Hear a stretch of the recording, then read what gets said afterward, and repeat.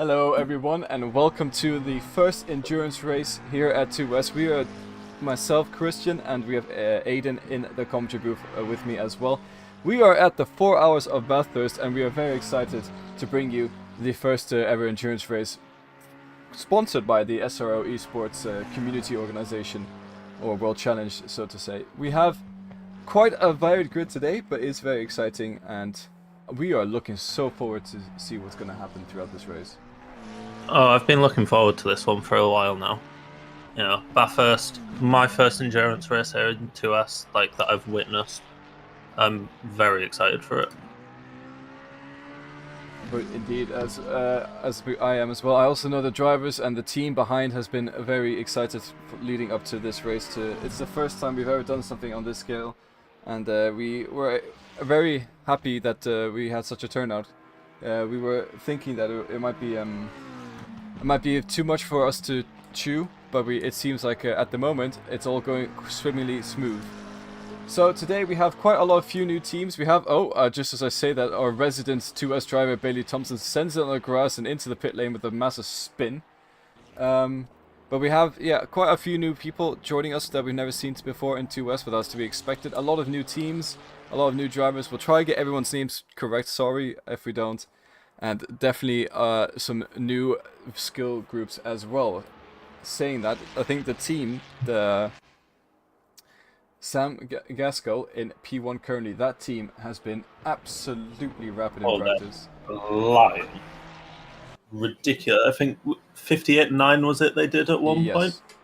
Crazy. Yeah, I've not seen a lap time like that before on Bathurst. Again, it has been a while since I've driven ACC myself and actually watched the Bathurst race, so I don't know what the meta time... It used to be like, if you get into the 59s, you're alien, and these guys get into the 58s now. So, I'm not sure what's going on. I'm just catching up on the ACC chat at the moment. I'm already getting roasted. Someone saying... insane setups, and if you go throttle 50% through Skyline with the Mercedes, you will die. And then Sam Chumley, or one of the resident 2S admins who will be in the steward booth, has mentioned that I would know what that means. Basically saying the first ever endurance I did at Bathurst 12 hours, was with the Mercedes. And I think 5 hours through the endurance race, we were leading in P1, and me, myself, and I was sitting in the seat with my two teammates, Sam Chumley and Alexander Carsten, waiting patiently for me to get the car around the track. I send it through Skyline, lift off too much, the car goes around, I crash. I come into pit lane, repair the car, do the exact same thing, rinse and repeat 3 times in a row. Basically, I just lost full confidence in the car through there, and the more confidence I lost, the more I lifted and the more the car would slide on me. So it is definitely a very tricky track today, and it seems like other teams are having the same sort of issue. Absolutely massive skill issue on your half. Exactly, and that's why, as I keep saying, I'm in the commentary booth and not on the track. I wish I was on the track, but it's not too bad being here either. Yeah, it's alright. We'll make do. 4 hours of shenanigans you're in for here. Yeah, so it is only us two and the commentary today, which means that we will be taking breaks throughout the race, so if you're watching now, watching further on, there will be moments where we'll be a little bit silent. We need to take breaks for our voices. There's no way we can commentate 4 hours straight of pure yappery. It's not going to happen, so we do just putting that out there in advance, but we'll let you know when the breaks happen, and usually I think I'll go on board with the driver and we'll just take a 5 or 10 minute break. While the onboard is happening, you can see the race from the onboards of the drivers. It's also very exciting through Bathurst. And if there's one track that drivers like to drive, it's definitely Bathurst. It's probably one of the most exciting tracks that never gets boring in an endurance race. It's a bit of a fan favourite here in 2S, isn't it? Everybody seems to enjoy it. It's always, when we do our normal seasons, everybody always likes it when Bathurst is on the calendar. Yeah. It's very fun to drive. Punishing, though. Very punishing. It is indeed. I will mention though that I think Bathurst is probably one of the only tracks if I'm competing, I will get a top 5 comfortably in 2S and maybe also in other series. I think it's probably what I would consider my best track. It has been a very long time since I've driven it though, so I could be a bit rusty. I used to be very quick round here, but absolutely no consistency. So when I could get a lap together, it was pretty decent. However, getting that lap together and then doing it over the course of a race, I was awful at. Yeah, that is also one thing we think will bite some of these teams today. We have never seen. Oh my God! That is a G League Esports Elite Team driver of Florian Borges, going into the wall slightly in the uphill section of the track. It is again only just free practice, so we will get into the qualifying session soon. The qualifying session is 20 minutes long. And it will be enough to think probably get around 7-8 laps maybe. Oh wait, no. Yeah. How long is it? It's 20 minutes long. Yeah, 2 and a bit runs. Yeah. I guess you'd do it for 2 runs, wouldn't you? Do like 4 laps for each. Yeah, it's decent.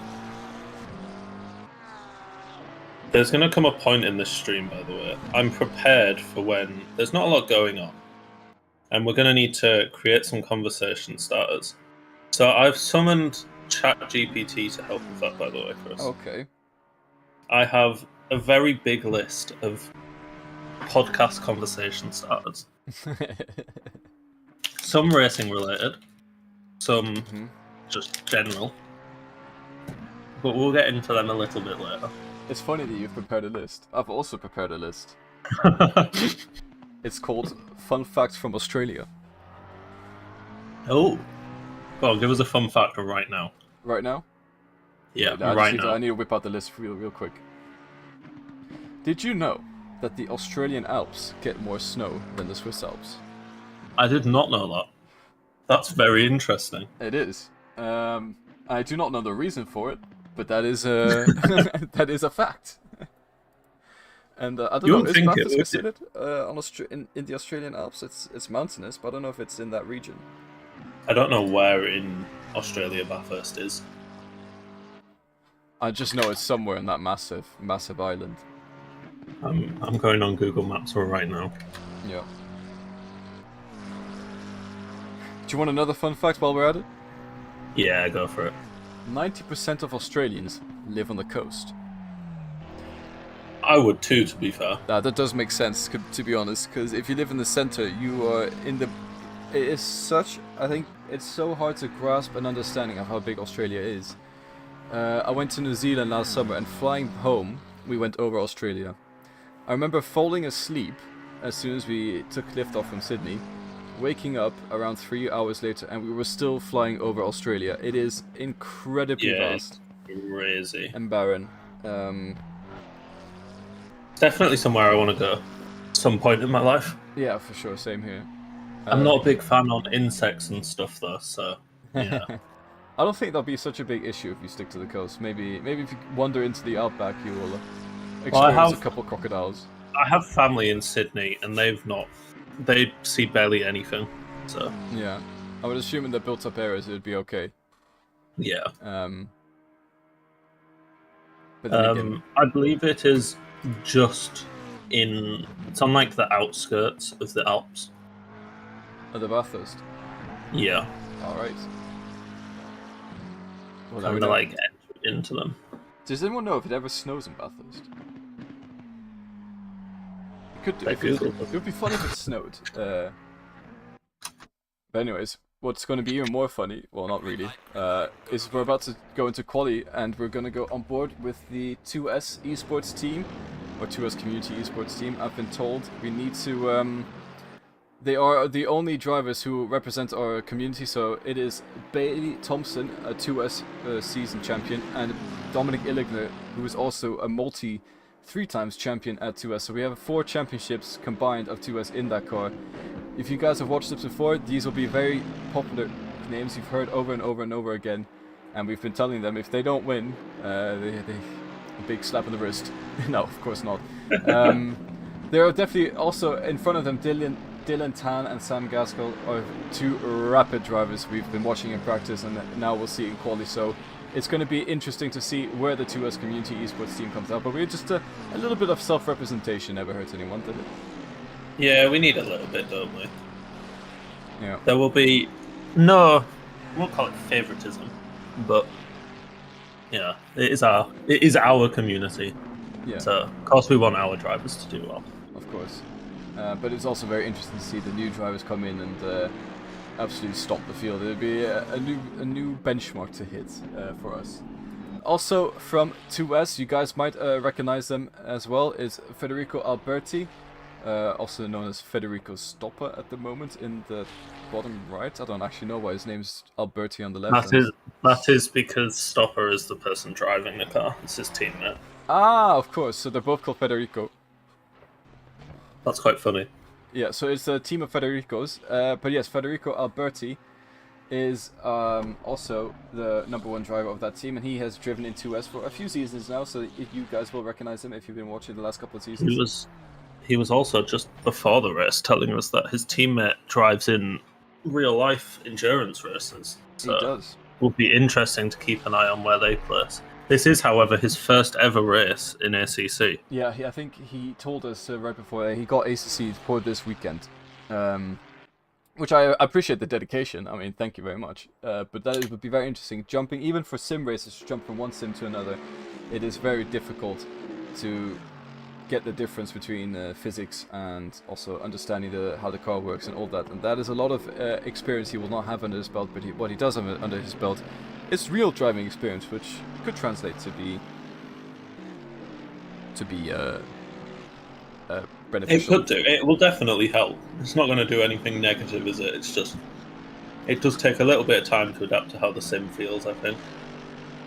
So, joining us in the chat, we have two people going, Sergeant Milch and Milch P1111, P1 Milch. Who is Milch? I don't see any drivers on the grid called Milch, but if you guys would please let us know if it's is it the team Milch? Who will be supporting here today? Yeah, I can't see anyone either. But it's good that people have come and to support the drivers and support their friends. It's always a pleasure to see new people join us and give everyone a big shout out in the chat. If you come here to support your family or friends, then let them know. They will hear your support, they will feel it, and every little counts. 16 minutes of quali remaining, and we still have the yet to see a lap time on the board. Oh, people are just about to set their first laps, I believe, aren't they? They are. It looks like a lot of them have been validated though, so that is the first lap time on the board. That's a crazy first lap. It's ridiculous. That is insane. 58.9. Dylan Tan, all the way from, I believe that is he Singaporean? I could be wrong. Can't see the flag. I couldn't see the flag. Let me know. But Dylan Tan with an sensational first lap time. That is outrageous. We're gonna have to jump on board with Dylan Tan. I am intrigued on how he drives this circuit. I need to see what's going on. That car looks grounded. Now granted, I know that Mercedes is a strong car here at Bathurst, but that's not to take away from anything. Let's just have a listen. Let's see if he lifts.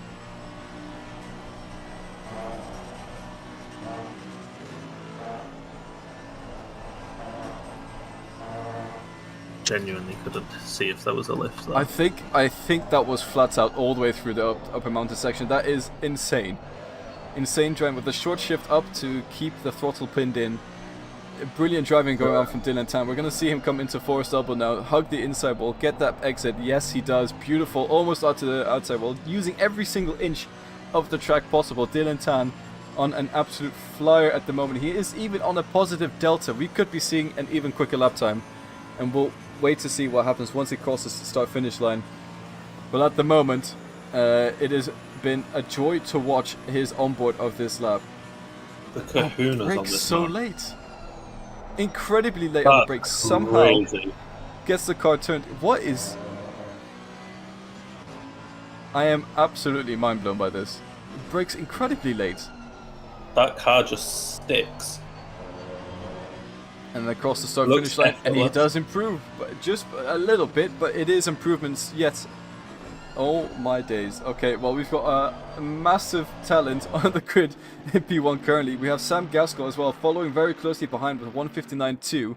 These two drivers will definitely be competing for the top spots in today's race, it seems. Sean Tempest behind, so that is 9/10 behind, with a really respectable lap time anyways of a 2:09 from Dakota Esports. Then we have our own resident drivers of Bailey Thompson in the 2S community car with a lap time of 2 minutes flat. However, that has to be 1 second behind the current pole position. So we will see improvements throughout the session. The track is going to get quicker and quicker. It is not the final runs of these drivers yet, but I am absolutely mind blown by what I have just seen from Dylan Tan. I'm in awe.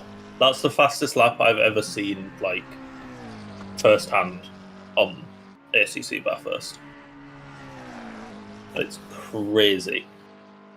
What struck me of that lap is the lines. When I drive, I take the same lines. I have the same confidence in the uphill section, but he managed to keep it flat all the way throughout. Oh, big slide there from Bailey Thompson. That might cost us lap time a little bit, and it has cost us lap time quite a lot. He's lost 2/10 on that slide alone, going down to Forest Elbow. Is he able to get a good exit? No, he is not. So that lap is going to have to go into the bin, and he will have to try again. But I was just saying, okay, fine. Sure enough, the commitment through the mountain, fine. That is one thing. That's where you gain time, but it was him under braking into the corner. You're about to see Bailey Thompson come into the fast left-hander, and also under braking into the final corner. He seemed to just brake 10-15 meters later than I would ever be able to. Get the car turned in, get on the power and everything, all while being in full control. That is very impressive for me. Yeah, crazy. It'll be interesting to see if he can go any quicker, or if anybody can get anywhere close.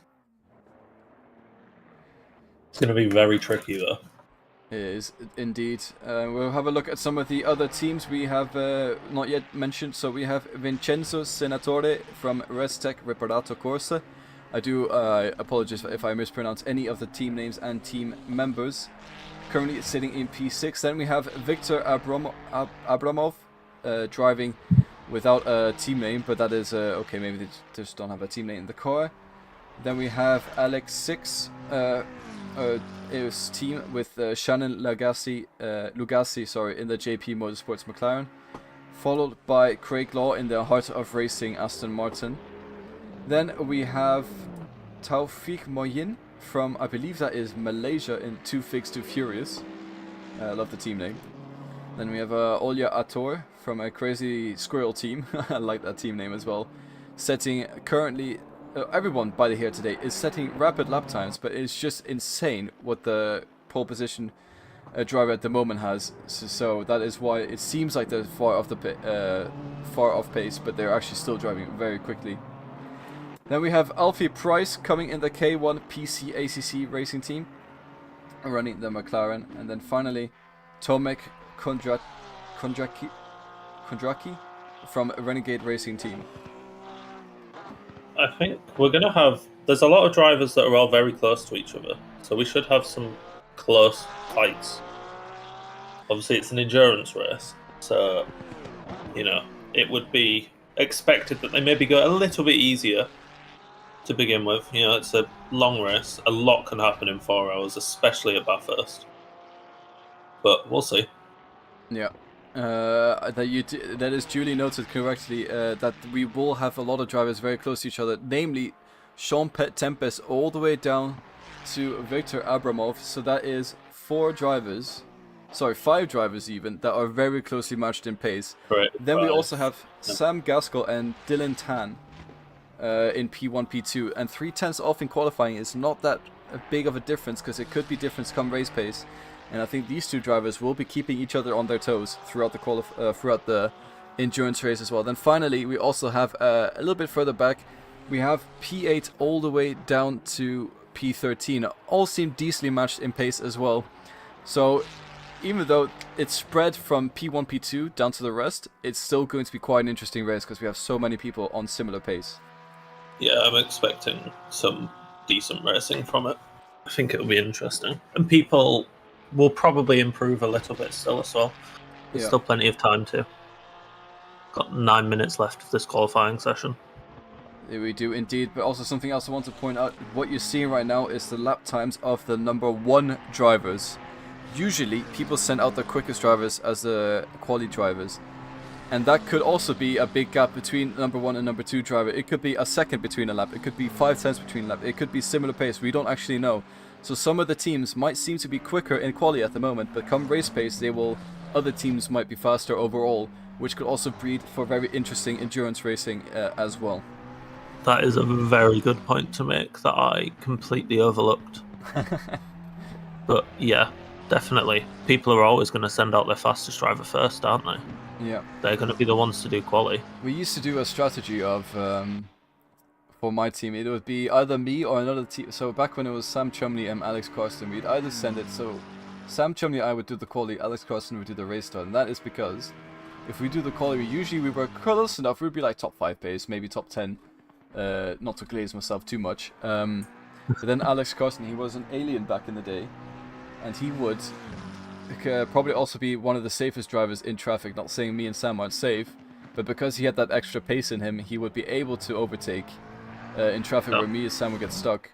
And that just meant that he would slowly make his way up the field, and then will be P1 by the time it was time for our stints, and then me and Sam would be ahead of the field, and it was also a little bit of a challenge for Alex Carsten. You might ask, why not just put him in pole position and send it off? I mean, that is also another option, but it's just what we decided to do when we did our 12 hours of Bathurst.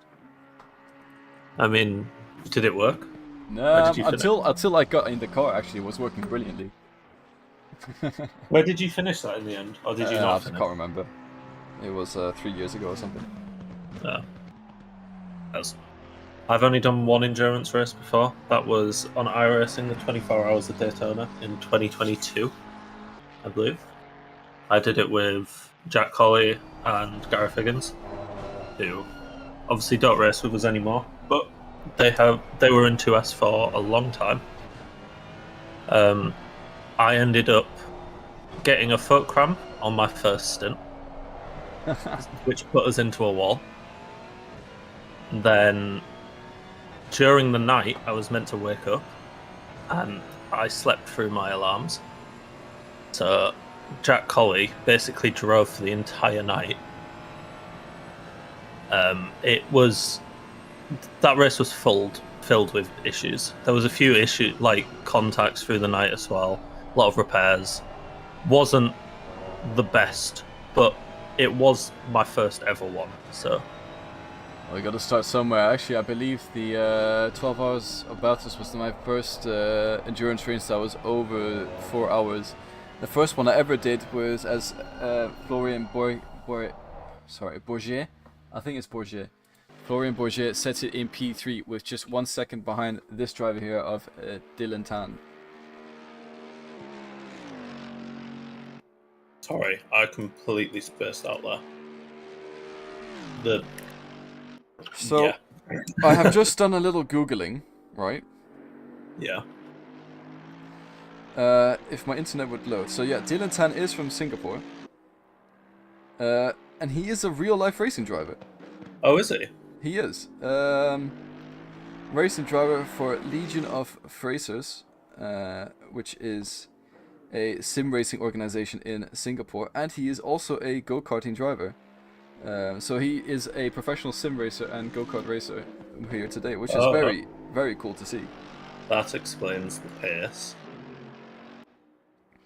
He's crazy fast. He's gone even quicker, 58.7 now. 58.7 is insane. And that's not to say, look, I mean, Sam Gaskell, 59.2 is his best lap. And then we have Florian Bourget, 59.8, and then Sean Tempest, 59.9.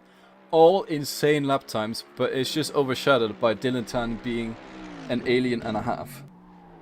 This guy is a next level racing ambassador, apparently. You know, the people that make the simulators and stuff. Yeah, so he is sponsored. Yeah. That's crazy. And he's 15. Aye, okay, I'm gonna wrap it up. Bro has a bright future ahead of him, that's for sure. Dylan Tan, remember that name in esports. Just looking at chat, Saluti da Asiago. I apologize if I pronounced that completely incorrect. I believe there was a team called Asiago somewhere. I'm not sure exactly which drivers there are, but Saluti, Luca, welcome to the channel. Welcome to the stream. And hopefully everyone's enjoying it so far. We're only in qualifying, and I've seen probably some of the best driving I've ever seen in my life. It's insane. I'm a 50-year-old out here being an absolute menace on track. There's nothing that says these guys can't go all the way today. It's just one little contact can send you flying at this track, and that can completely change the dynamic for the rest of the race. 100%. That is enough. Sometimes we see that the drivers have insane qualifying pace. Come race pace, they're still very good and they're still consistent, but they're not as consistent as other drivers, and then the other drivers slowly catch up, and that is also something to keep in mind. I've never seen these drivers race before, so it could be that I don't doubt that Dylan Tan is an insanely consistent driver as well, but it could be that, let's say, for example, Sam Gaskell or Florian Bourget or Sean Tempest, they maybe have a bit more of a race pace edge. We don't know. We're about to find out. But everything... Oh, it's a big spin for Sean Tempest in the final corner of his quali-listed lap. He was 4/10 up on his best lap, and that would have put him all the way up until... Okay, up to P3. But that would have been a huge improvement for Sean Tempest, and I'm sure he is upset about that. He's going to have just enough time to get a single lap in. Come the end of the session. I'm just looking in the chat. We have a bunch of Dylan Tan supporters here today, and welcome everyone for supporting Dylan Tan and his team today for Akode's ASP Mercedes. And he's just getting how close he's getting to that wall. That's incredible driving. Can someone explain to me, Sergeant Milch? Where is this Milch chocolate? What's up about this? Can someone explain the... I'm also clueless. So. Is this like IndyCar where they get to drink milk at the end of the race if they win? Is it milk or buttermilk they drink? No, buttermilk would be fine. I think the drivers have a choice. Traditionally, it was buttermilk, wasn't it? Yeah. Like that's where the tradition started. But I mean, drinking buttermilk's not exactly nice. Oh, I love buttermilk. It is absolutely amazing. I'm gonna have some kefir as well later on today during the race, which is pretty much buttermilk squared. So that'll be interesting. We had a team who's just had a disconnection, so hopefully they'll be able to sort that out before the race start. Dylan Tan is about to cross the start-finish line to start his final lap of the qualifying session, and it looks like at the moment not a single person is able to touch his pace today. We'll go on board for a full lap and see how he navigates this ferocious track of Bathurst in Mount Panorama. Or is it the other way around? Mount Panorama in Bathurst? I'm not sure.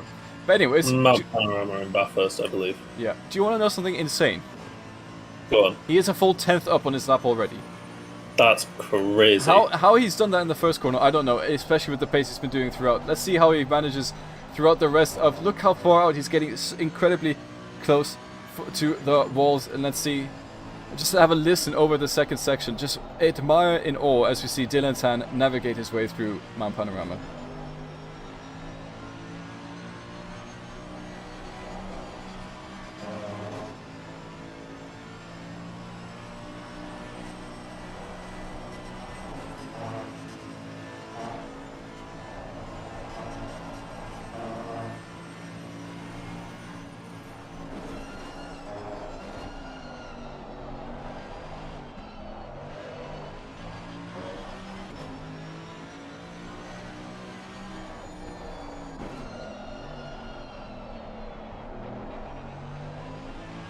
Not a single lift in the uphill section. I spent baffled. all of that lap watching his throttle input. That is crazy. That is insane. Alright, let's just... I know it sounds like we're glazing a lot here, but we're just, as commentators, we are shocked by the talent of this driver. Let's see what he's going to do.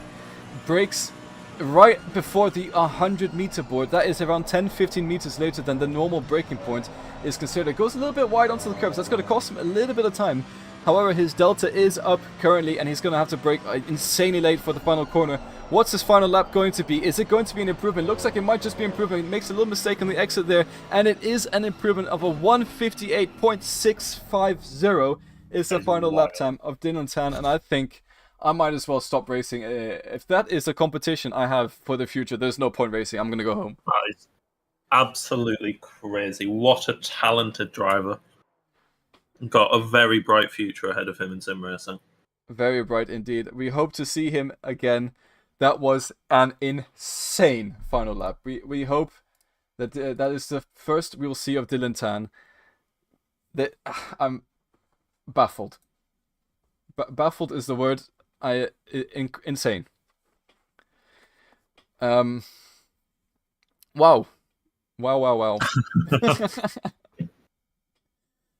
I didn't think it was possible to get into the 158s on this track. I mean, of course, aliens can get into sort of 158s. What are the esports times normally? Yeah, I'm just about to search esport times. I mean, I would guess that since he is an esports driver, but wild. Crazy, indeed. So let's have a look at the track a little bit by some cinematic shots as all the drivers get ready to refuel, go to the toilet, all the final procedures they might have to do before a race, get them done, pray, listen to music, kick a child, I don't know, whatever they do to get into the zone, they will be getting into. I'm just going to quickly find out in the meantime what the time is of esports drivers around Bathurst. What time, sorry? I was reading through SEC chat. What is the lap record around Bathurst? I don't know.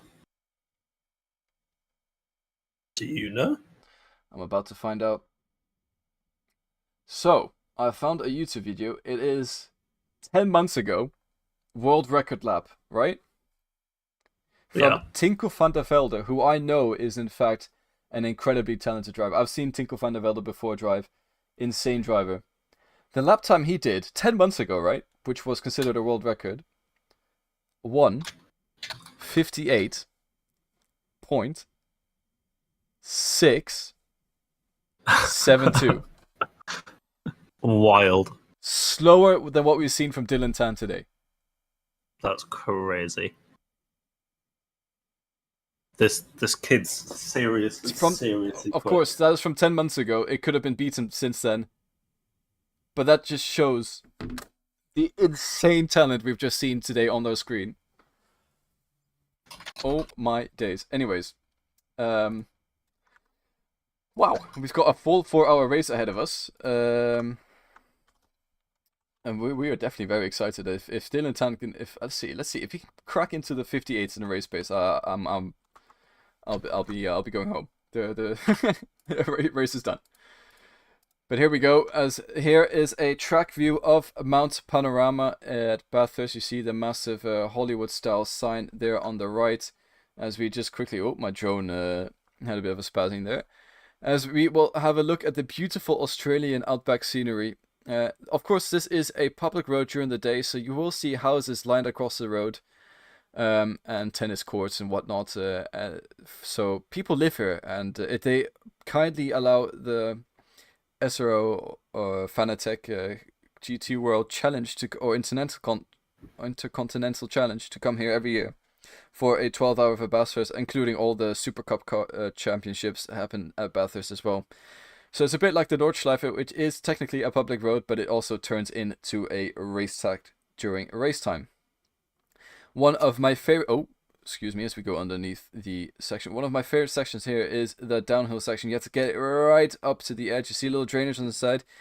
Tip the car in, get onto the throttle as quickly as possible, and then send it out. Is incredibly technical corner, but one of my favorites in all of sim racing. Is incredibly rewarding once you get it right, but also incredibly difficult once you get it wrong, which does happen, I'd say, more often than not from myself as a driver. Same. Let's go in reverse of the track to see the cars slowly but surely. They have started their warm-up lap, and we'll have to see where they are once we meet them on track. Dylan Tan leading the field, followed by Sam Gaskell. Then we have the other drivers following behind. I am not able to see them quite yet, according to my timing sheet. For some reason it's not loaded, but that's all right. We will survive. We'll see them coming through the track very soon, as we'll quickly go over this mountain section and head on to the first straight, which we'll see these guys coming down at their warm-up pace. Getting very ready to go racing for 4 hours now. It's a long race. I know as racing goes, it can get a lot longer, but for us at 2S, it's the longest we've done in a long time. Is the longest we've done ever. Is it? Yeah, we had a 2-hour race once at the end of a season, and we quickly realized that is never going to happen again. As I was a 2-hour solo, and there's no interest. So we thought, okay, our first endurance race, we don't want to be over the top. Like, we don't want to do 24 hours at Nordschleife. That will be... we don't have the resources for that. So no, we do not have the resources. However, I want to keep you guys in the loop as well. We will have live stewarding today. So the typical drivers you usually see of Nico Veldman, Sam Chumley, Ryan Noppen, Antoine Olive, and I believe that is it at the moment. Will be in the live stewarding box and keep me handing out penalties as the race goes on. If you have any contacts or any issues, please find the report forms below. We also have a contact tool getting to track all the contacts that happen. In case we miss something, please make sure you report anyways, as it's not always caught by the tool. If you do have anything you would like to get reprimanded, or you believe a penalty was given unfairly, there's also a form to maybe get your penalty revoked. However, that is only going to be looked at the end of the race, after the race is over, and you only have one complaint per team. However, from what I've seen today, I know these are many clean drivers. Well, I don't actually know that. haven't seen many of them race before, but I assume, that's just for the sake of it, assume that they're all very clean drivers here today, and we will see how they fare on in 4 hours of Bathurst. Aiden. Yes. Have you ever started a race before? Endurance race? Yes. I have not. Would you like the honours? Oh, as in like... I mean, yeah. It'll be scuffed, but yeah. just to put you on the spot. Who do you think I should watch from? What I do, I always go helicam from P3, comment on what happens in front at the start. Once I see that sort of calm down a bit, then I'll talk about what happens behind. Okay. I'll take us up to like half a lap, and then you can rescue me when I inevitably butcher it. I'm not even gonna attempt half the names. I'm gonna go off numbers. That is also a commentating professional top tip. If you don't know how to pronounce a name, just go off the numbers. Or like say like pink Ferrari, yellow Ferrari, the white Mercedes, stuff like that. Yeah. Yeah. Coming round to the last corner now, ready to start this lap. Dylan Tan with tremendous pace on pole. Can he keep it up for the rest of the 4 hours? We'll have to find out. The drivers get ready to go here.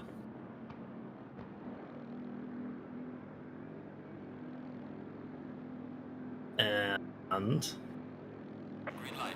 drivers are away now. All cars having a fairly good start.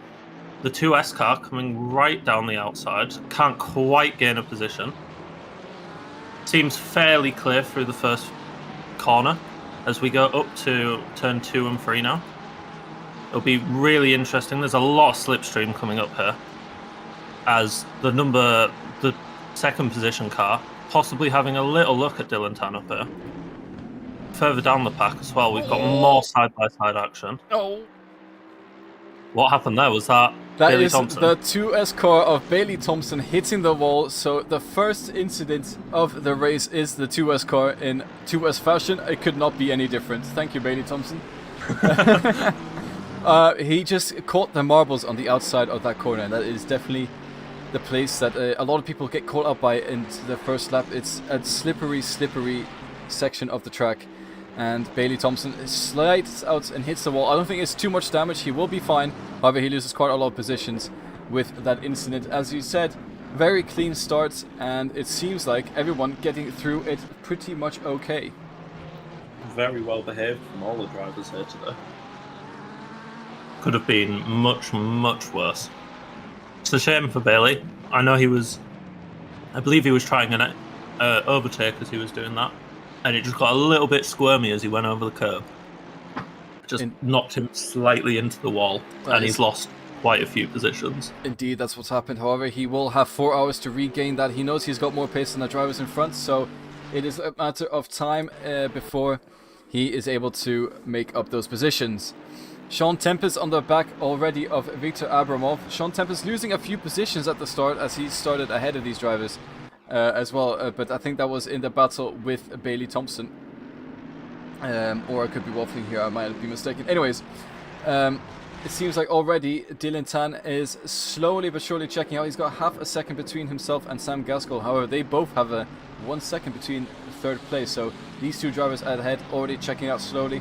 Sean Tempest keeping Victor Abramov at the moment patient and honest, and just sort of staying in the mirrors, but not enough to really make a move. Bailey Thompson has already gotten his way up to P6 yet again after passing Alex 6, and the rest of the field seems to sort of be just getting into rhythm, getting into the groove of it. And you see the outside there, that was what Bailey Thompson tried to do earlier, and the McLaren, that he that's the wall as well, and that is Tafik Moyen, sorry, not Tafik Moyen, that is Jacob Lantz, who you saw catching the edge of the wall and also maintaining to be ahead of Federico Alberti behind. For the most part, really clean and confident start of the race for most of the drivers. A couple of little issues here, nothing major, nothing race changing. Just a little bit of extra work for a couple drivers now.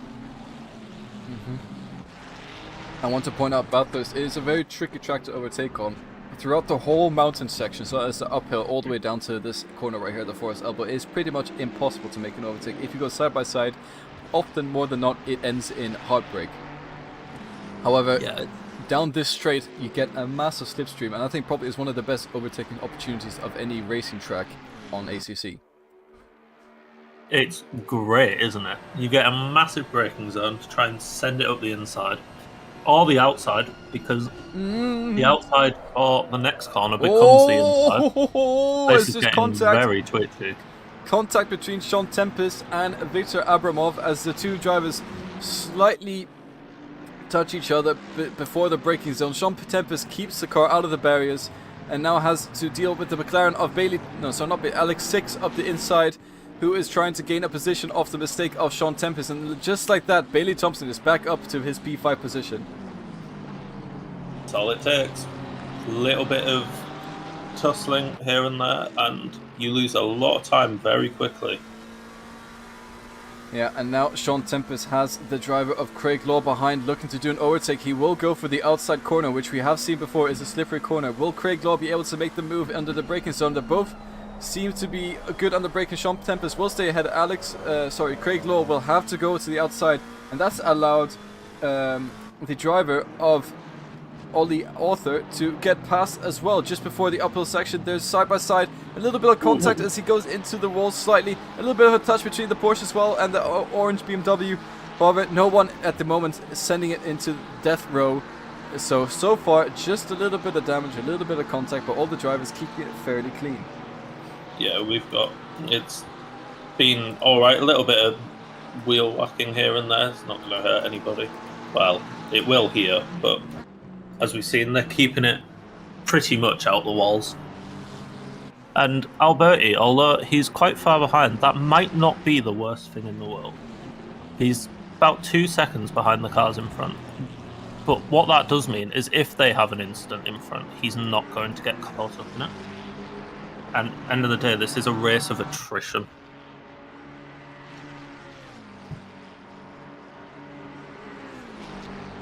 Just gonna put my bottle back in the fridge. As it was a very tasty beverage, as you'll hear me go over to the fridge, and that is Sean Tempest trying to go up the inside of Alex 6, and he's not able to quite make the move done under braking. He's going to have to go around the outside for the next corner. Does make the move stick, and he is back up into P6 after losing a few positions, tussling and fighting with Victor Abramov the few laps earlier.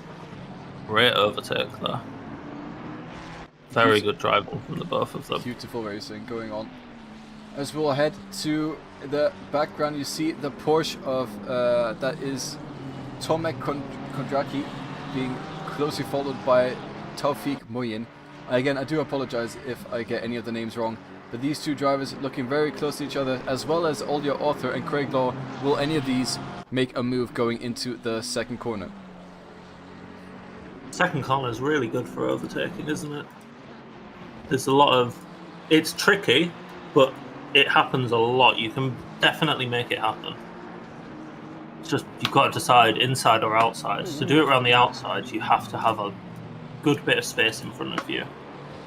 Indeed, as we go to the best seat in the house for this battle over here, that is Jacob Lantz, who we saw that is Author in front in the orange BMW, the number 495, getting a little bit sideways because he was going for the outside, the slippery part of the track, and then that just allowed the Porsche of Tomek Kondraki and the Ferrari of Taufik Moyin to catch up slowly.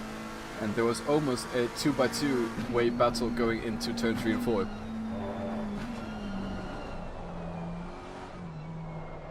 I'll be back in a second. As we hear Aidan Bailey leave departure his room, probably to get some buttermilk himself.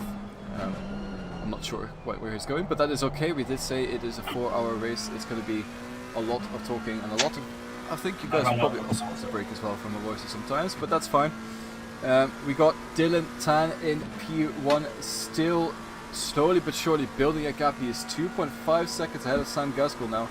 And if that's the pace, if that is 2 seconds every 10 minutes over 4 hours, he is going to be incredibly far ahead by the time this race is over. But do keep in mind, he will have a teammate that will jump in the car. We do not know the pace of his teammate.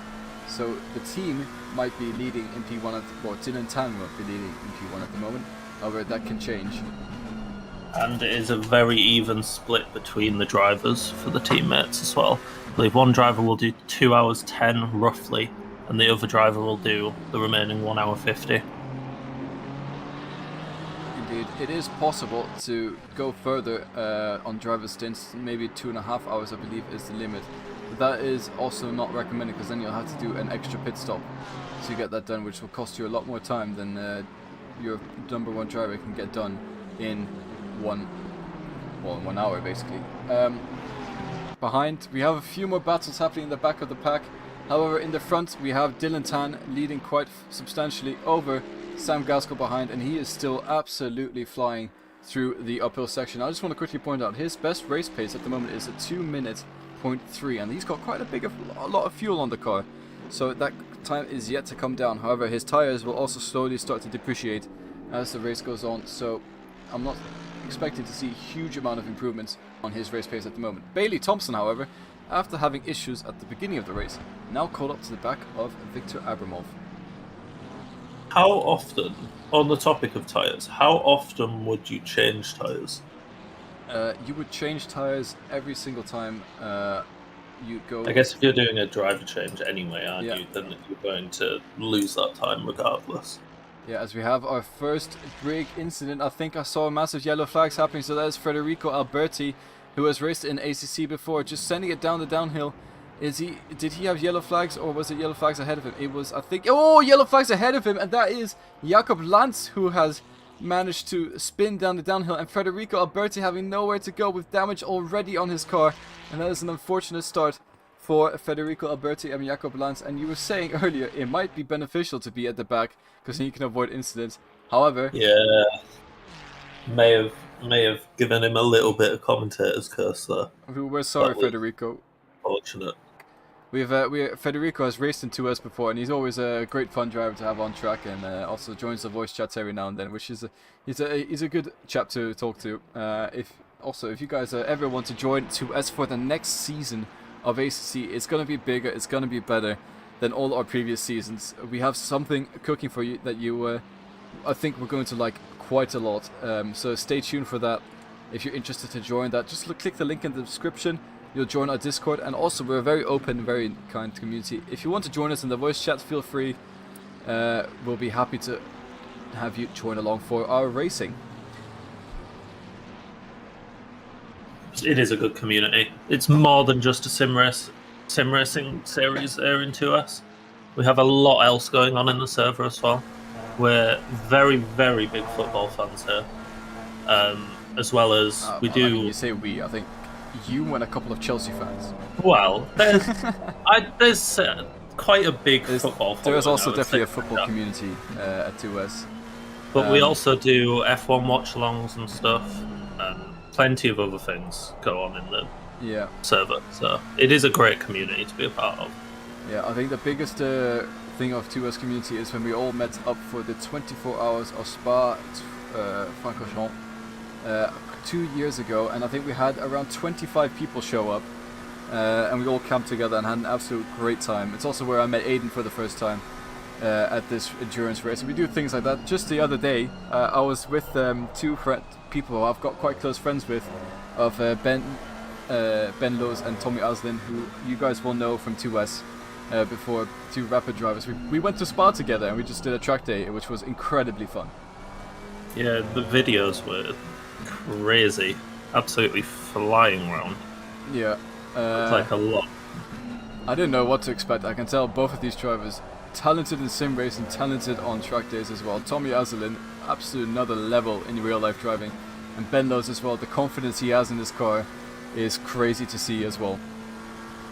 They're both very confident, aren't they, on track and on sim? Yeah. Confident but sensible. I wouldn't ever expect any of them to put their car into a gravel trap or anything. Well, you say that, but Ben Lowe's almost lost his BMW going up Eau Rouge. I don't know if you've seen the video. I haven't seen that video.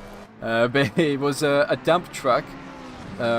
And he was going up Eau Rouge, and then just as he hit the crest of Radiant, the car decided to step out sideways. Instant correction from Ben Lowe. So it doesn't look like the car stepped out of much, but his hand movements were crazy. Opposite lock, up Radiant. Insane driving from Ben. That's mental. It's a scary track though. A lot, especially in the damp. That Eau Rouge and Radiant is treacherous when it's even a little bit wet. We saw in F1, was it last season?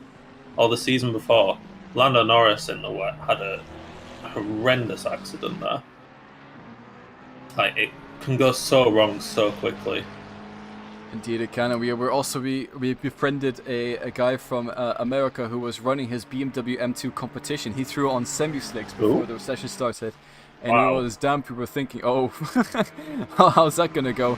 But I think something that's going to go even better for Bailey Thompson right now, trying to make a move around the outside of Victor Abramov, but Victor Abramov just better under braking, and Bailey Thompson has to slot in behind yet again of the Ferrari driver. These two drivers keeping each other on their toes for that P4 position.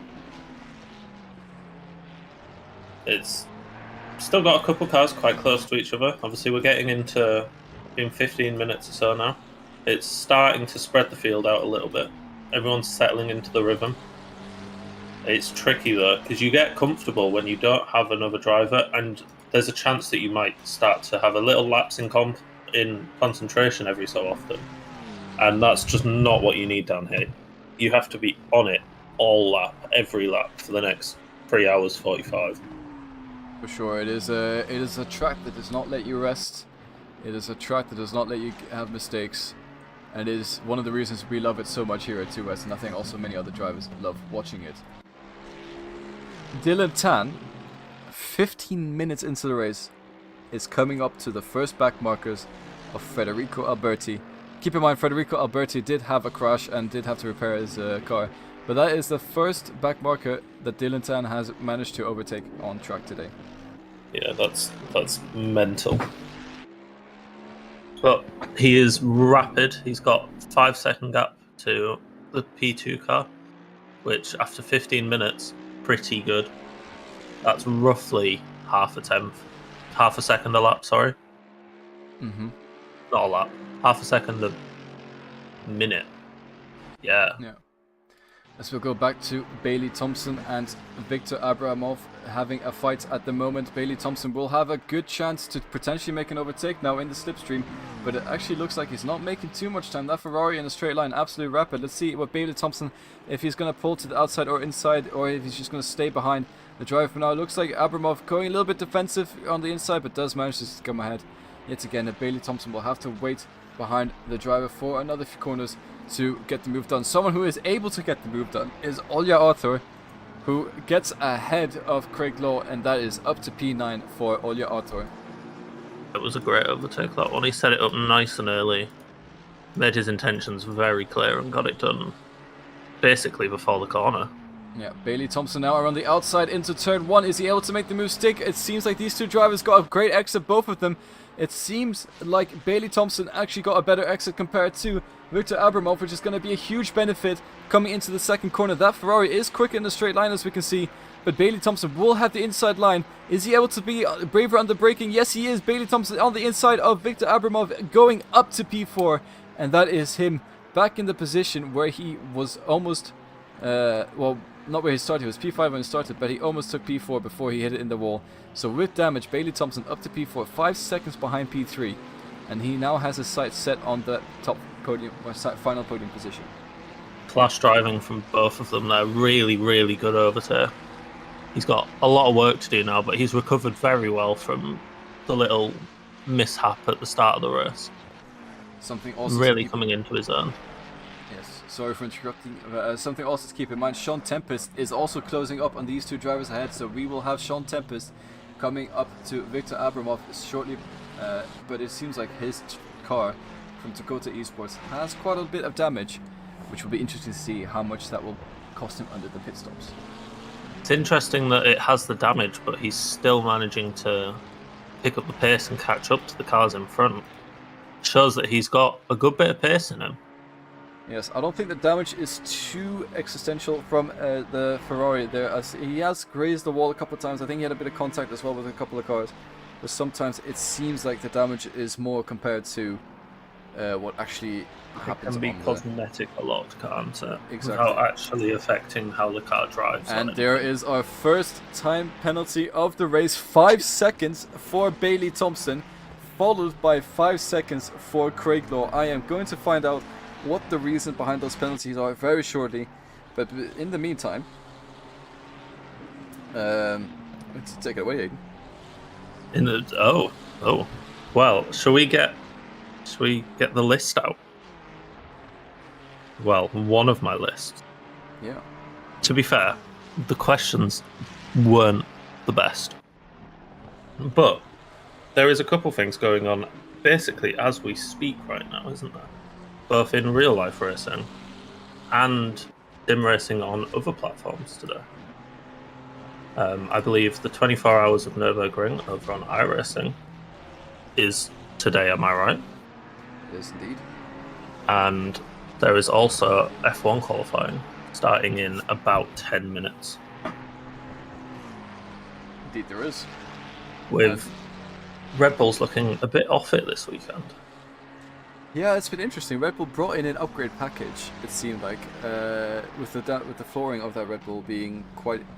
It seemed like they had quite a new aerodynamic bits on it, but they seem to be struggling. Max Verstappen in the first free practice basically saying the car is undrivable, it's not reacting the way he wants to, and that is interesting as well. Perez is also crashing it in third practice, so they're struggling a bit more, but it seems like Lando Norris, McLaren, and Oscar Piastri as well, the whole McLaren team, they seem to be in pretty good place, as well as the Ferraris. Yeah, they look really strong. Mercedes as well, decent showings in FP1 and FP2. A little bit further away in FP3, but yeah, I think it's going to be all to play for between who's going to get pole in qualifying. For sure, that'll be interesting to watch. And I also want to quickly note if do you think, Max, do you think this season the Red Bull is struggling enough to someone else to catch up to them in the championship, or do you think they still have a strong enough package to be able to... I don't think we can judge it yet. because Miami, Max had a little bit of floor damage, and a very lucky pit stop for Norris, not taking anything away from Norris's win. Yeah. But sometimes you have to get lucky in F1, and that strategy pulled off perfectly for them. And after that, he was confidently in the lead. But I think we have to give it a couple more races to see what's going on with this Red Bull car first. Yeah. But it's not looking quite as dominant as it did last season. Yeah, it's looking a bit more... it's reminding me a bit of 2020 Mercedes, where, yes, they were arguably the strongest, but they were starting to show some cracks. And then in 2021, they were showing cracks even further, and well, the less said about that season, the better. Red Bull caught up quite a bit through. And there's a little bit of a blue flag moment there from Federico Alberti. The huge send from Victor Abramov. No contact between the... there's crash between Sean Tempest and it seems like the back worker. I wonder what happened there. We'll get the replay just now. Didn't quite catch that on the stream itself, so that is Federico Alberti. He's trying to stay out of it, and... Sean Tempest cutting in across of the car just before he managed to overtake. I don't think there's much Federico Alberti could have done there. It is your job as... He landed up against the wall, wasn't he? It was your job as a driver to overtake safely, and downhill in that section is not a very safe place to overtake. Federico Alberti cannot have a break in this race. Sean Tempest all the way down to P10. It's very, very hard if you've got blue flags to let the car go in the uphill section. There's barely any space to do it. We often see a lot of cars just end up waiting purely because there is no safe place to do it, and you lose so much time, and the cars behind you end up losing so much time as well. It's very, very difficult. It is indeed. So I have the reasons for the penalties at the moment. So 5 seconds for the 252, that is Bailey Thompson, for forcing the 588 car off track. And the 588 car is Craig Law, so that is probably at the beginning of the race. The second penalty we have is the 588 of Craig Law in this Aston Martin as well. 5 seconds for them for making contact while attempting an overtake on the 495, which is the BMW ahead. Both incidents, I think I have one on the replay here. I think this is the incident between Bailey Thompson and Craig Law. So this is Bailey Thompson going up the inside, pushes the driver off track while overtaking, and that is 5 seconds for Bailey Thompson. I think that's a little bit harsh, but again, it was 2 positions lost for the Aston Martin ahead of them. I think that's probably why they've given it. It's because of less the position gained and more how many that the other driver lost. Obviously, he did get pushed out onto the grass. Yeah. But, I don't know, to me that seems like hard racing between the two drivers, but I can also see why the 5 seconds has been given. Yeah, we can indeed. So that is the reason behind the 5 second penalty for the 252 here of Bailey Thompson, which will be probably served under the pit stop, so it's not the worst penalty. You can choose to serve it on a pit stop or choose to take the penalty all the way to the end of the race. And depending on if you think it's fair or not, you could decide which one to take, because then if it's at the end of the race, you can just take the time off. Or if it's in the pit stops, it's a bit more risky if you serve it on the pit stop, because yes, okay, you spend 5 more seconds in the pit stop, but that could be the difference between coming out ahead of a driver you're fighting for on track or behind a driver, which costs a lot more than 5 seconds if you're behind. Oh, it costs a lot more. It's really hard, especially here. Obviously, you've got 2 overtaking possibilities every lap. It's not a lot, and it's very hard to stay with the driver in front through the uphill section as well. It is indeed. So that is the first penalties of the race coming in. It's the first time we've done live stewarding. This is quite exciting, actually. I think it's going well so far. Yeah, I'm quite liking it. It means that things are decided now rather than having to wait until after the races are done. Indeed, it is.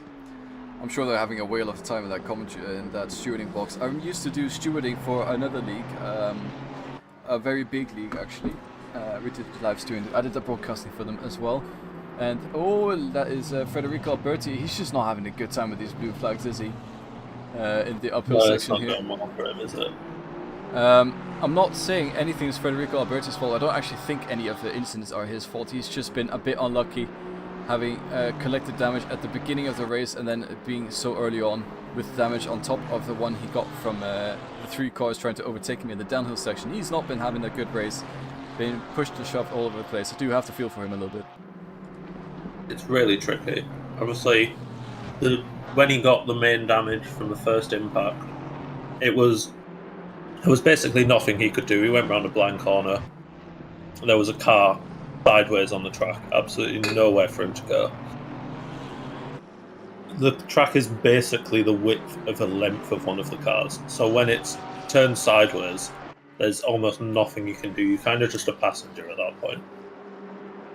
Indeed you are, and for some reason it shows Sam Gaskell is 1 lap behind. I'm not quite sure what that means. Oh, okay, I see. It's because Dylan Tan was on a lap, and then finally he crossed the start-finish line. So 10 seconds in the first almost half an hour of the race between Sam Gaskell and Dylan Tan. Yeah, he's pulling a nice gap now, isn't he? Doing basically 5 seconds every 15 minutes, which is very good pace if you can keep that up. Obviously, how long were the driver stints? Was it 55 minutes? 65 minutes. 65, sorry, yeah. 55 wouldn't make any sense. You'd have to do 4 stops. Yeah. But, yeah, so we've got about half an hour of these drivers before we get swaps.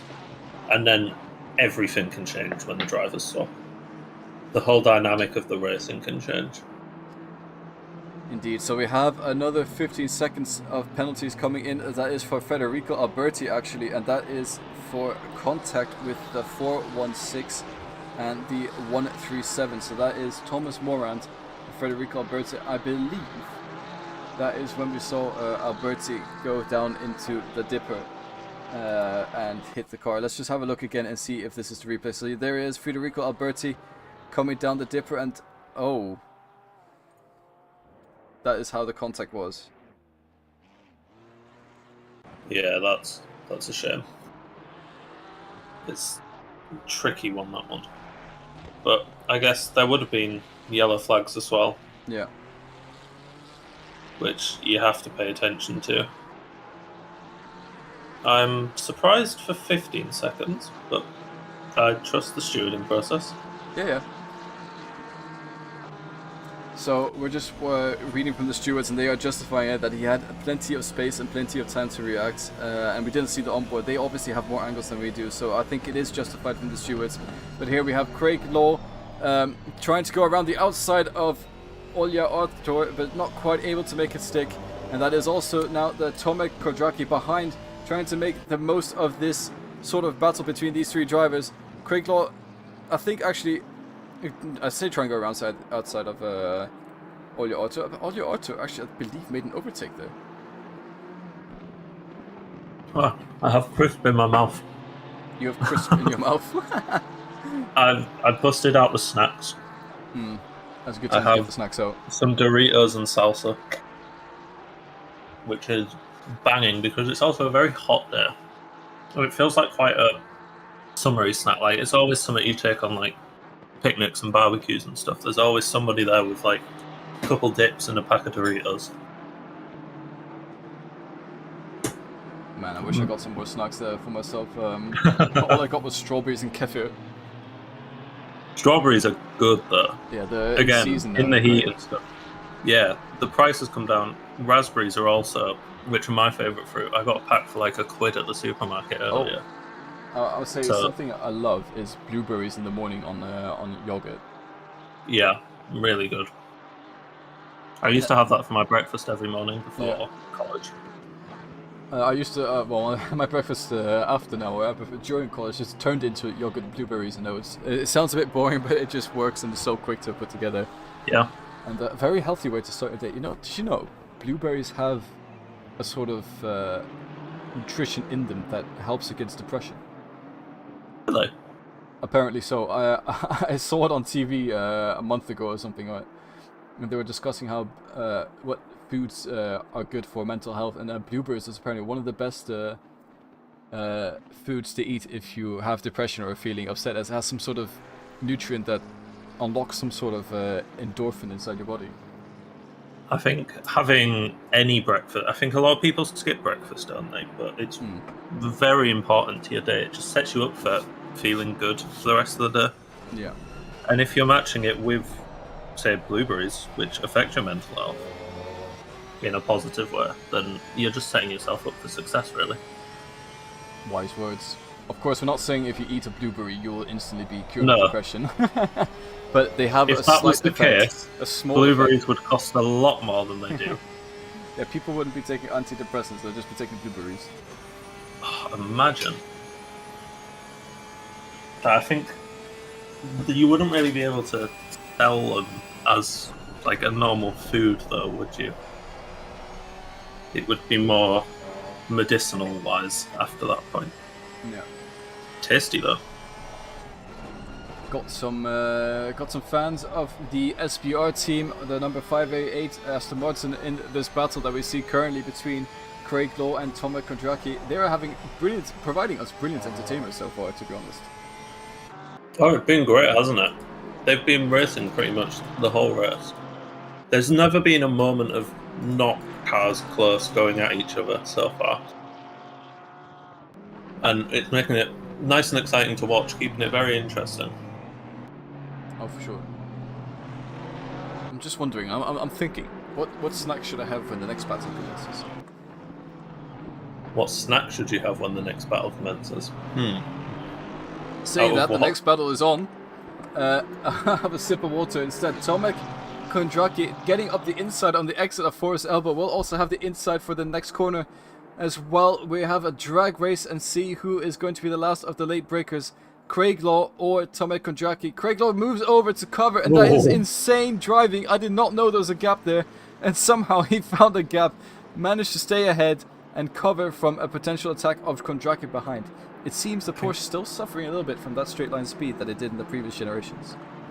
I think that was a little bit of an optical illusion there, because when they went round the corner, he had a lot of space between them, but it looked very close. It didn't look like there was any space on my screen, and yours too. Yeah. Wow. But close racing between the two of them. Excitement indeed. We'll quickly come to Sam Gaskell, who is now 11 seconds behind Dylan Tan in P1. He is having a phenomenal race as well. His best lap of 2 minutes 0.7 in the team of casual drivers, SRO. And we'll see how casual his teammates are, but I assume they're quite casual. Yeah, just minding their own business. End of the day, you've just got to get on with your race. Right now, he's on a race on his own, but can change very quickly. He's just got to keep it consistent.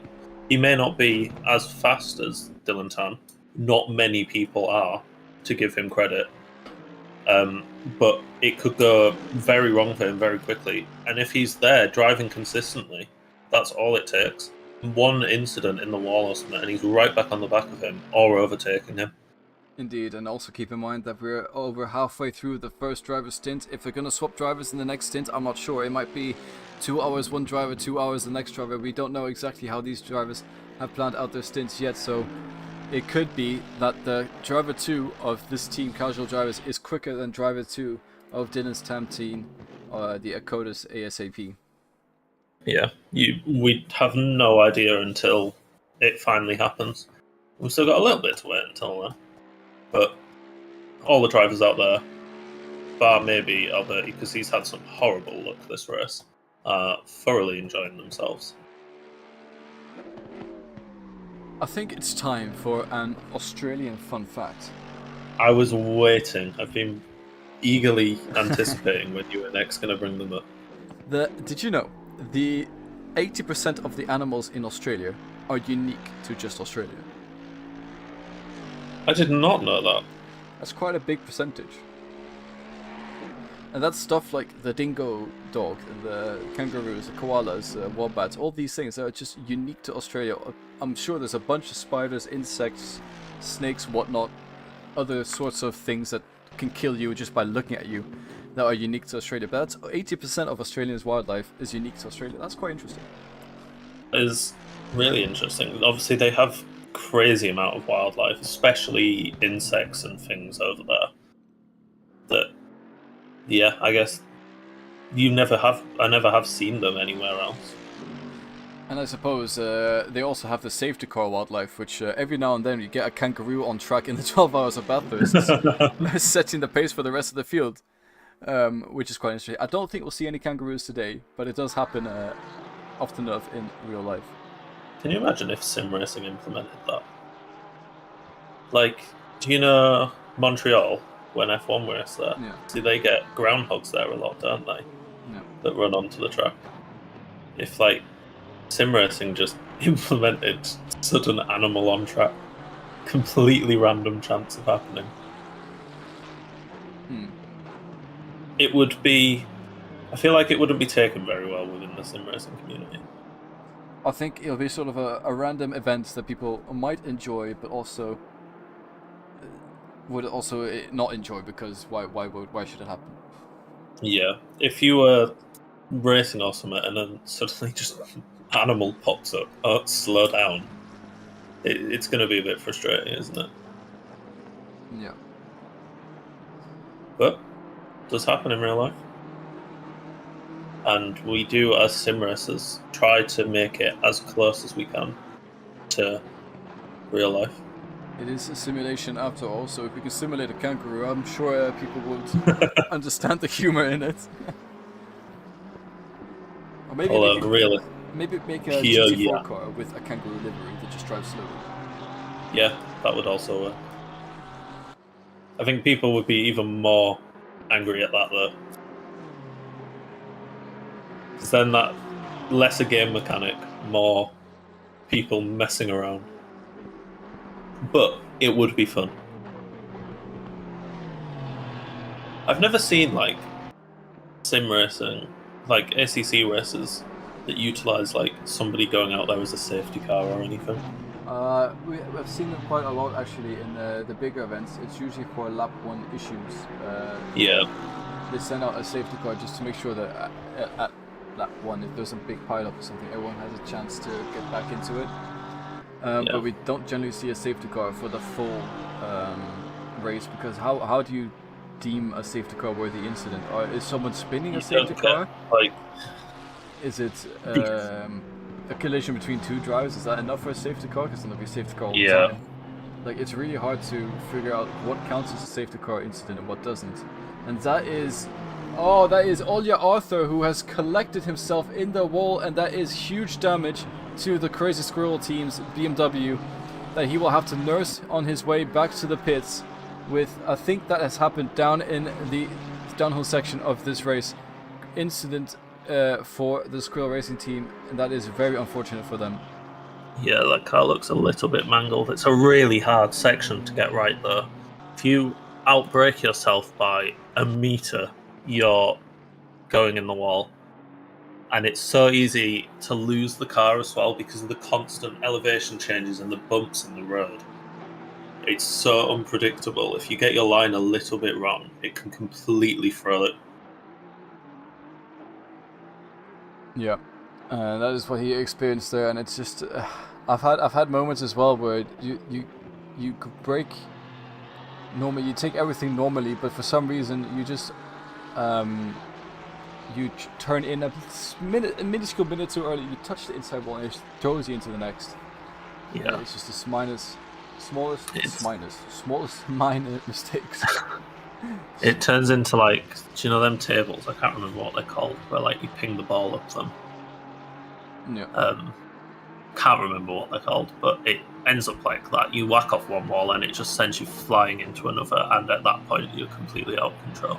All you can do is hold the brakes and hope for the best. Yeah. I just want to quickly throw another quick fun fact in there.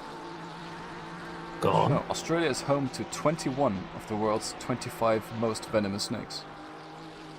That one I did know. Oh, wow. Snakes are one of my least favourite animals. So you're well educated. I am a little bit scared about them. We only have, here in the UK, we have one venomous snake, which happens to be local to the area that I am from in the UK, and the forests around us. I've never seen one. People don't die from them. I think the last death from an adder was in the 80s or something. But they are a little bit scary still. Yeah. I'm sure most of them, if you see them, they're just as scared as you are of them. I remember my friend who I used to race with in real life, and he did all motorbike racing as well in real life. He decided to take up a passion for snakes. So I went over to him one day, and then suddenly a snake just appeared out of nowhere. I'm like, what on earth is going on? And he's like, oh yeah, that's just, I think it was called Butter, or some Butters. It was a bright yellow snake. And for some reason, he just lets it roam around his room. It was a pet room as well, so he had a bunch of other snakes in there. He had quite a few geckos, all in their cages, but for some reason, Butters could just roam around as he pleased. Not quite understanding why, but that would definitely caught me off guard. But it was a non-venomous, very friendly snake. But I still was quite nervous holding him. My uncle had a python, and he got rid of it because one night he caught it. Like, he woke up in the middle of the night and it was like lining up next to him, like measuring to see if it could fit like him in the snake to eat him. Ooh. It's terrifying. I hate them. Scaly, slimy, not for me. Yeah, but I wonder how the snake escaped. Good question. One I do not know the answer to. Because I know that he used to put it away every night as well because there was kids in the house and stuff. Like, obviously you don't want a loose snake roaming around at night for that exact reason. Yeah. But yeah, he got rid of it shortly after that. Purely for this, less for his safety and more for the safety of his family. In case it happened again and it wasn't him that it went for. Well, I can imagine if you have children, they'll be a bit more easy targets for the snake compared to a human-sized of adult-sized human.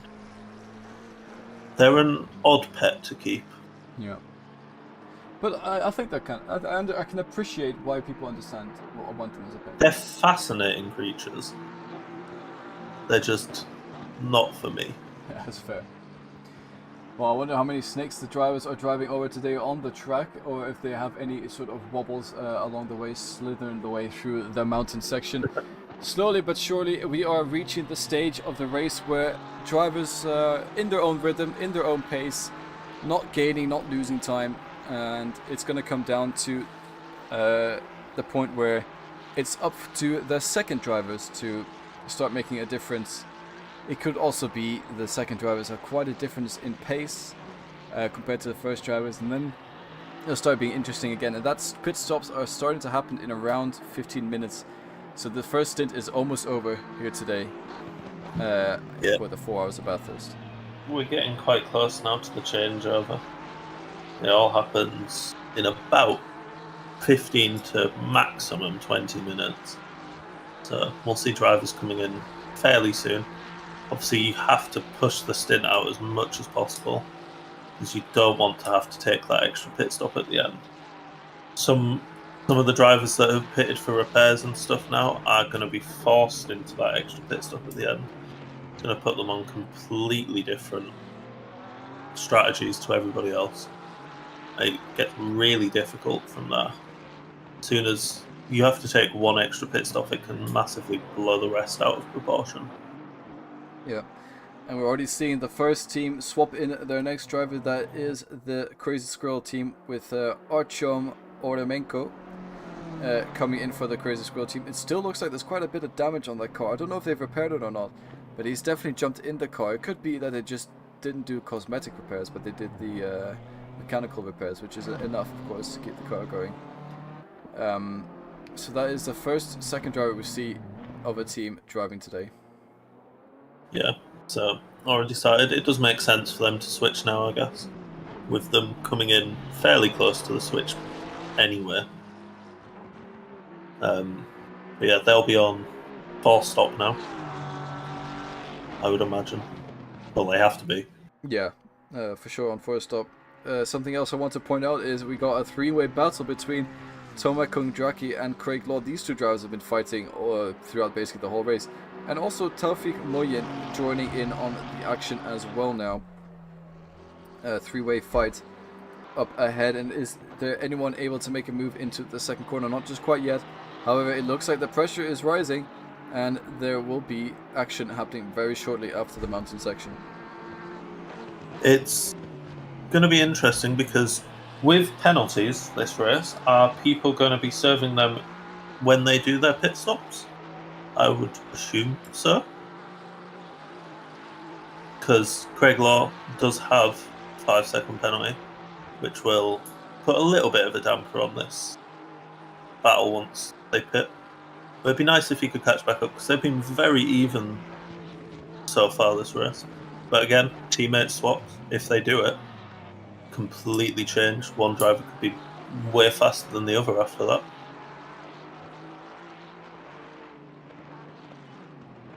Indeed. And we are...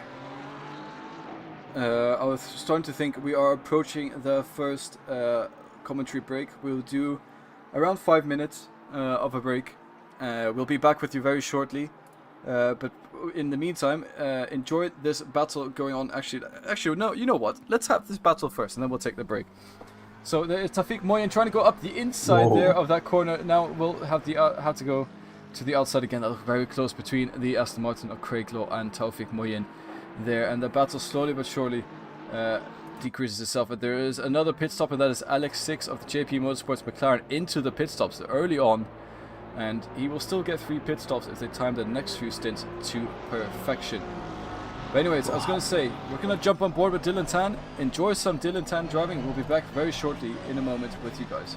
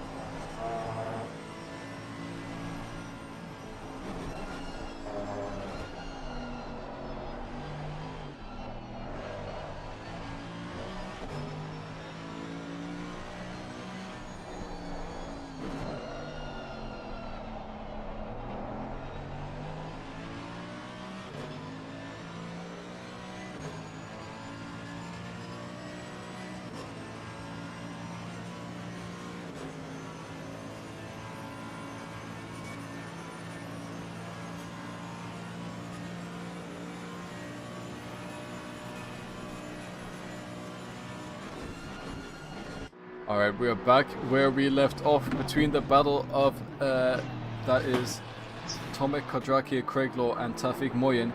In the meantime, we have had the number 6 McLaren in the pit stops, swapping drivers from Shannon and Lugassi into that car from Alex 6. Yeah. We're basically at pit stop time now. Next 5 minutes or so, a lot of people are going to be coming in. I actually think, yeah, I would say maybe a bit more than 5 minutes. I think maybe 10 minutes. Yeah, 10 minutes. It'll be close to... I just, completely random, but I just picked up my chocolate bar. It is liquid. Oh! Well, it has have a nice completely melted.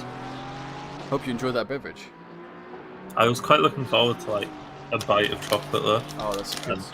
I should have got, man. I should have got myself some unhealthy snacks.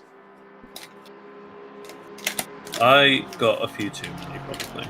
But, oh well, it's a special occasion. Oh my god, this is so messy, though. Let us know in the commentary chat if you guys are snacking or enjoying anything. Maybe a tasty beverage or a delicious snack you were having while watching the stream and watching Dylan Tan take the world by storm. In the meantime, we're having a 3-way battle as we were watching before we went to the small commentary break. And I've actually thought of something we haven't mentioned just yet, but if you enter this race and complete more than... We haven't mentioned I this believe, yet. Is it if you complete more than 75% of the race, or is it... Yeah. Alright. You will be eligible to earn yourself, get entered into a raffle of getting Air Coach Dave Delta coupons, which can be used for anything of that Coach Dave sells on the web shop, such as, for example, setups or what's the other stuff he sells? Dashboards? I don't actually know. What else do they sell? Is it just setups? I think so. I shall have a look. But it's very nice of them to, since we are now part of Singrid's bronze program, I want to say, we've got Coach Dave affiliation now. Yeah. Which means... So Coach Dave Delta is actually a performance engineer. It's a dashboard you get. I remember something with the dashboard that tells you stint timers, it tells you lap times, accuracy, rain, temperature, grip, all this sort of things. You can compare your track times and then analyze them, and also you get access to all the setups. So these are the coupons we are giving away to 3 teams, lucky teams, at the end of the race. Is it 1 per each team? I believe it is, isn't it? Yes. Yeah, so have fun deciding who gets it. But no, I think it's nice because we've got so much to be racing for, more than just for the fun of racing as well. And obviously, it's the SRO qualifiers. I guess that's the main thing people are racing for. That is the whole point we are here today. Exactly, and of course it earns you a spot in the SRO Esports World Community World Championships final, which is going to be an insane race of the best drivers from all communities that have entered into this competition together. So there's a 3-way fight almost going into turn 2, and that is Tafik Moyen just having a look on the outside at the moment of Craiglaw. Craiglaw also almost going up the inside of Tomek Kondraki. No one changes positions just yet, but these 3 drivers are continuously pushing each other to their limits.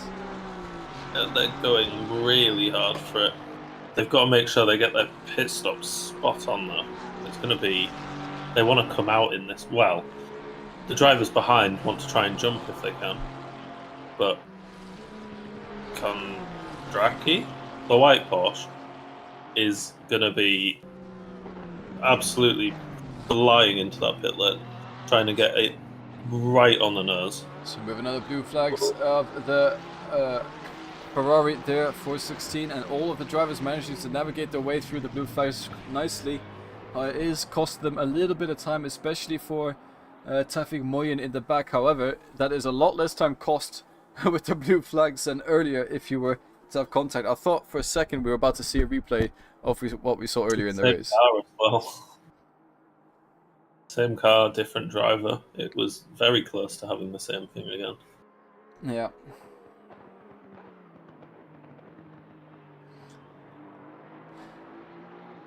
Well, I guess they learned from a last time, indeed. So, Aiden, you mentioned you have some topics. I do, except none of them are very good. Oh. Not gonna lie. Oh. ChatGPT has let me down a little bit. Because it's like, I put in... Well, I started with, like, sim racing. I said, well, I'm doing a 4-hour live stream for a sim racing event. Give me some topics to talk about during the 4 hours.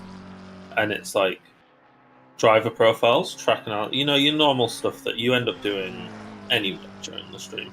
Like, if you're not doing that, you may as well not be streaming. Like, talking about the drivers, talking about the track a little bit, things like, you know, people's different setups and stuff, just general sim racing stuff. And then, since all of them were fairly generic, I asked it for, like, well, they were fairly, like, technical, not very fun questions. I asked it for some more fun ones. And it was like, favourite racing movies? Which, to be fair, I haven't seen that many of. Yeah, racing movies, I'm not... I mean, there's the usual ones. I mean, Cars 1. Cars 2. Great film. Cars 3. I've seen Talladega Nights. Ford vs Ferrari. Yeah, that was a good one. That was very good. Rush I haven't seen... Rush is a big one. I haven't seen Rush, though. I've seen clips of it. Oh, it's amazing. It's one of my favorite films of all time. Oh, a little bit of contact between Craig Law and Tom Kodraki. And it seems like Craig Law has finally managed to get his way past the Porsche in front and is back up to P6 on track. Great overtake. Porsche into the pits now as well. So I guess rather than losing time behind, try and pit, come back out ahead. Craig Law does have 5 seconds extra in his pit stop as well. Yeah. With a big sin there. But I was gonna say, Rush, I think one of my all-time favorite films. It is the story of Lauda and James Hunt It's in a F1. classic story, isn't it? Absolutely amazing. Incredible rivalry. Yeah. And it's done very well. Of course, it's dramatized a bit compared to what it was in real life, but it really gives you a deep understanding of what the drivers went through and the sheer difference in personality of these two world champions and how they kept each other understood in their toes. Nice. Very entertaining to watch. But there was a new Ferrari movie came out not that long ago. I haven't watched that yet. I have seen a clip from the end of the film, however. I've seen a clip where a car barrels into a crowd of people. Yeah, that one. Right, it's the last, basically the last moment of the film is that. Yeah, which it's a cheery ending. Yeah, I'm not entirely sure about that. I haven't watched it. People say it's very good. People also say the Gran Turismo film's been very good, but again, I've not really had an interest in watching that. I was never a Gran Turismo fan as a kid. I always had Xbox, so I always played Forza more. Yeah, well, we had Gran Turismo growing up, me and my brother, but it was sort of like, it was just a racing game we played growing up, Gran Turismo 4 to be exact, and then I've never really dived into. I had Gran Turismo Sport, but it was never really, it never really captured me, so to say. I mean, it was fun. I feel like a lot of people say Gran Turismo's like glory days were like Gran Turismo 2 and 3 and stuff, and that's way before my time gaming. Yeah, I think my first racing game was Forza Motorsport 4. It was like 2010 or something was when I got my Xbox, and I think it came with a Forza game. But I don't know, racing games there's some very good ones out there though. Obviously some more arcadey, and then we have ACC, the likes of iRacing and R-Factor 2, which I do not like at all. And of course, normal Assetto Corsa, which is probably that was like the first, like, other than iRacing, because iRacing was an absolute fortune, but like just the freedom you had with AC when it came out, and still now it still holds up very well due to the extensive modding community. Yeah, we've just seen Shannon Logassi overtake the driver of, that is Ruslan Bezulov.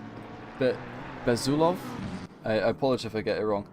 Ruslan Bezulov on track. Interesting enough, these two drivers were not fighting for our positions, but came out very close to each other. And actually, it looks like Tafik Moyen has got right in front of Shannon Lugassi. Almost contact there between the two drivers, but not just about enough, or just enough space between the two of them so he can get past there in the end.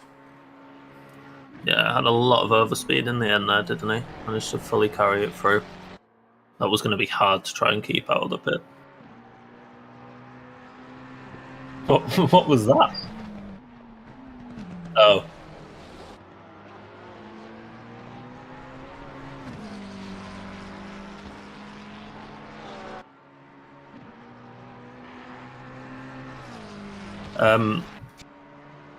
Basically, there's not a lot going on track at the moment. There's these two cars that have just come out the pits. It'll be interesting to see if they can keep up. I think they should be able to. We should get a good bit of racing, at least for a couple laps. But we have a lot of new drivers racing now. A lot of the top people hitting us well now. So it'll be very interesting to see where people come out, especially with time penalties as well. I think it could go very far. But I think if we watch an onboard lap from one of the drivers for a minute or so, just have a little listen. Chris can change it.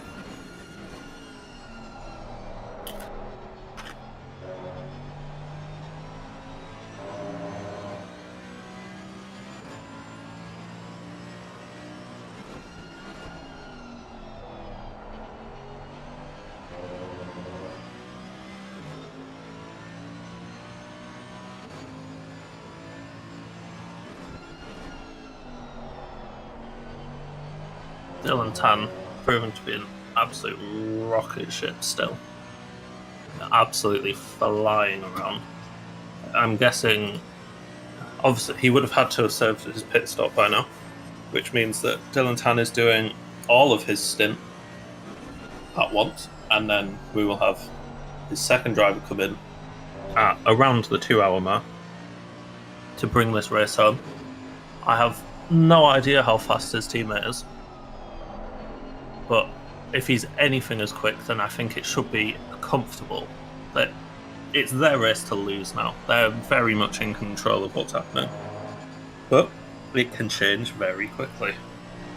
As we've seen, all it takes is a little slip up here and there, and you lose a lot of time, or you get heavy damage, which forces an extra pit stop.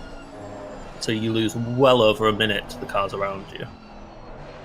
And it makes it very hard for, like, the consistency is crazy that you need.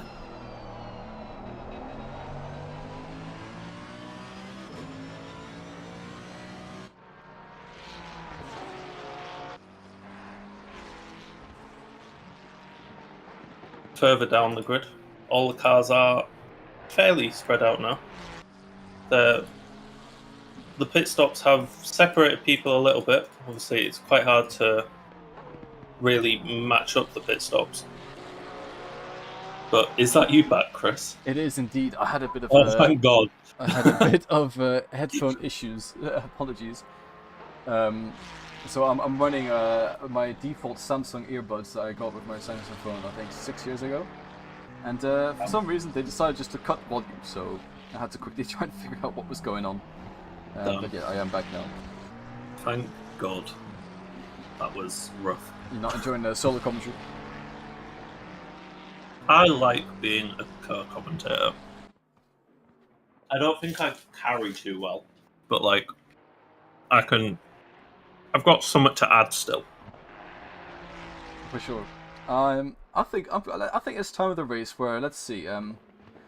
I think we're gonna. Should we surprise? No, actually, never mind. I just had a look. I was thinking of maybe dragging in one of the 2S community drivers in to get a little bit of a mid-race interview going. However, I've just seen the one driver message hasn't responded. The other driver is muted. Yeah. And Dominic Illigner currently is driving, so we're he gonna have is to wait. now driving. We will not drag the driving driver into it for obvious reasons. Or maybe we should. No. I think we should. I think that's something he would. I mean, it's something he would appreciate. I think. Of course, not. We're not gonna do. We're not gonna drag in any other team apart from 2S drivers into the commentary box.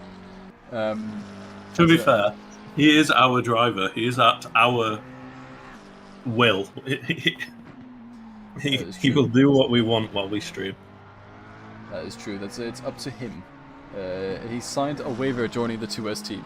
No, he did. But Dominic Illigner in the car now. It seems to be going quite well. The best lap time from him at the moment is a 2:01.1. Or sorry, no, I think that's the team's best lap time. But his last one was a 2:01.8. So he's matching pace of Bailey Thompson in P4, 11 seconds behind Xavier Lavost, who is in P3, and then the driver swap of Marijn van der Veen in P2 of the 720 car, who is the teammate of earlier driver Sam. Dylan Tan is still in the car, so it seems like he's going for a 2-driver stint. So we'll see Dylan Tan for the first 2 hours of the race, and then the final 2 hours of the race we'll see his teammate get in the car. It probably Dylan Tan is setting up an immense gap between himself and the car behind. I think it is around 25 seconds. It's a whopping gap now, and that's basically, if he keeps up the pace that he is, that's going to double by the time his teammate takes over. He's going to be almost half a lap in front of the car behind. It also highly depends on the speed of Marijn van der Veen. He is currently running 2:01.5s, and his previous teammate's best lap time was a 2:01. Oh, sorry, 2:07. So there is also a gap of pace between Marijn van der Veen and Dylan Tan, which would mean that gap in front is going to open up even more. But it all depends on the number 2 driver of that team. Yeah, it's very, very. We have no idea. I think it's safe to assume I don't think he is as fast as Dylan Tan. However, I imagine he's still very quick for Dylan Tan to be racing with him. Oh, for sure. And this is Melvin Kroos going up the the inside of that corner. Will go through the outside of Rafa Szymanski and does manage to make the move stick. So the 5 seconds served under the pit stops doesn't mean, as the 588 is ahead of the 777 Porsche once again, and up to P9 now with open free air between Melvin Kroos and Thomas Morant in front of him. However, crucially, Tafik Moyin, who has not swapped drivers as well, is now in P7 with Thomas Morant in between the 2 drivers. So that is another driver they have to worry about. It's just an extra issue for them, isn't it? Yeah. Wow. Just puts a little bit of a dampener on it. All the cars are a little bit more spread apart now, though. But I imagine we will see people start to close up as driver changes get comfortable. Also, well, I was going to say he's unmuted because he was, and he's literally just muted himself again. So we still can't drag him in. I will send Bailey Thompson a message. I need to hear more about what his lap 1 shenanigans was all about. Oh yeah, obviously he got the 5-second penalty, didn't he? be interesting to hear from a driver's perspective. Yes. Just trying to find Bailey in the chat to see if I can message him. There he is. Message.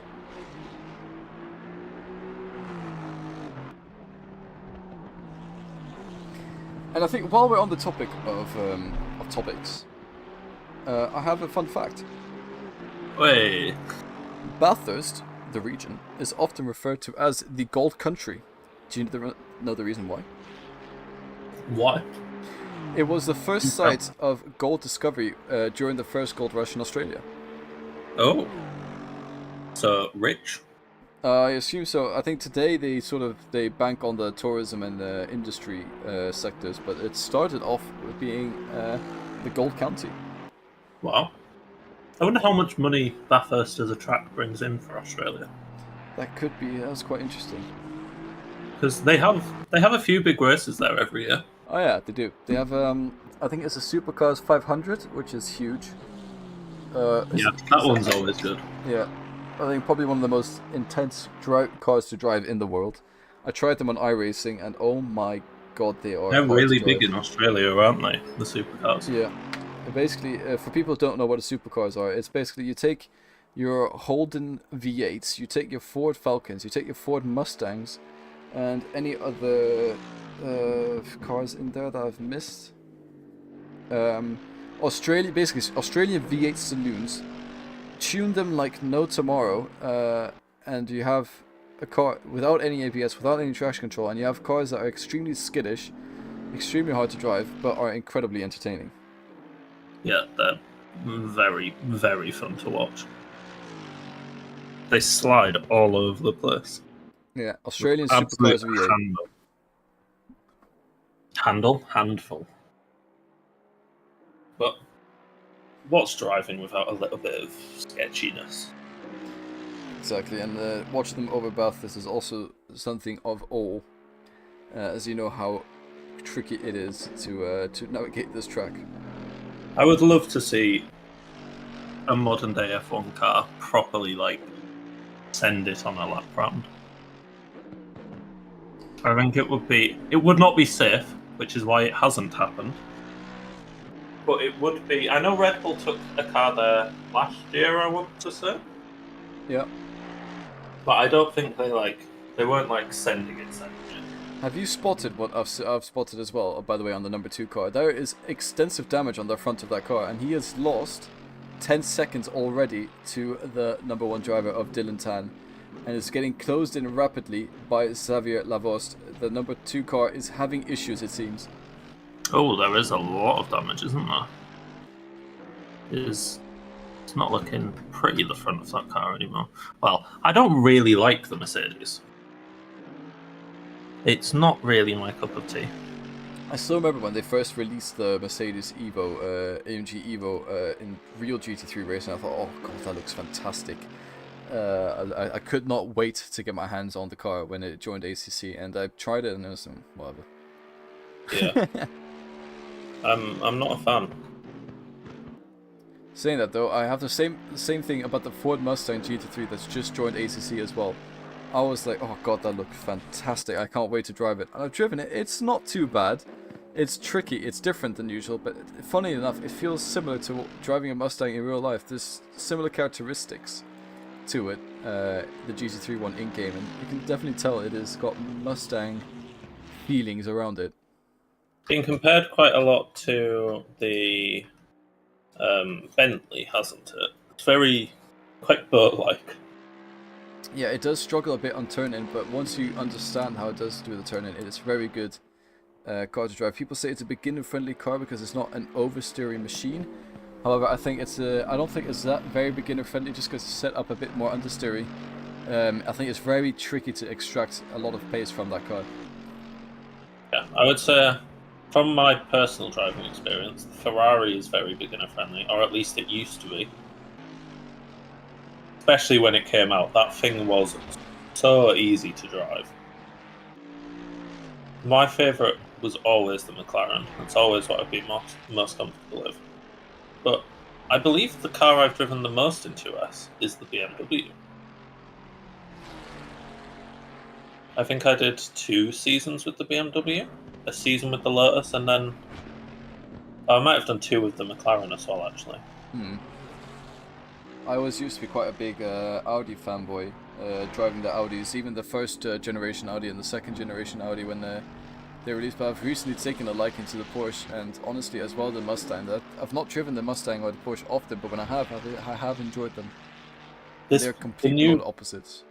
The new Porsche is very nice to drive. I drove that for a season as well. That was a season of probably one to forget, because that car is a bit of a handful sometimes. Especially its fastest setups are very, very unstable. Especially on braking, which that's always been a common thing with the Porsche though. That people are never quite comfortable on the brakes with it. I think that's also a thing with the McLaren. People always say that the McLaren's brakes feel a little bit different to every car, and it's just a little bit harder to get a grasp of. I think the reason why McLaren brakes feel difficult is because it's a very difficult car to trail brake into a corner. I mean, of course you can trail brake, but it reacts differently than all the other cars. I think a lot of people struggle to get the grasp of that for the McLaren. Yeah, I love that car. For me, that's the one that's always felt the most comfortable, even for getting into it the first time.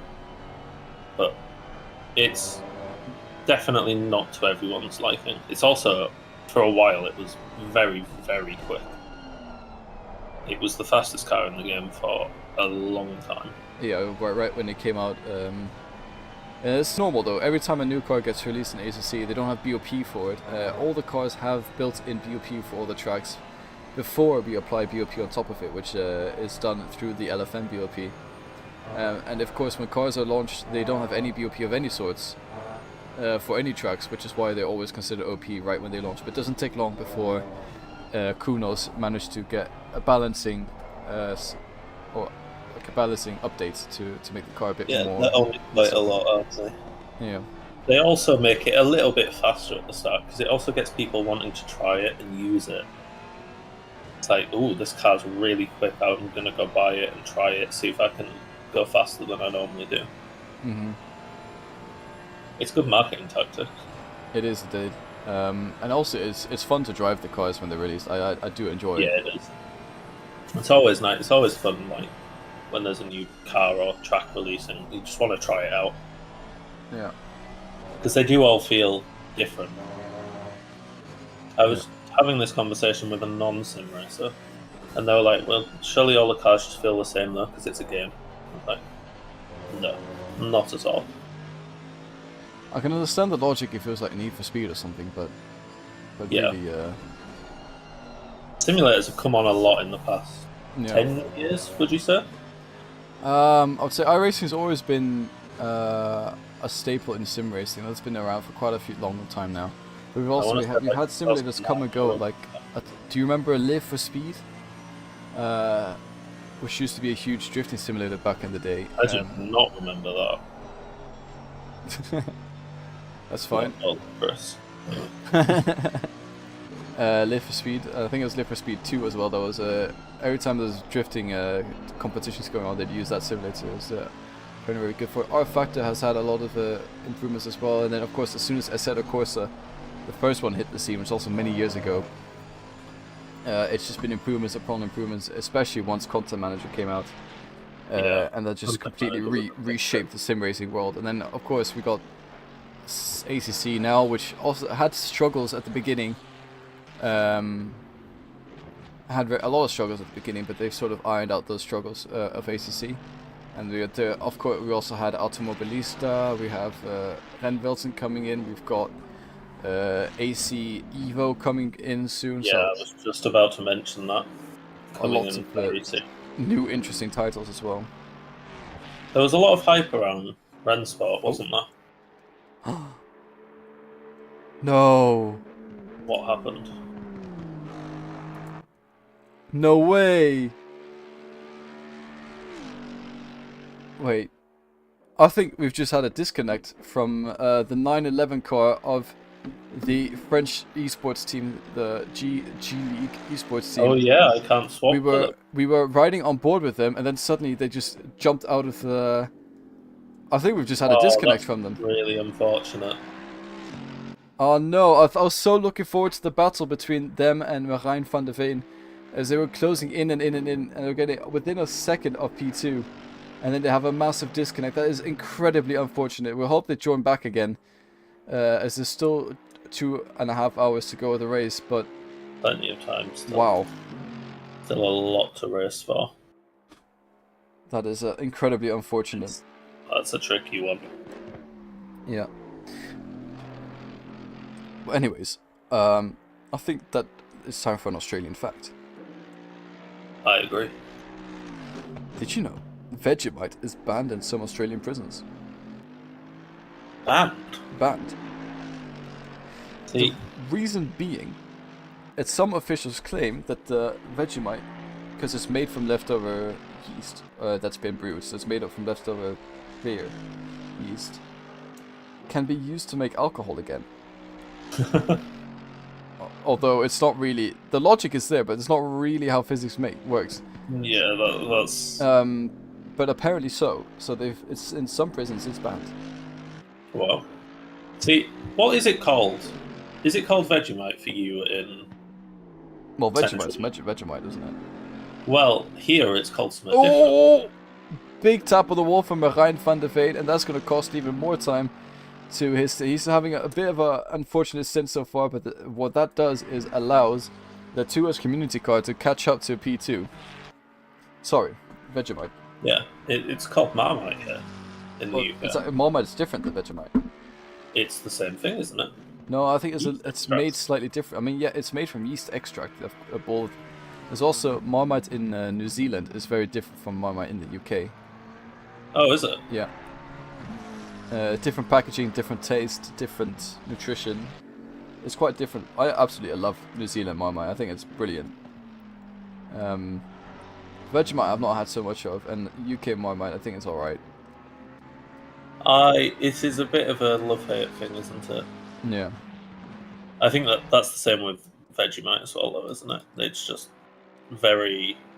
I never used to, and as I've grown older, my taste has developed a little bit more, and I quite like a bit of Marmite now. But apparently, yeah, Vegemite does have some different ingredients, and it's thicker than Marmite. Yeah, Marmite, UK Marmite's quite runny, but I'd say also the New Zealand Marmite is not very runny at all. It's a bit more Vegemite-y.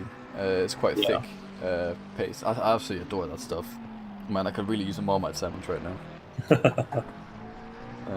Marmite and crisp is always quite nice. Yeah. I love a good crisp sandwich.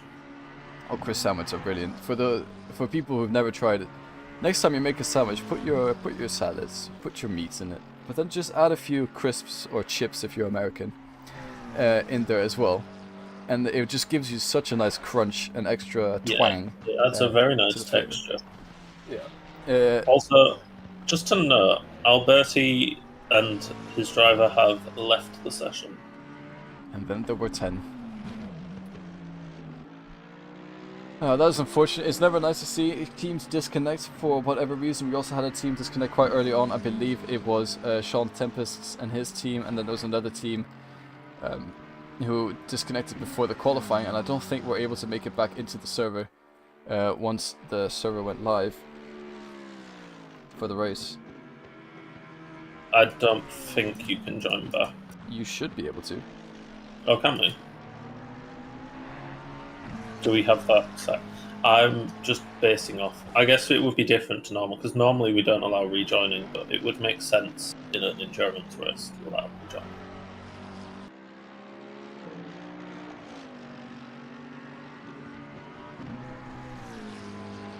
Maybe worth asking. Well, I've just understood the reason for the disconnect of the 416. Apparently they have been disqualified for getting involved in multiple incidents and being a hazard on the track. Yeah. So they were disqualified rather than just a disconnect. Yeah. Okay. And to be fair, I will say I saw quite a lot of yellow flags for the 416 on the second stage. Yeah. That is unfortunate, but I guess even with real life racing experience, your first time on a sim is still your first time on a sim, isn't it? Yeah. It's not quite as simple as jumping straight over to it. I think the translation of sim racing to real life racing is a much smaller gap from actually real life racing to sim racing. Yes, I agree. Because real life, you're used to having all the feel, Yeah. and then you have to cut that down for sim racing, whereas sim racing is the other way around. You're so used to having less feel that when you jump in a car, you have even more. It's easier to adjust to. Yeah. I would agree, and we oftentimes see professional drivers. I remember there was a DTM race that I went to in Assen, 5 years ago, maybe even 5 years ago, and there was a Gran Turismo simulator set up where all the Audi drivers had set lap times on this simulator, and if you beat one of the Audi DTM drivers, you would get a prize or something. Yeah. I jumped into the simulator and I was in. I didn't beat the top 3 Audi drivers, but I beat the other, I think, 5 Audi drivers on the sim, which I was quite proud of. But also it sort of shows you that real life racing does not translate into sim racing as such. But I won a little Audi TT car model, which was fun. That's cool. Yeah. Do you know what time I think it is, Chris? What time? I think it's time for another topic. Oh, okay. And I reckon this time the prompt is dream cars. What is your dream car? If you had like 3, say an everyday car, like a weekend car and a track car. Right. Interesting. Should we have like a realistic garage and an unrealistic one, or because I sort of wanted both. Yeah, we'll do realistic and unrealistic. Okay, so realistic, I would say my dream garage is my current Mazda 3. As the everyday car. Then, what was it? A track car and a race car? What was it? Track car, everyday car, and Weekend car. Weekend car, right? Yeah. My track car, not to sound Mazda biased or anything, but probably, I know it's a boring one, but probably a Mazda MX-5. But tuned up a bit. You can do so much to them. Yeah. And honestly, I know people prefer the first and second generations, but I really like the third generations, and that is Dominic Illigan going up the inside of Marijn van der Veen, and it goes a little bit wide, and Marijn van der Veen gets ahead of Dominic Illigan yet again with a scuffed overtake attempt, and he has to settle back into P3. And also, look behind, that is Ruslan Bezirov joining in on this battle for the second podium position. We have a 3-way fight for P2 going on in our hands. Sorry for interrupting the Dream Car Garage conversation. Yeah, no, I'd say the Mazda MX-5 NC. I also quite like the ND as well. I like the later generations a bit more. Of course, the Viate will always be legendary, the first generation. Oh, yeah. But I just sort of feel like they've made them better every year. And a lot of people say the NC one is sort of the forgettable one. A lot of people don't like the way it looks. Say it handles like a boat, but I've not driven any of these cars, by the way, apart from the ND. I've driven the ND, which was phenomenal. But supposedly the NC, yes, it handles like a boat, but you tune the suspension properly, and that chassis is apparently one of the best chassis to drive in a car in the world. But then again, it depends how much money you have to get proper suspension. It depends how much experience you have. It also depends if they're also a bit more expensive compared to the second generation, so if people want to buy them over the second generations, that's another question. But I think we're going to take a break from this Dream Car Garage. It's getting very exciting on track at the moment. Yeah, they're very, very close. 3 cars properly going at it with each other, aren't they? Eligna, it does seem that this number 2 car is definitely a little bit slower than their teammate was, because it's allowed the other cars behind to really catch up and put a lot of pressure on them now. It has Which- indeed. It's going to be interesting when the other driver gets back in again, because that other driver was Here at we least go. on the same pace as these. Easy overtake there, done Yeah, before the corner. It looks like the straight line speed on Mercedes is already a little bit damaged, and that is also the Ferrari of Bezulov going up the inside of Van der Veen. He loses 2 positions in the span of 10 seconds in the 24 hours. It's 24, what am I saying? 4 hours of Bathurst. He dives straight into pit lane. I think probably to repair that damage and maybe also get the other driver back into the car. Now Dominic Illichner, he seems like he's got a faster driver behind him of Ruslan Bezulov, and it's going to be interesting to see how these two navigate each other. I am wondering why, when he's gone into the pits, he's not driven up to his pit box. He's gone into the pits, stopped the car, and then reset to pits. Oh. Yeah. Well, that's going to cost him 2 minutes. Yeah. And I think he's probably just realized that. Okay. It could be someone who's used to iRacing. Either iRacing or, I mean, in this game as well. Normally, like, when you're out doing practice and stuff, you don't really drive into your pit box, do you? You just drive into the pits and then hit a reset. Might have just been kind of like an auto-react thing. Yeah. But that is a bit unfortunate, because they've been running really well in second. They have indeed. Oh, a little bit wide from Dominic Illichner there. Anyways, let's go back to the Dream car. So yeah, that Mazda MX-5, either 3rd or 4th generation as the track car. As the fun track car. But I think I've put a 4th car into that. I have a track car which is a bit more intense. I think maybe like an M3 competition or something along those lines. Could also be very fun. We've gone quite tame, but I guess this is the realistic one, isn't it? Yeah, realistic. I mean, M3 competition is not exactly realistic, but you know, it's more realistic than like a Red Bull RB17. Oh yeah, of course. And then the weekend car. Oof. Weekend car. See, for me, the weekend car would have been something like an MX-5. Yeah, but then I think maybe the weekend car for me would be something a bit more. Maybe a Giulietta Quadrifoglio or something like that. See, that's a good one, to be fair. Have you seen those cars drift? They slide so easily. Yeah, I think it was something a bit more luxurious, but still has incredible performance. That's sort of the thing I was thinking for a weekend car. Like something you'd take it to a casino. See, or maybe no, that's not realistic though. I'm trying to. Yeah, okay. Yeah, Quadrifoglio Giulia. Kind of like Portofino territory. Yeah. Like Ferrari California territory. Like, they're not performance Ferraris, but they've got the open roof and stuff, so like you can cruise around on a sunny weekend and stuff. Granted, not very realistic, quite expensive, but it's that kind of car, isn't it? Yeah. You need that level of comfort in a weekend car still, compared to the track car. Yeah, so now for the unrealistic one, I think my dream everyday car, M3 Touring. Yeah. Has enough space for the kids and the dog in the boot. I do like the Touring version. Yeah, I think it's insane. I love the M3 Touring. I talk about it to my girlfriend. She rolls her eyes every single time she hears that name being spoken of. And then track car, maybe something a bit like a BAC Mono.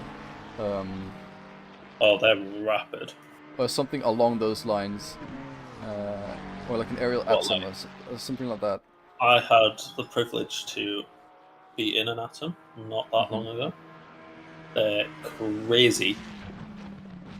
It was only a quick spin around, like, down a bypass and back up, but they are crazy cars.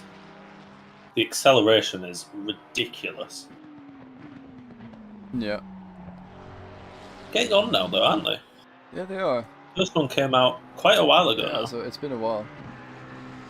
Or maybe the Gordon Murray car, the what was it called, the F12, or was it something along those? The Gordon Murray car, that would be insane. The sound on that is incredible. And then for weekend car, I'd have a Lexus LFA. Oh, I love the LFA. You know, there's still some in America that haven't sold. Hey? There is still a couple in America just sat in a dealership waiting to be bought. Really? Yes. Well, that means two things. Not enough interest and the prices are fucked. Oh, Yeah. the prices At are... least till a couple of years ago. This was a couple of years ago I heard this, but like I'd say 2 years ago maybe. Yeah. But that must be quite expensive to have a dealership, because cars are made to be driven. If they start sitting around, the bushings, they start to go a bit rubbery, and you have to replace everything by the time you get the car on the track again, or on the roads. But they didn't make that many of them to begin with. I think it was like 500 or something like that. It's the best sounding car though. They sound beautiful. Yeah. The V10 in them is ridiculous. Yeah. That used to be my favourite car for a long time. Yeah. So what would your dream garage be? I think daily I would have an i20M, just the upgrade from my current car. So this is the realistic one? Yes. Okay. Although I think I would have the i20N in both of them. Okay.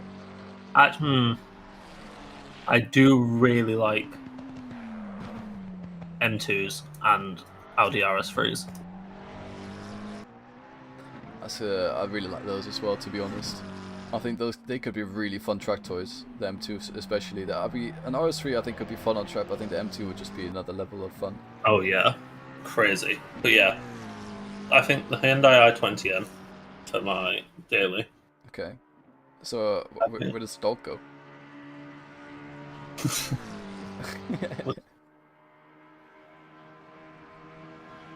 I don't know what for track car, because where's the limit of realistic stop? Yeah. I think like a GT86. But like one that I've customized a little bit. Yeah. Because you can do a lot with them. They would also be good weekend cars, I feel like. Yeah, they could be. Yeah, they could be for a B-road blast. But I do like the GT86. And the new Supra as well, especially the manual one, which they've just recently brought out. Yeah. I really like that as well. But they're getting a little bit more expensive there. But I think weekend car, I'd want some like just to. I think open top is a must. Just for like if it's a sunny day and stuff, there's nothing better than like open. I think I'd go for like an open top MX-5. Yeah. Any particular generation or just? Well, because I'm quite tall. Okay, then it have to be the latest one. Yes. Yeah, I've been told I don't fit in the first generation. Yeah, no, neither. They're tiny. Yeah. But the dream one, unrealistic, I think would be. We'll go for the RS3 for the daily. A good shout. I think track car. I'd go for something like. Oh, I don't know. There's so many to choose from when it's an unrealistic one. Yeah, indeed. I even thought maybe a GT3 car. I was debating it because it doesn't have to be road legal. It doesn't, no.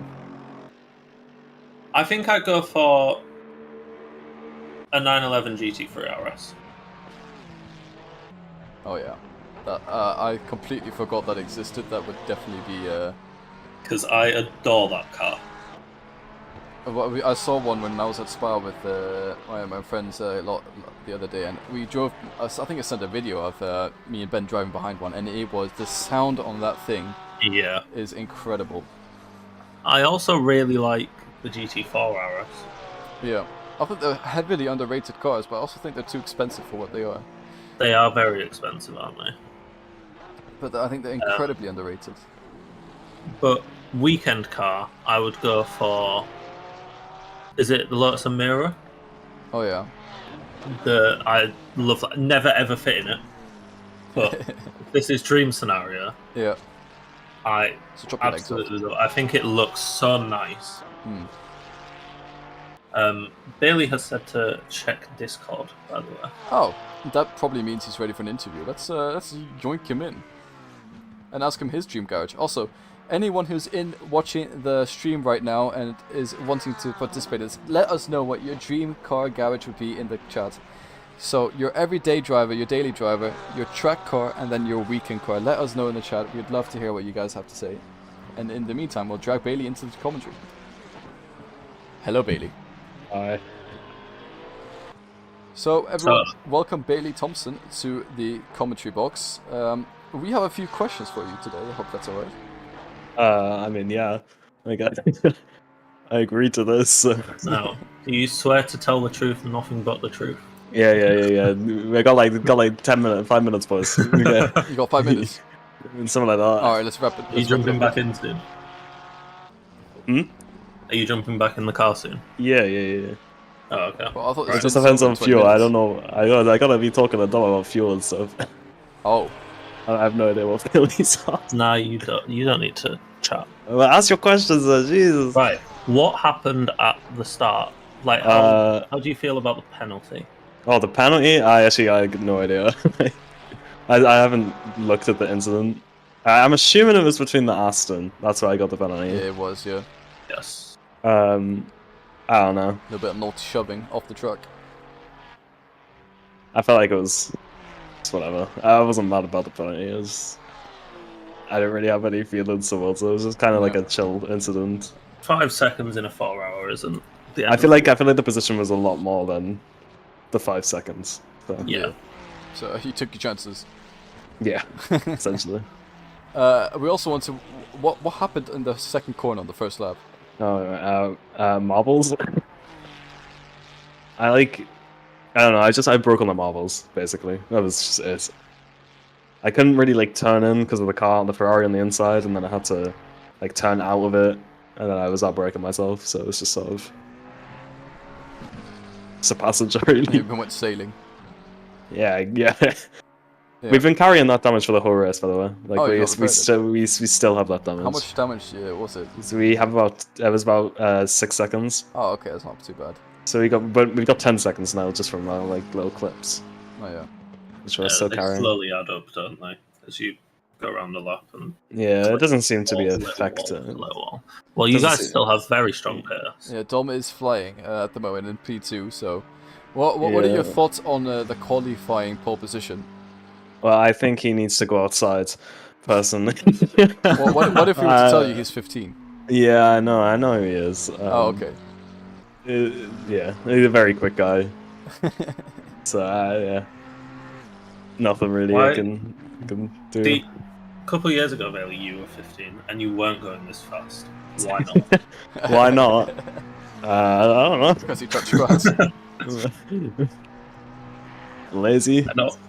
And very quickly before you go, what is your dream car garage? What do you mean? Like, do I have a limit, or...? You have... We'll just go unrealistic for yours. Me and Chris did realistic and unrealistic. That's boring. But... Okay. What has Tom just done? Wait, he's not done anything. He's just sending. He's alright, isn't he? He just gave us another like 2 seconds of damage. Alright. Okay. Cool. Dominic, no. Oh, by the way, when you're done, tell Dominic to come back in. Okay. Yeah, sure. tell Dom to come over as well. Yeah. But you have a daily driver, a weekend car, and a track car. Okay. So I guess a daily driver would be like an Evo 4, you know, Mitsubishi. Tight. I reckon. Nice. I can't remember what the special edition of that was. I know it's named after a rally driver, but I can't remember which one. Like V-Spec 11,000 edition 700, something like that. Something like that, I guess. Weekend? I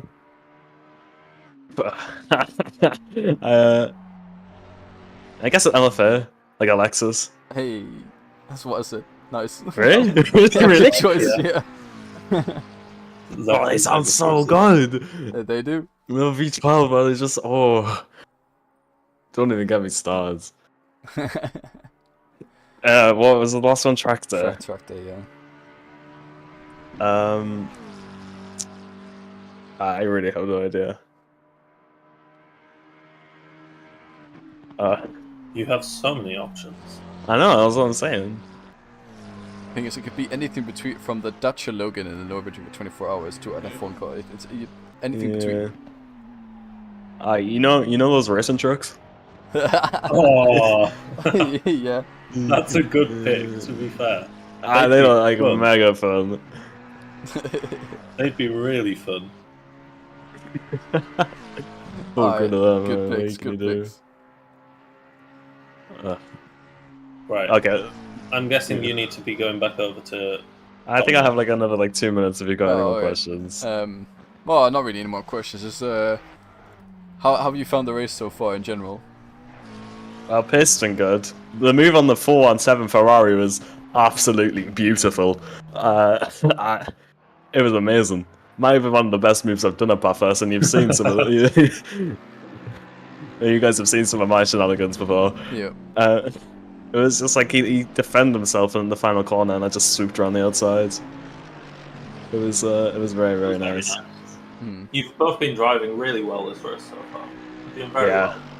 Shocking. Considering, like, before we started practicing for this event, we hadn't played the game like in a month. I was like playing Fallout, and Dom was doing something else. I don't know. We just hadn't played the game at all. So, I mean, You guys are always pretty quick when you jump back in the sim, though. And the only way we're winning this, though, is if there's a mistake in front, which I don't think it's going to come from well, Tom. there's a currently 60-second gap. Yeah. Between you guys. I mean, it happened to the 720, so. You know. Dylan Tan is not going to be in the car forever. Yeah, but I mean, I doubt his teammates much slower, if I'm honest. That's true. Anything can happen at Bathurst, so. Very true. It only takes a little knock. And that's what we're hoping for. You just need to keep out of it. So you're preying on the downfall. Yeah, obviously. Yeah, fair enough. Thank you very No, I'm afraid he gets quicker. I hope he does a 57 soon. That's yeah, good point. Well, let Dominic know we'd like to interview him as well at some point. Doesn't have to be straight away. It could be in an hour or so, whenever he's comfortable. Yeah, thank you for joining us for a little mid-race update, and good luck for the rest of your race. Thank you. Have fun, boys. In a bit.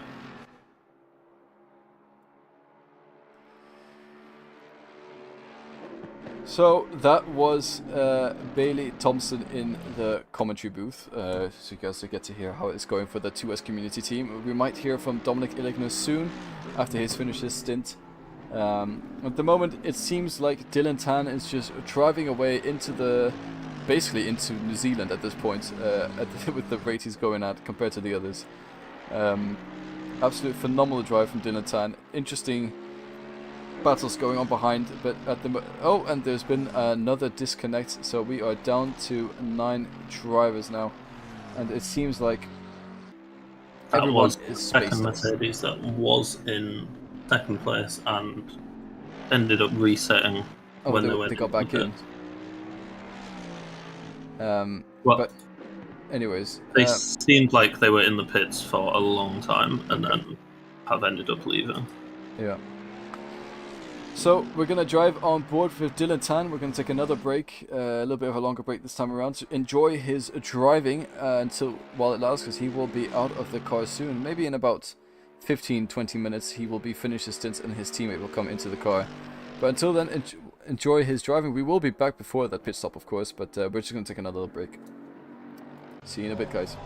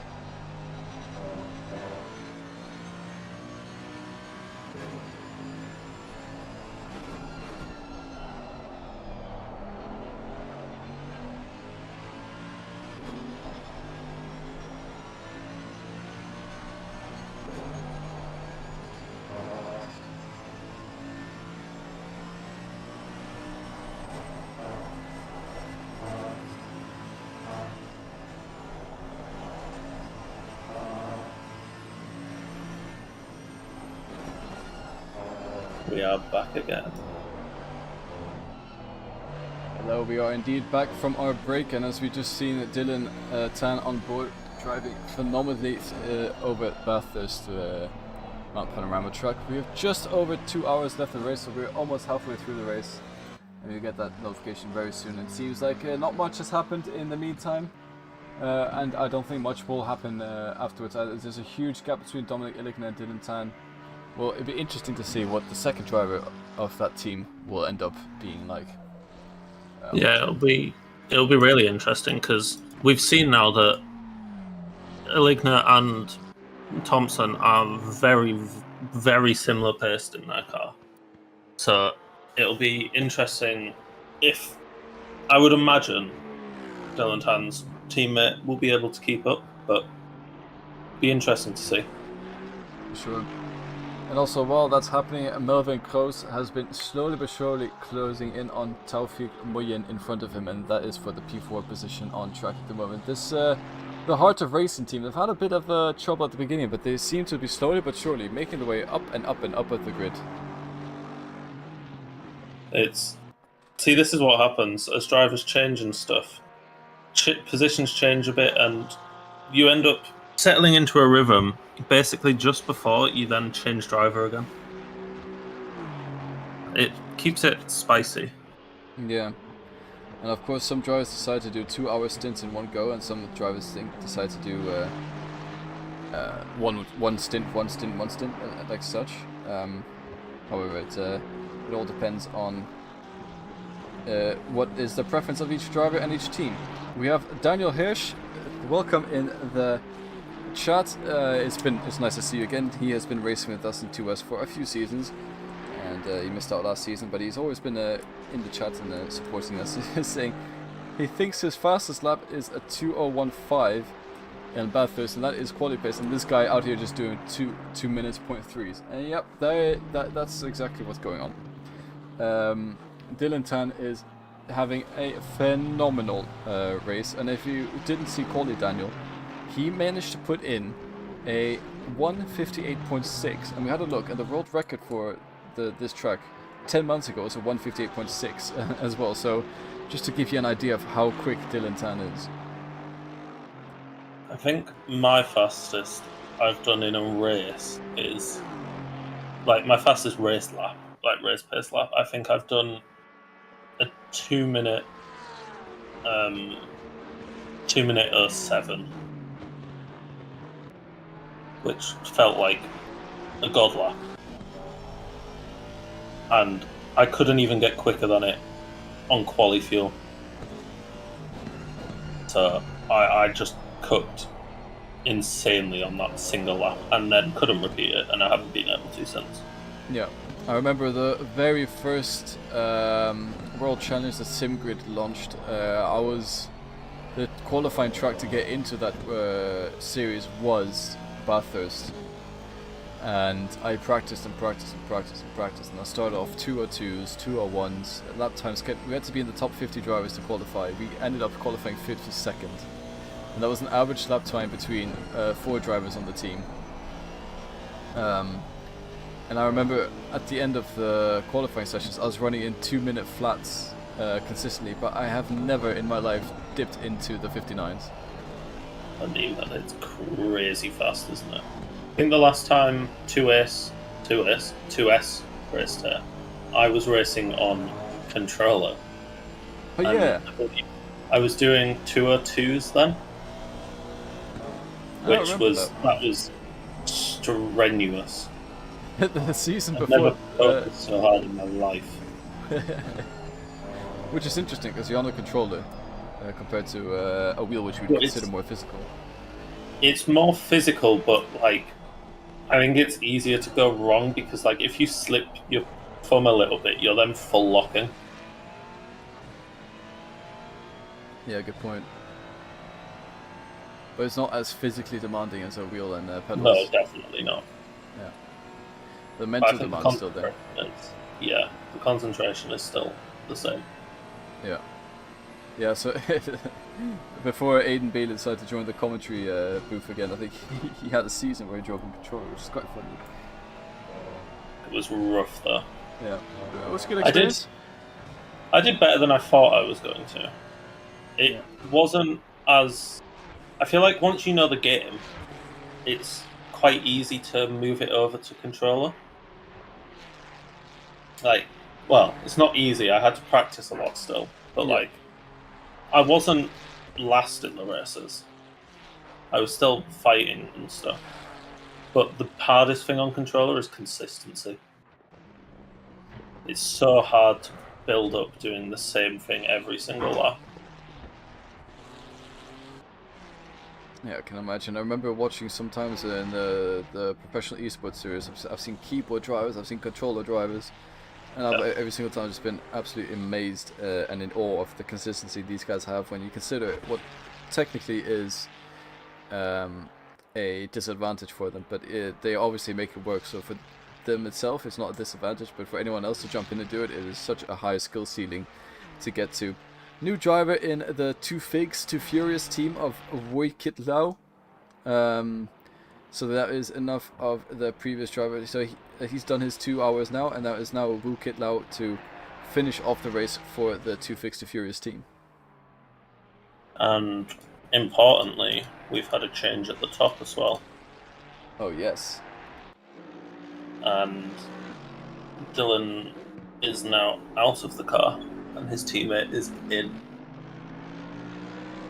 So it's going to be important to keep Dylan Tan swapped his seat with Andika Rama Maulana. I do apologize if I get the name wrong. From Indonesia, and Dylan Tan has built such an immense gap to that leading spot that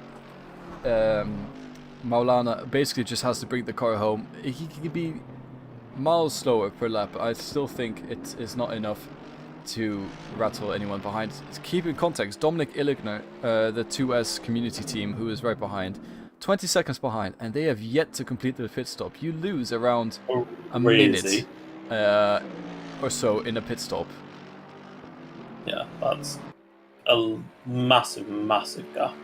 Yeah. You could have a spin or something and they'll be miles in front.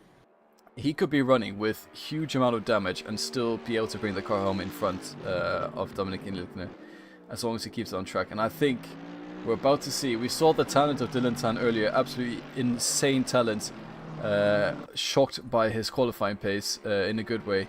And now we're about to see his talent of his teammate. Give him a few laps to get into the groove of it, give him a few laps to understand the car, give him a few laps to understand the track. But his first lap is a 2:01.4, which I'm telling you right now, currently Dominic Illigner's last lap a 2:01.5, and no one else apart from Sean Tempest is matching that pace currently on track. Oh, and Melvin Kroos as well. Melvin Kroos is also doing a 2:01.6. See, that doesn't sound quick anymore because of the times that we've had, but like that's still rapid. Yeah, to put into context, Dylan Tan's best lap was 2:01. Yeah. That's, like, it's still going very quick. 2 O's are crazy hard on what I would assume is basically a full tank of fuel, yes. For sure, and we have Forrest joining the chat, also known as Pixel. Dom is washed SMH. Yeah, what do you mean he's not winning a 2S championship? How is this possible? Unfortunately, he is incredibly washed, and his other teammate, Ben Bailey Thompson, is about to join the car, who is also incredibly washed, apparently. Bailey is the most washed, definitely. Yeah, for sure. Definitely hasn't won a 2S championship. No. Dom definitely hasn't won 3 of them. See, now, if Forrest McCormack or Pixel were to join the car, it would not be washed. I think that's what we're trying to say. as he is known for his one-time season showings in a McLaren every now and then randomly as a wild card on ACC. Yeah, he comes every so often, doesn't he? I'll tell you where he's not washed. That is running. That is the one place where he probably had everyone else is washed compared to him. He completed a marathon not so long ago, and he's about to compete in another one in October. So the guy's a mad lad in that sense. Yeah, he just did a. It was for a charity, wasn't it? Yeah. Well, no, he. It was a normal marathon, but he decided to make a charity out of it. Oh, okay. That's even better. Yeah. And I believe he reached his target goals of donations, so that was brilliant. A good, a lot of donations from the 2S community, which is always nice to see, and also from his family and friends. And well done on Forrest for completing that marathon, even though it was a very tricky one for him. We have Roland Aiden coming in and saying, "Enjoy the country." Thank you. Someone from our, I would say, at least used to be our neighbouring sim racing community of VVDL. Yeah, we used to have a lot of close comparisons between the two, didn't we? Yeah, I think it sort of came out of nowhere a little bit. Suddenly, a lot of VVDL drivers joined 2S, and then the max we had was 7 at one time. I came from VVDL. Yeah, that was my first community before 2S. Yeah, it's VVDL also, was primarily one league though. Yeah, and yeah, you guys came over and it sort of bonded a lot. And I mean, when I mentioned the 2S 24 hours of Spa trip, it was basically 2S and VVDL combined, which was very fun. It was basically a 50-50 split between 2S and VVDL. Yeah. So good to see you again, Roland. I think last time I spoke to him was at the Spa race. Yeah, I'm gonna say he was there. Yeah. It was such a good weekend, I was going to say. But yeah, it was actually amazing. Bring back tier 2, he says.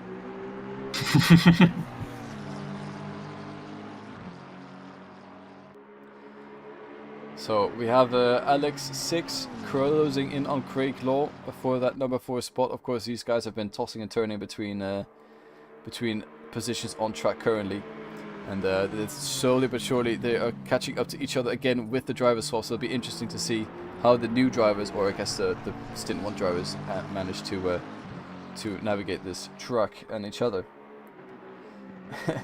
Roland say, yeah, brilliant weekend, had so much fun buying a croissant for $4. Yeah. The food was quite expensive. It was expensive. Not quite F1 weekend expensive. No. But it was a lot. Yeah, I remember buying, I think, literally a burger patty with burger bread and chips for around €11, and I was a bit like, a bit expensive. But then again, we on our last day when you guys had packed up and left, we all ate canned soup and beans. It was the most delicious canned soup, beans, and actually canned veggies we've had. It hit so different. It was just so nice to taste something green. I think that's what the conclusion we came to, which was quite nice. I did have an absolutely banging bowl of carbonara, which was made in a Parmesan cheese wheel. Oh. That was in the pits. It's in the paddocks. Yeah, that was good. Expensive. That was about €15, I think. But worth it, I would say. Yeah. Pixel in the chat saying he exceeded the fundraising targets, and big thanks to 2S Mad Lads for doing that. Decent bit of cash raised for a good cause. Yeah, so it was a joy to see 2S community coming together, as well as your friends and family, and of course completing the marathon. It was basically a very cool initiative from Forrest, and it shows the backing of the 2S community and what running a marathon does to an MF, basically. We have Roland saying he paid $3 for bread with currywurst at Dutch GP with sauce and fries. That's quite a good deal in any place. It is pretty good. F1 prices, I think fries was £6 at Silverstone when I went last year. Just on its own, a portion of fries was £6. I think a burger with fries was about 15 quid. Oi. And if you add cheese, it's an extra £2.50. Oh my god, for cheese? Yeah, for a slice of cheese, it's crazy prices. Yeah, but Silver Funnily- Series is also incredibly expensive as F1 races go. When we go to with Formula Student, when we go there, because it's a couple of weeks after, all the food booths are still set up, so we pay the exact same prices Oof. as F1 weekend as well. They don't change the prices. Nope. Oh, interesting. So it's still crazy expensive. Roland's asking, please tell me that's with including the souls. The £15. Oh yeah, you get like they had bottles of ketchup and stuff on the side, which you could just add yourself. But it's still so much money for a burger that wasn't even like it wasn't a good burger. They never are. It was just like No, it's just beef onions patty. were an extra pound, I think, and stuff. Everything was extra. I'm surprised they didn't charge you extra for bread. That's part of the £15. And oh, what's happening here? Bailey Thompson in the pit lane. What's going on? So I was keeping a mind on Victor Abramov and Bailey Thompson, as Bailey Thompson came out in P3 compared to Abramov. And here, Bailey Thompson into the pit lane with, I don't think there's too much damage. I wonder what's going on. It's we will have to bring in Dominic Illigner soon to see what's happening, but he is going all the way to the end. Is it a drive-through penalty that we missed, or no? He's parking it up in the pit lane. Had they put on the wrong set of tires? Did they forget to refuel? What's going on with them? That is a huge setback for the 2S community team. Speaking of bottles of ketchup, Bailey Thompson clearly bottled his lap. I'm very intrigued on what's happened there. Yeah, very, very interested. I think it might be a refueling issue. Not put enough in, do you think? Yeah, I think they just forgot to refuel maybe, or maybe he collected a lot of damage. His last lap was a 2:09.7, so that is the out lap of the pit. So I'm not quite sure what's going on with Bailey Thompson, but we'll have to get Dominic Illigner in to talk about that later once they fix out all their issues. Roland is saying, you probably had a freeze burger, you pay for $3 at Lidl for the whole box. Yeah. And paid 15 quid for it. Probably, yeah. But that is, that's how it is, how it goes on race weekends. Oh, I remember, I used to go to DTM with my dad at Hockenheimring and my brother. And we paid, I think, €7 for the most insane doner kebab I've ever had. I know €7 is a bit expensive for doner kebab, but it is the best doner Not too kebab bad. I've ever had. It I was also a love huge kebab. portion. Yeah, kebab's amazing. It's not exactly like great. Like what it actually isn't good, but like just something about it just tastes so good. I think it's a combination of everything. And that is so unfortunate, or not. I don't know. It depends who you are. Victor Abramov comes out right behind Bailey Thompson on track, so he almost laps Bailey Thompson, but not just quite enough to get over past Bailey Thompson to lap him. So Bailey Thompson comes out in P7, which actually bodes quite well for the rest of the grid. They're all within a lap of P2, or up until P7 at least. Oh, Bailey, no! What's going on? What have you done? What's happening? And it goes from bottle job to absolutely washed. What is going on with Bailey Thompson today? Let's So I have went from we're getting pouring a bit replay. of water out the bottle to Let's- chucking a bucket of water out. Let's have a replay of that. Oh, it just loses it over the... Oh, it's all over. It is all over for the 2S community team. Bailey Thompson, Dominic Illigner after a brilliant stint. Bailey Thompson after a brilliant first stint. Bailey Thompson comes in pit lane, changes something. I don't know what was going on. And they have completely thrown it away. It is the bottle job of the century from the 2S community team. Of course, we can say that because it's our own team. We're not going to tell anybody else that. But wow. Absolutely shocking, Bailey. I expected so much better. It was going Yeah. so well. Well, they Dom are, closed up so much I will gap. say this driver pairing is known to bottle endurance races. It might seem like we're absolutely trashing the drivers. It's okay. It's our friends. We would never do that to anyone who's competing in 2S that is not so close to us. Yeah, we talk to these people almost daily at this point. Pretty much. But the last time they did an endurance race, I like to call it the 2 minutes of Sebring. They lost. I think they were driving the Peugeot hypercar in iRacing, and it was a 12 hours of sleeping. They lost the rear wing in turn 1. Or sorry, they had an incident in turn 1, and then they lost their rear wing in turn 2. So they weren't running. It became the Peugeot car, but they were running the BMW. That's how it was. And then they decided to complete a lap, and then that was it. Dumb. And it seems their bottle jobbness has come back to bite them. It's a shame because they were doing very well. They were indeed. Again, quick proof that something can go wrong and it changes very, very quickly. Ay. Let's see, is he able to navigate this corner again without crashing? Here he comes. It's got the uphill section, left-hander. Is he going to lose it? No, he doesn't, so he can drive that corner. He was just goofing around earlier. Cold tyres caught him out, I'm guessing, after the pit. Could very well be. I'm going to... Would you mind going to ask if Dominic would be up for a little bit of an interview? You want me to ask? Yes. Yeah. Message or pop into their chat? Pop into their chat. Yeah.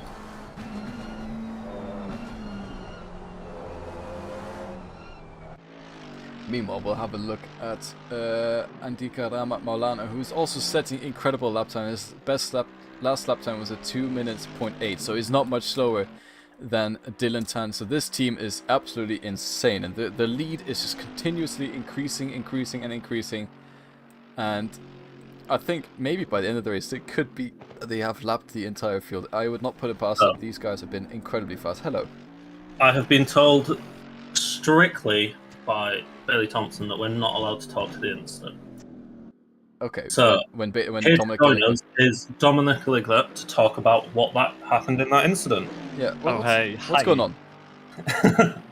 Well, at the moment we're driving, that's going on. But what happened? Well, I guess Bailey just had a lapse of concentration and broke too late and hit the grass, which made him slide and then just hit the wall very hard. Is that what the pit stop was for? Yeah. We had. Oh, we missed that. You missed our pit stop. No, we missed the pit stop. We missed the incident of why you pitted. Oh, last corner on his. I think it was either his out lap or his second lap of the stint. So very early. But yeah, like I said, it was just loss of concentration for a moment. He just broke a little bit too late, hit the grass, and then spun into hit the wall. We had like 13 or so seconds of damage before the crash, and after that we had a minute. Suspension damage possibly, and yeah, we were just, the car was just in shambles, I could say. Yeah, that's a real shame. Yeah, it is what it is, though. I mean, we drive on, we carry on, drive the race. There's still a lot. There is still some time to gain. Yeah, I mean the guys in front, they were a little bit slower than us. But I don't know if we can catch up. Yeah, I mean, at the moment I can see you've got quite a big gap to the guys in front. So it'll be a big ask to get ahead. And when I say quite a big gap, I mean half a lap a gap. Yeah. But looking at the lap times, though, I think everyone apart from the first two is like at least a second per lap slower than us, or like around a second a lap. So there's still some time to gain, or some places to gain. Over the course of the next hour and 40 minutes. Yeah, I mean, that's a lot of time still. Yeah, definitely. I mean, how many laps is that? That's 40, 50-ish. So Dom, talk us through your stint. It was pretty much flawless, wasn't it? Pretty much, yeah. Actually, very consistent, which I liked. It didn't hit the wall too often, like a couple of times, but I didn't add too much damage to the car. I had that one. I don't know if you saw that. We caught up to what was then P2. We caught up to them very quickly. He lunged into the chase and just overshot. So that was spicy, and I think also the Ferrari, the 417 car, was on my rear, in my gearbox basically for like a few laps as well. But other than that, nothing really happened. It was pretty much flawless, as you said. and I'm pretty happy with this and how it went. Yeah, we did catch that overtake attempt where you overshot it. We're sort of like, oh my god, what's Dom doing? Yeah. So, do you want to quickly talk us through what happened with the second incident of Bailey Thompson? What second incident? I'm sorry. The one where he bottled it into turn 3? Oh, you mean on race start? No, the one that just happened. Oh no. About What just 10 happened? minutes, 5 minutes ago, so. Oh, Before you popped in here. Oh, that one. Okay. I guess. Yeah. I guess just cold tires and ACC physics being weird or something. He just lost it out for no reason. I think. That's so real. Yeah. He was actually worried because the guy behind was a lap or was about to lap us. We weren't sure if we were to get the penalty if we just drive away, but Well, I guess it he sort of lost fixed it. itself. Yeah, it fixed itself, so no penalty for us. But yeah, no, like I said, another like mind driver ever, and usually doesn't happen to him. Yeah, no, Bailey has a 1 and 2 as championship. We've seen him drive before. It's not Yeah. normal. But I can imagine the mood in that cockpit at the moment is not the happiest of moods. It's a little bit down maybe, but I think he's obviously he's still driving, he's still fast. He did a 201.1 still. We just drive our race now, see where we end up in the end. We kind of lost our chance to finish second place at least. But yeah, now it's just driving on our own basically until we hit the car and then try to overtake them as quickly as we can, and then just go on. Yeah. Yeah. And also, I mean, if you finish the race, there will be coupons available to be won in. Yeah. So. True. We So there's still gotta something do to that. drive for. There is, yeah. A coupon for a team or for a driver of a team? I believe it. I'm not actually sure, to be honest. I believe it will be given to a team, and then said team has to Choose a decide driver? who gets it. Yeah. Okay. I mean, that makes sense. Yeah. When we were looking earlier at what Coach Dave dealt with, it's actually quite cool. It's like a dashboard that gives you a bunch of training tools and setups, and it's basically a Motec data as well. You can compare your lap times. There's a bunch of things you can do to get better at and analyze your driving data. It's quite cool. Give it a try, yeah, for sure. Yeah. Sounds good. Another thing. Mm-hmm. As I just saw, Mulana gets a little bit sideways on the downhill. So what you mentioned you've seen Dylan Tan drive before. Have you seen his teammate drive before? Did I see him drive before? This maybe Tan Bailey guy, did. I don't know. I think he so. did. I haven't seen him before, but he's rapid. But Maluna, butchered his name. I'm sorry. He seems to be quick as well. I mean, he's doing our pace, a little bit faster even. So he seems to be a very quick guy as well. Not as quick as his teammate, but I mean, when you're doing low 2-minute flats race pace, you're quite the alien. There's not many people that are on the same pace as that. Yeah, to match that, you must be an alien too. No, he seems to be quick as well, and I think they deserve the win definitely. Unless, I mean, the only thing that could stop them now is a crash, which doesn't seem to happen for them. Which is, I mean, that's what you have to do to win. Both of them driving very consistently. Yeah. I mean, we've seen the fastest laps pop in on our first, and we were baffled. Actually, we were stunned. We were pretty shocked as well in the qualifying session. We were like, oh, no way he goes quick, and he goes quicker. We're like, quite shocked. And I looked at his onboard basically. I followed him through his fastest lap. It looked so easy when he drove, like so consistent, so easy. So I don't know, effortless basically. But yeah. This is coming from 3x 2S champion, everyone. 4 times, sorry. 4 times. Oh, 4. I think it's 4 times actually. Yeah. Okay. Well, I'm sorry, I missed one. I've lost count. You've won too much. I think I have 4. I'm actually not sure now, but I think I have 4. I'm pretty sure it's 4 as well. Thank you. I believe I said 3 earlier, but I believe it's 4. Yeah. Yeah. Me and Sam should be tied.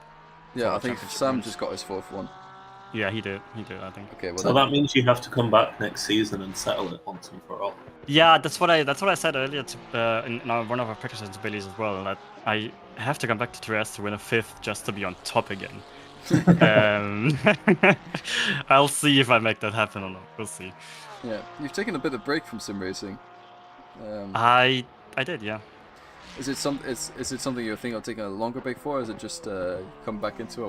What's your plan? I actually don't really have a plan. I took a break after the Sebring race, which didn't go too well. I'd say it that way. Yeah. After that, I just played with a friend of mine some like survival games and stuff. Just enjoyed that.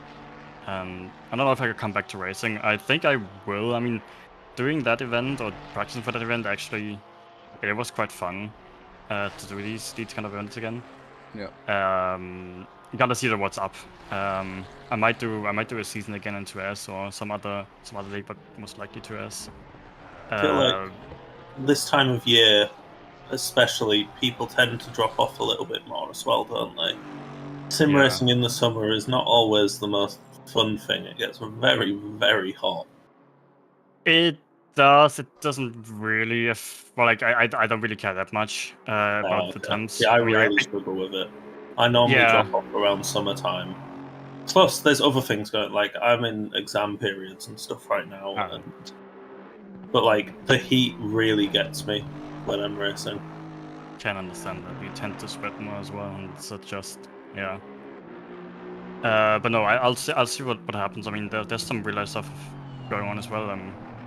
I'll have to see what what the future brings. But yeah, it's not out of question though. Okay, that's good to know. Something else we wanted to ask you, we will ask Beta as well. What is your dream car garage? Realistic and unrealistic? So realistic is like what you could possibly get as cars, and unrealistic being whatever your fantasy allows you.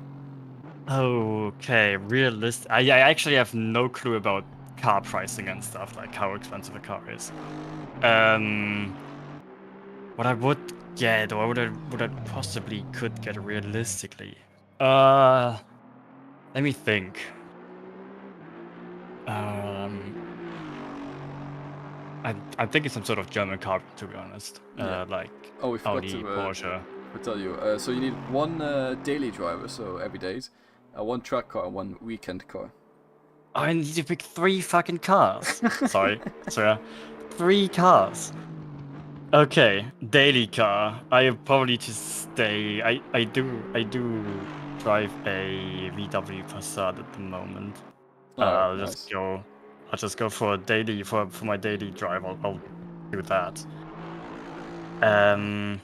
Weekend car you said, and what was the other thing? Track car. Track car. Okay. But realistically, you Jesus. Weekend car.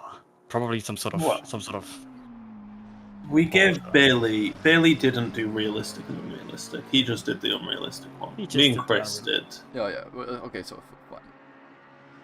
Yeah. Let's do unrealistic then, if it's prices or maybe a bit more fun.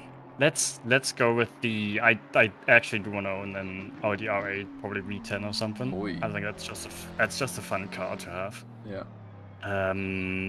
Not as daily car probably, but like a weekend car. Yeah. Most likely. Race car, I'll probably go with. Should I go Audi as well? No. Yeah, you can. I could, but I do enjoy the McLaren as a race car. Actually, it's a fun car to drive. Not the greatest car apparently anymore in the game at least, but fun to drive anyway. Daily unrealistic car. Let's go with. I don't care really. Let's go with. I'm actually thinking something like Bugatti or something. As a daily car, why not? Why the hell not? There you Why go. the hell not? Let's go for it. Yeah, cool. I like Andrew Tate. So a Bugatti, an Audi R8, and a McLaren 720S race edition. That is your dream garage. That's a cool garage. I think it's okay, yeah. Oh, I think I want to change my track car. Okay. Fine. For the Yeah. unrealistic, and it's very unrealistic because it doesn't actually exist. Oh. Is But it the Mazda Fiero, Oh. the one that Okay. Top Gear set on fire, I don't know which one you're on about, but okay. it's a concept track car that Mazda made, and they were going to make it into production, and then Top Gear took it for a test track, and it set on fire. Okay. Oh. That sounds very Top Gear, to be honest. And then they never went any further with it. Oh. That's kind But of unfortunate. it looks awesome. I'll have to search it up. I should probably too. But anyways, thank you for joining us, Dom. You got to get back to Yeah, no worries. your teammate. Yep. Give him a little bit of motivation to complete his stint. And Mhm. Hopefully, it looks like you guys are slowly but surely catching some traffic. So hopefully, it will be a bit more interesting at the last bit of the race for you. Yeah, let's see. We'll try our best. Alright. Have fun. Yep, thanks for having me.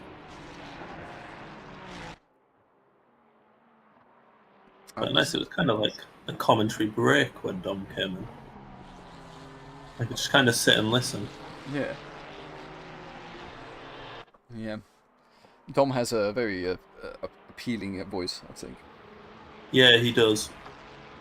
I think Ben, who joined us earlier, Ben has a great podcast He has voice. a brilliant radio voice. A really good podcast radio voice, for sure. It's just soothing to listen to. Yeah. And a good accent as well, to be honest. Yeah, it's very understandable. Yeah. I think yours is as well, though. Well, I remember when you called me the man with no accent. Yeah, Which, fair enough. You can't really pinpoint because I'm not British, you can tell that, but I'm also, you can't really tell where else I'm from. because you've gone through basically a British education system, but in a In a foreign not country. British country. Yeah. And It's then I take to the accent of people around me as well.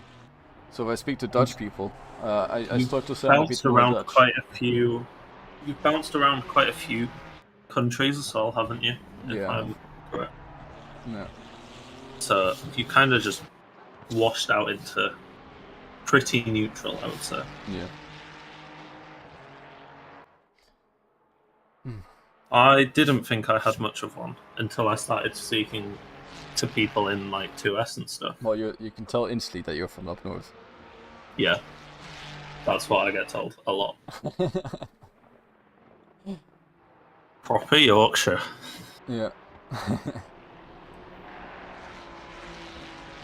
Anyways, it seems like the Tempest, Sean Tempest, is closing in on Victor Abramov in front. Of course, these drivers were competing at the very beginning of the race before Sean Tempest got caught up in a few accidents, and now it seems like he is trying to unlap himself from Victor Abramov ahead. Of course, that is allowed to happen, but you just have to do it in a bit more of a careful pace compared to the guy ahead. If it's an incident does happen, it will be more blamed on you, unless it is, of course, something on purpose happens with the driver ahead of you. But it's interesting to see that Sean Tempest is slowly but surely, even with the woes at the beginning, moving up the grid. Yeah, I'm really struggling, by the way, to see the car in front of Sean Tempest. Which car is that?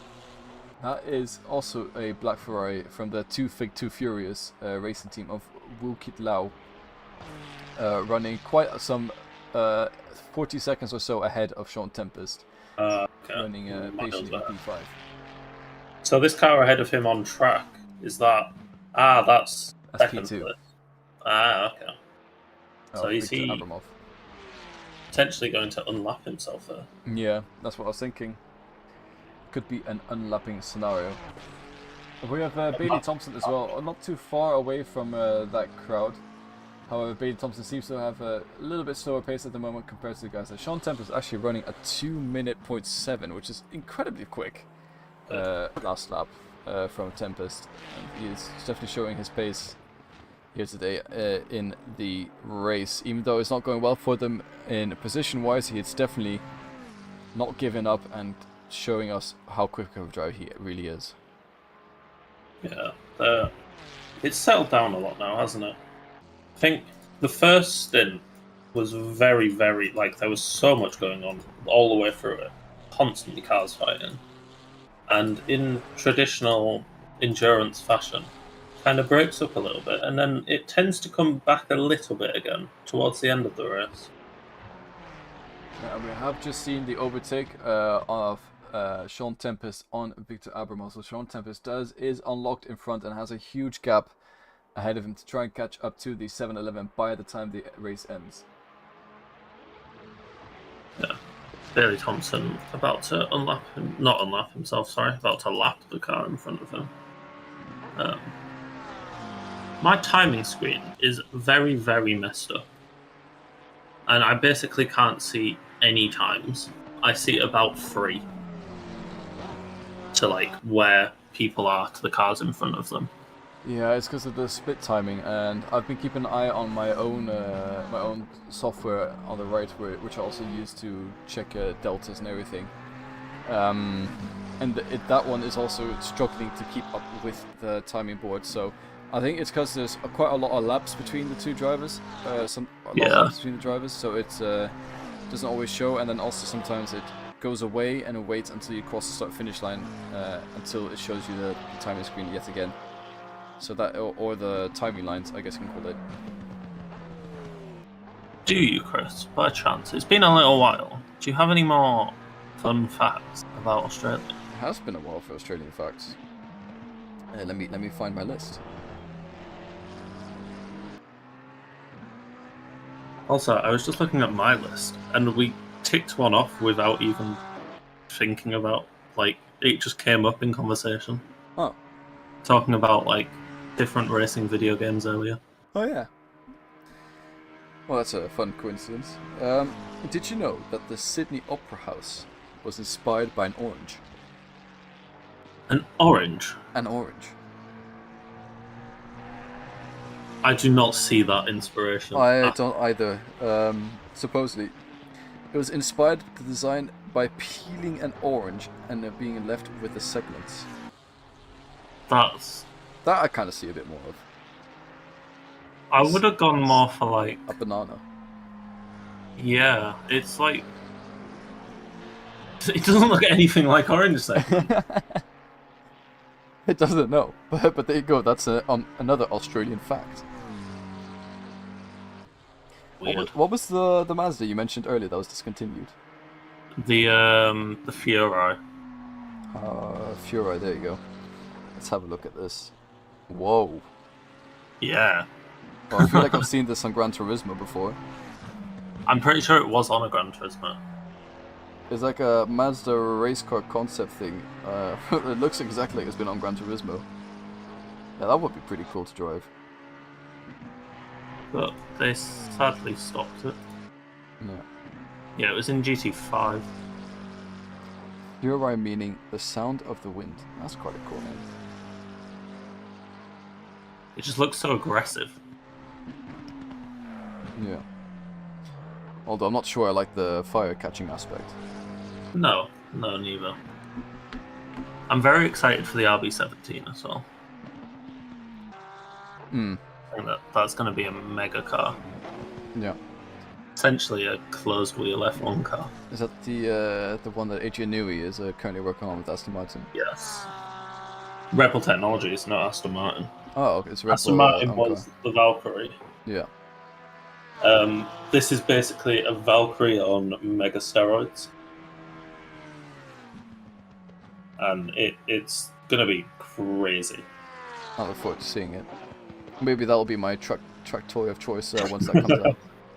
It's barely track legal, is how nutty it is.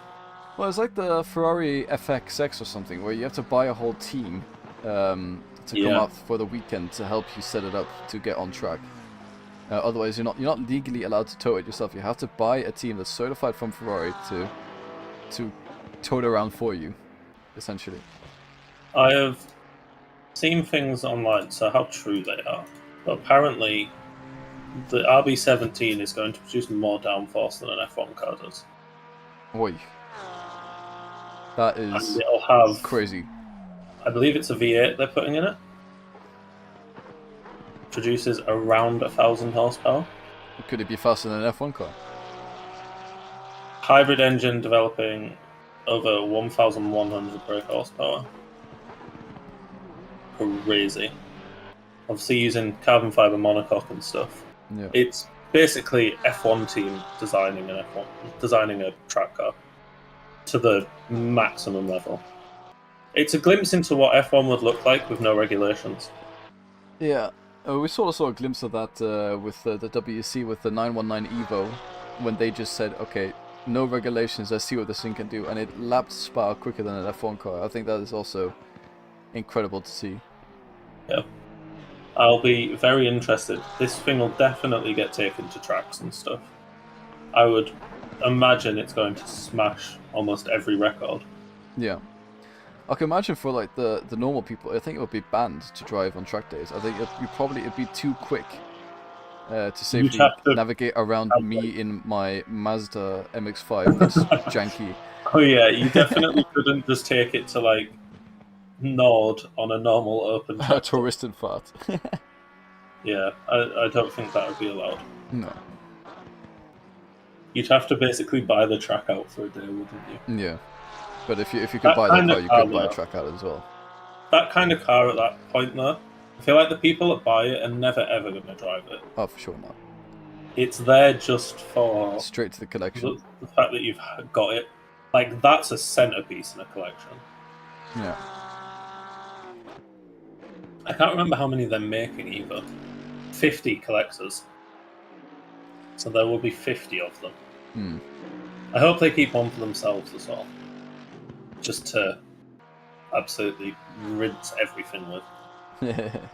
Well, knowing the Red Bull marketing team, they will definitely come up with some crazy ideas. They've got an insane marketing team. It's like Red Bull themselves are they're like stunt company basically, aren't they? They got their like toes in all sorts of extreme sports and stuff. A lot of things like snowboarding and like absolutely crazy stunts. It's a cool company. Oh, for sure. Oh, Billy Thompson has just oh my god! The wall. He's done it again. Let's have a look at the replay. We're going on board with Bailey Thompson. Let's see what happens with this driver going into the downhill section. So he clips the curb. All fine, all fine. Under braking cars. Oh, he clips the inside wall before the turn. That is a very rare mistake from Bailey Thompson. Also a rare mistake from Bathurst in general. That huge incident for Bailey Thompson. And it just gets from bad to worse for the 2S community team. And they can't quite get away with doing their driver swap yet for the last stint. With the max stint time being 65 minutes, they can't quite get away with it. What they could do is they could actually send Dominic Illigner in the pits, and then towards the end of his stint just do a drive-through. Yes. They feel like that is quicker. It probably would be quicker, to be honest, to do that rather than having to do a whole nother pit stop. I'd imagine so. That car looks a handful now, though. I can guarantee you the steering is not straight. Yeah, it is indeed not straight. And into the pit. Oh, it's very not great. Oh my god. He somehow managed to keep it out the walls for the continuation of the lap, but that is not into the stable. Pretty well, though. Yeah. Well handled, all things considered. He's really struggling. Oh my days. That car's not enjoying it. He is having a bad day. A bad day at the office for Bailey Thompson, but I think Dominic Illigner is about to come in. But anyways, it can't get any worse than it is, pretty much. They're going to run the laps to the end, enjoy the rest of the race they can, and then just, just enjoy the fact that they're driving Bathurst. Which I think that leads on to another fun fact. I agree. Did you know if you visit one new beach every day in Australia, it would take 27 years to see all of them? Wow. It's such a big country. It's a beach. Well, if you think about it, there's one massive beach around the whole country. If you think about Yeah. Also, it'd take a year. it. 27 years if you visit a new beach every single day. That's crazy. That's so many. I'm feeling like I'm in a facts mood. I'm gonna send in another one just right now. Each Oh, year, quick fire. Brisbane hosts the World Championships of Cockroach Racing. Cockroach racing. Cockroach Racing. That is wild. Do you reckon they do it at Bathurst? Reckon they like have like a miniature track? A Scale cockroach plan. scale. Quickest cockroach can do a 158.6 around the Bathurst track. They said that. 158.6 is amateur hours for cockroaches. Feel like, did you ever have hex bugs when you were young? Oh yeah, I did. I had the Hexbox Nanos, I think they're called. Yeah, it'd be like that. I didn't have many. I think I had the spider one, which had sensors or something on the front, and then I just had the I didn't standard have one. too many. I don't really remember. Also, there was like I had a hamster that like had wheels on it as well. It was just roll around and Yeah, like a hamster. I forget what it's called. I know what you mean, and I can't remember the name at all. I remember them being really cute.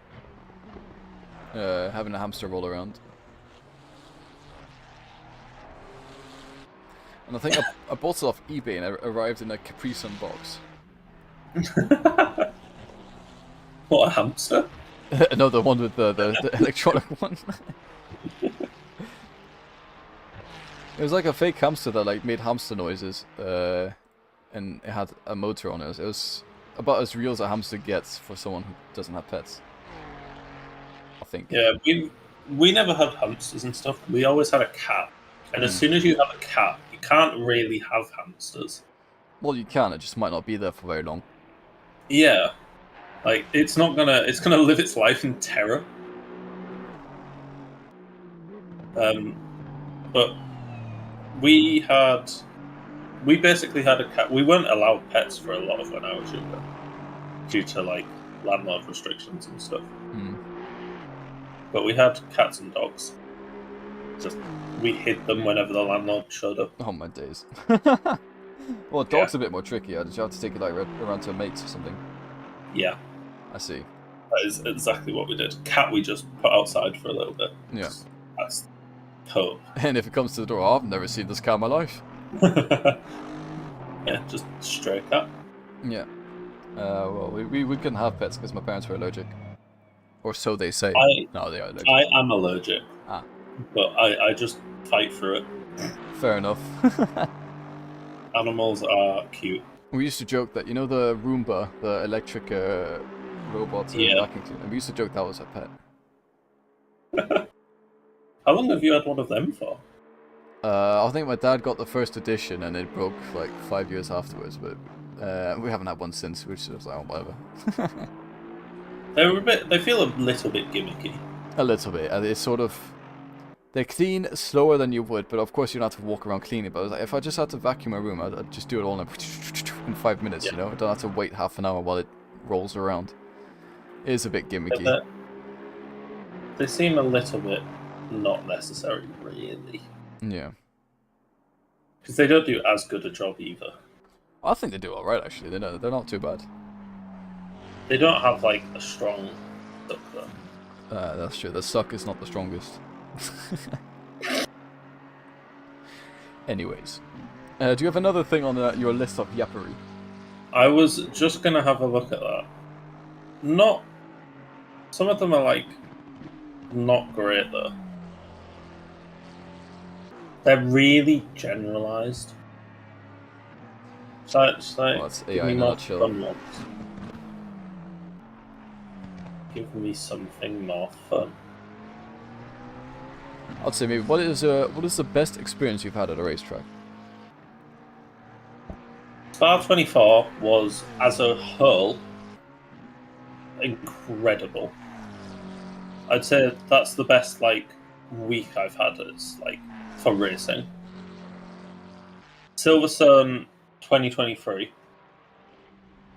when Norris nearly got pole on the Saturday, and then he took the lead of the race for about 20 laps. Silverstone, when a British driver is in the lead, especially Norris, was absolutely mental. Just the atmosphere was crazy. I haven't been to that many races. I went to 2021 Silverstone and 2023 Silverstone and Spa. And that's basically all I've been to so far. Racing for a long time was always unachievable for our family when I was growing up. Because races cost quite a lot of money to go for. And we're quite a big family. There was 5 of us in the house at all time. So that's like, you can't just one of you go. You have to all go. So it's really expensive. We were talking to a family at Silverstone last year, and they said they have to alternate going to Silverstone and going on holiday every year. Wow. It's like they spend $3,500 on just tickets alone. Yeah, but that's also insane.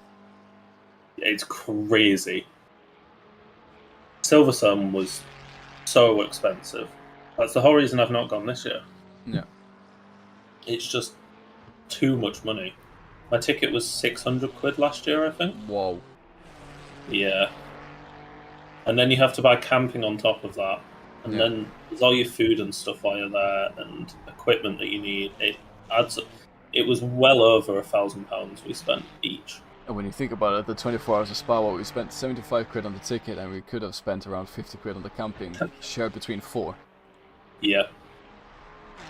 It was so much cheaper. And as an experience, better. Yeah. We have to do the 24 hours of Nordschleife next. That'd be good. One that's the always... good thing about Spa, though, is that you can just about walk it in a day. That's true. Yeah. Without getting shattered. You can't do that with... No. No. I think Nordschleife, you choose your car. I think you have to be close to the GP Strecke, as they call it, because that's where the paddocks are, and that's probably where most of the action happens. I can imagine around the track it's just campsites, and that's it. Yeah. And you'd have to drive to and from your own campsite and where the action happens. So I can imagine the Nordschleife will be a bit of a different experience. So you don't get to see as much of the track compared to at Spa. Because at Spa, well, we spent a lot of time around Eau Rouge and then down into the turn 1, and then we also spent a lot. I remember we watched the last 2 hours of the race on the exit of bus stop, and we walked around the whole track, and we did go-karting while the race was on. Yeah, that was crazy. That was really fun. That was the most fun go-karting I've ever had. Yeah, it was the most scary go-karting I've ever had. Yeah, you were tipping all over the place. Yeah, I was literally two-wheeling. Terrifying. Yeah. I was surprised by the pace difference, because we're all sim racers, but the pace difference in go-karting was huge. I think I was the slowest. Which, fair enough, if you're tipping. Also the heaviest. Yeah. The tipping was due to me being so tall, it really threw off the centre of gravity of the car. Yeah. So, every time I tried going around the corner as quick as you guys did, it just two-wheel. Yeah. Which is a very scary feeling. But I think I was the slowest, and that was 7 seconds off. Yeah, I remember Ben won. I came second, and I think... what's his name? Not Holden, but the other guy who came. Oh... I can't remember who it was. I have the face in my head perfectly, but I can't remember his name. Yeah, same. I think it was a friend of Roland or something. But anyways, he came third, and I remember my brother came fourth. But that was the most... I think it's the quickest karts I've ever driven, and the track was also they were fun. It was very fun. It was a good mix of, like, top speed and, like, quick corners and stuff. Yeah. Yeah, it was also fun racing with a bunch of guys I raced with before and on the sim, and then suddenly race them on track. It was a good session, and we had... it was also cool, we were the only guys on track, like everyone... Well, I say only guys, we were like 11, 12 people or something. Yeah, there was a lot of us, but it was all people, we knew everybody. Yeah. I want to do Spa again. it's just since they've changed, since F1 have grabbed the end of July weekend, they're now doing it at the end of June, and it just doesn't fit with people's timetables very well anymore. No, I think a lot of people were still at uni as well, and now people are getting jobs. So the people with jobs, that's fine, they can fit it in. But a lot of people are still at uni, and exam season's just in June. Always exam seasons as well. Like, you just can't miss exams. Which is unfortunate, but I'm confused. Hmm? Bailey Thompson just pit. And I was like, oh, they must be doing their driver change. it says Dominic Gilligan. Oh, mine has just not updated. I agree. It says on the overall it says Bailey Thompson, but on the driver itself it says Dominic Gilligan. Oh yeah, never mind. Yeah, ignore me. Let's go and pop it on for a fine. little bit. Yeah, I would say, but another bucket list race for me is 24 Hours of Le Mans. I was just about to say that. That is something I want to do really want to do, but I think I want to do it so much. Sorry? I want to do a road trip, so I want to drive from the UK over. Oh yeah, that'll be fun. About 10 hours. Wow. So it's not that bad. Oh, Dominic! Oh, I just managed to keep it under control. I thought that car was going straight into the wall. I think that Le Mans would be very, very fun. But I think Le Mans is something I'd like to do with my dad and my brother, because we used to go to DTM when we were like 15, 16, 17. Yeah. And I think my favourite DTM race was 2018 Hockenheim. It was, I think, Gary Paffett and Timo Glock racing for the lead and tussling between positions for like half the race, and then the final lap they managed to I think it was Paffett who overtook and won the race that day. But it was incredible battle, and the atmosphere was insane with all this battling going on. Yeah. Is Glock still racing? I don't know. I think he's commentating RTL Germany, but I'm not sure if he's racing anymore. Yeah. He will live on in F1 history forever. Is that Glock? It indeed was He is Glock. the reason Lewis Hamilton won 2008 Well, World Championship. I'd say there's multiple, many other reasons, but I think also Timo Glock and his teammates, I can't remember his teammate, they did not pit when the rain came out. They took a gamble with their positions, and because of that, Glock came ahead of Lewis Hamilton in the pits. Glock actually finished 2 positions ahead of what he would have had he pitted. So for Glock, the strategy worked out, which is why people, but don't Glock did it on purpose like this. No, he didn't do it on purpose. Definitely didn't do it on purpose. It was just a lot of excitement added to the end of the race that sort of was added by Glock not pitting. Had he pitted, no one would have batted an eyelid. So realistically, if Massa wanted to win, he should have done better in Singapore. Oh, his team shouldn't have messed up his pit stop. Yeah. Granted, that Singapore race was kooky. Interesting. And also Silverstone, where he decided to become a fidget spinner. Yeah. Like, he had the opportunity to win that season. They're still fighting the legal battle, though. I know, I saw that. Which is crazy. After what is now like 16 years. Yeah. Just let it go. Well, I think if you can get money out of it, I think I understand why, but there's no way they're getting the title revoked. Well, if you're doing it for money, fair enough, but I feel like he does genuinely think that, like, he was wrongly... Their whole backing for it is saying, like, oh, the Singapore race should be, like, nullified, which would then make him champion. Yeah. They're saying it should be, like, the results for it should be taken off because of Crashgate. Crashgate is ridiculous, by the way. Yeah. Obviously, it definitely happened before that, but never that obvious. Yeah. It was never quite as, like... Flavio Briatore got banned from the paddock. It was meant to be for life, wasn't it? And then I believe it got... He is allowed back now, I believe. Yeah. Yeah. But F1 Did you see? I won't say anything because I don't want to spoil it in case people have been I watching did us see and who not. got pole position. Yeah. I guess enough said about that. Yeah. But anyways, we are gonna go on board with Andika Rama Maulana. We are gonna take a little bit of a break, and we'll be back with you guys shortly. So it's the last final hour of the race. We are slowly but surely getting to the conclusion of our first endurance race. It's been an absolute joy so far to talk sort of a podcast style endurance race, and also for everyone who's been taking part in the commentary and also on the track. We're getting into our final minutes, final hour now, and it's slowly but surely wrapping up. And I can't wait to see what the last 50 or so minutes have in store for us. But before that, we'll take a break. See you guys in a bit.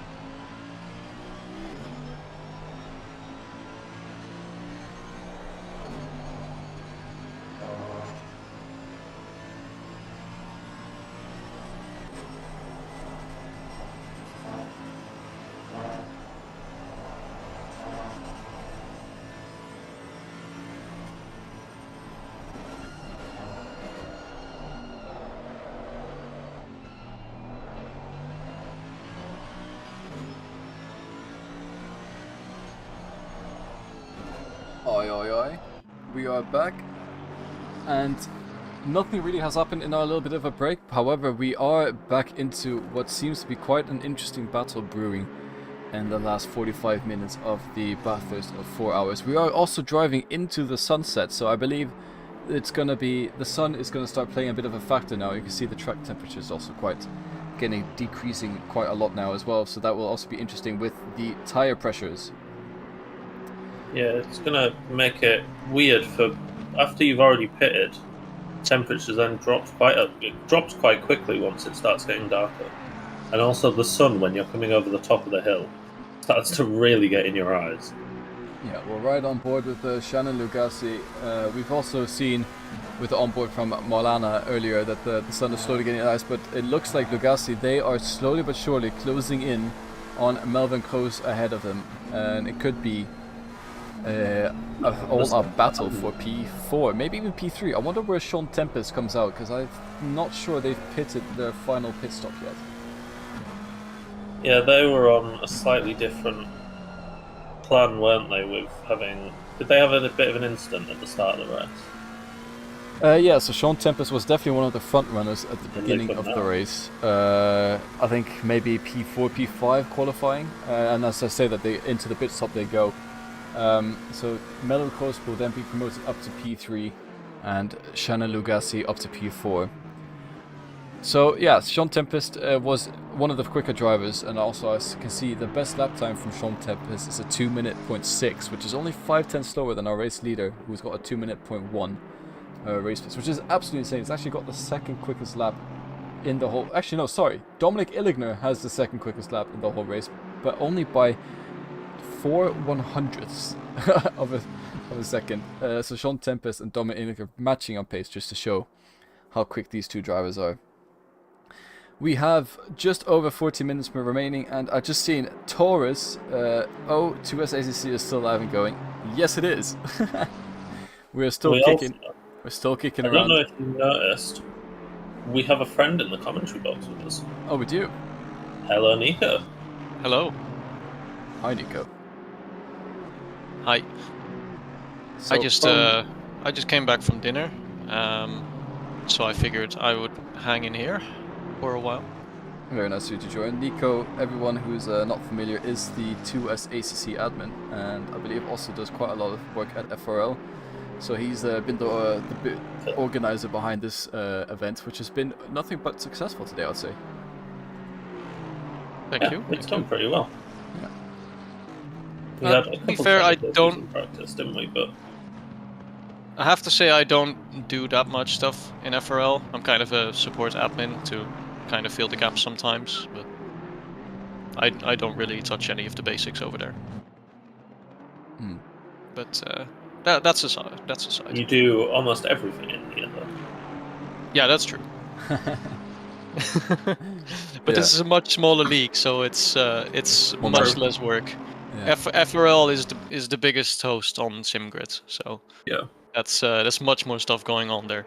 Yeah. Yeah, so we only we only run one series. We used to run F1 as well, but as that game died out, we decided to stop using F1, and then the only league racing we still have left at 2S is the ACC League, which we just finished season 16, and now our very first endurance race, which Marius, if you're in chat still, do you remember we spoke about this when you were still in the community team, which was a very long time ago. It's good to see a familiar face again.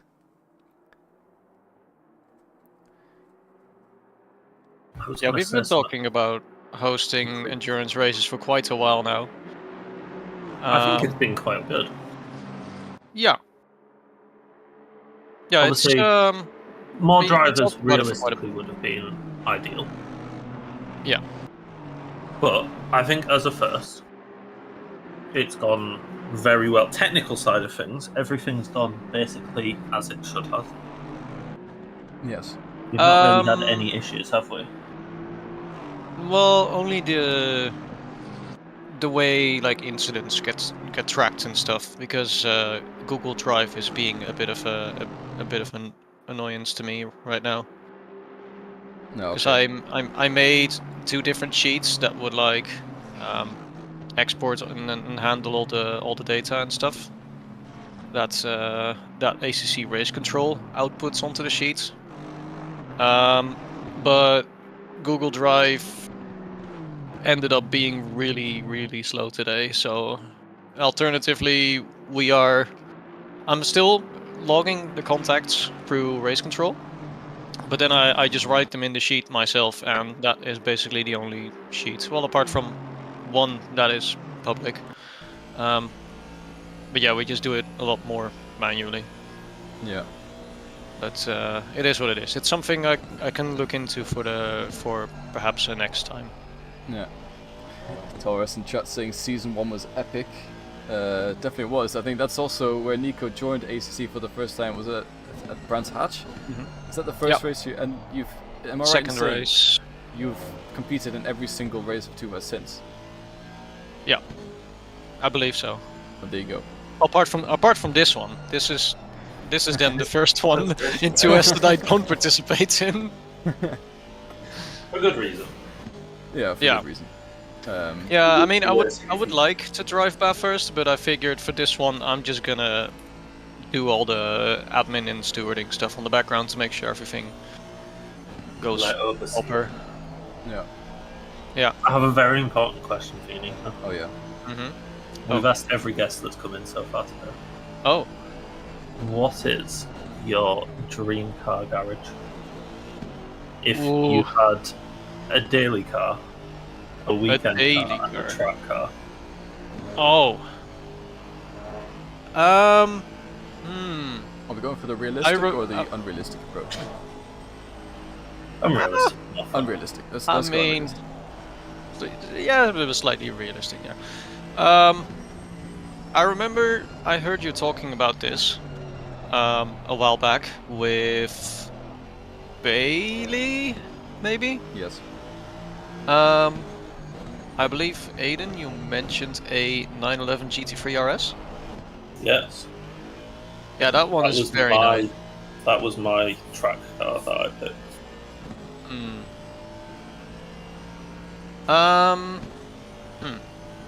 Yeah, hard to say. I think for track car, probably the GT3 RS. Because that's just an amazing car. It's a very good pick.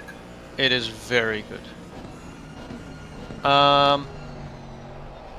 Daily car, I think. Maybe an Audi A series. Not an RS.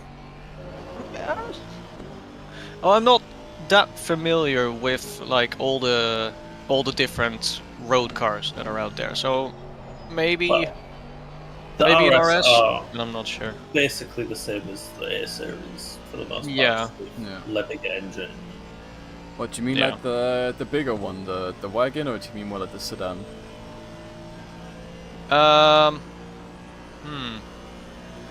With the hatchback. That is a tough one.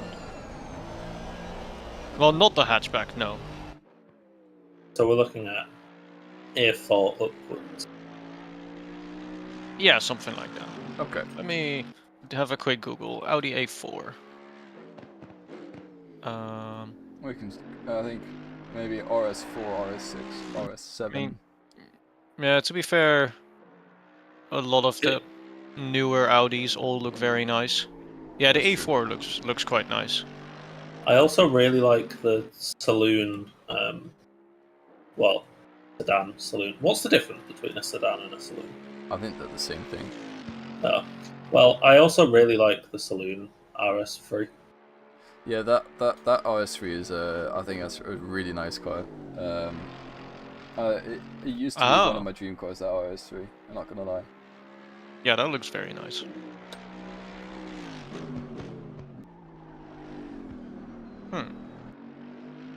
So, are we going that for daily? Was it the A4? Or the RS4? Is there an RS4? I feel like everyone skips RS4 and talks about the RS5 and 6. There is an RS4, but I think it's just because it's just a lower engined RS6 really. So. Well, I have to say the RS5 looks very good. I agree. The RS5 is a very nice looking car. Yes, it is. Yeah. I'll go with the RS5. All right, cool. So RS5 Daily, 911 GT3 RS track car, Yeah. and then finally, what is your weekend car then? Weekend car. So let's say you want to take That's a trip like to the beach. that's like something you can just cruise in. Yeah, you want to take a trip to the beach. You want to bring your girlfriend to a restaurant, stuff like that. Like, which car would you bring to be a bit more luxurious? Well, compared to RS5 is a bit difficult, but Yeah. and also enjoy like the B road drives and stuff like that. Just enjoy a nice sunny day out driving your car.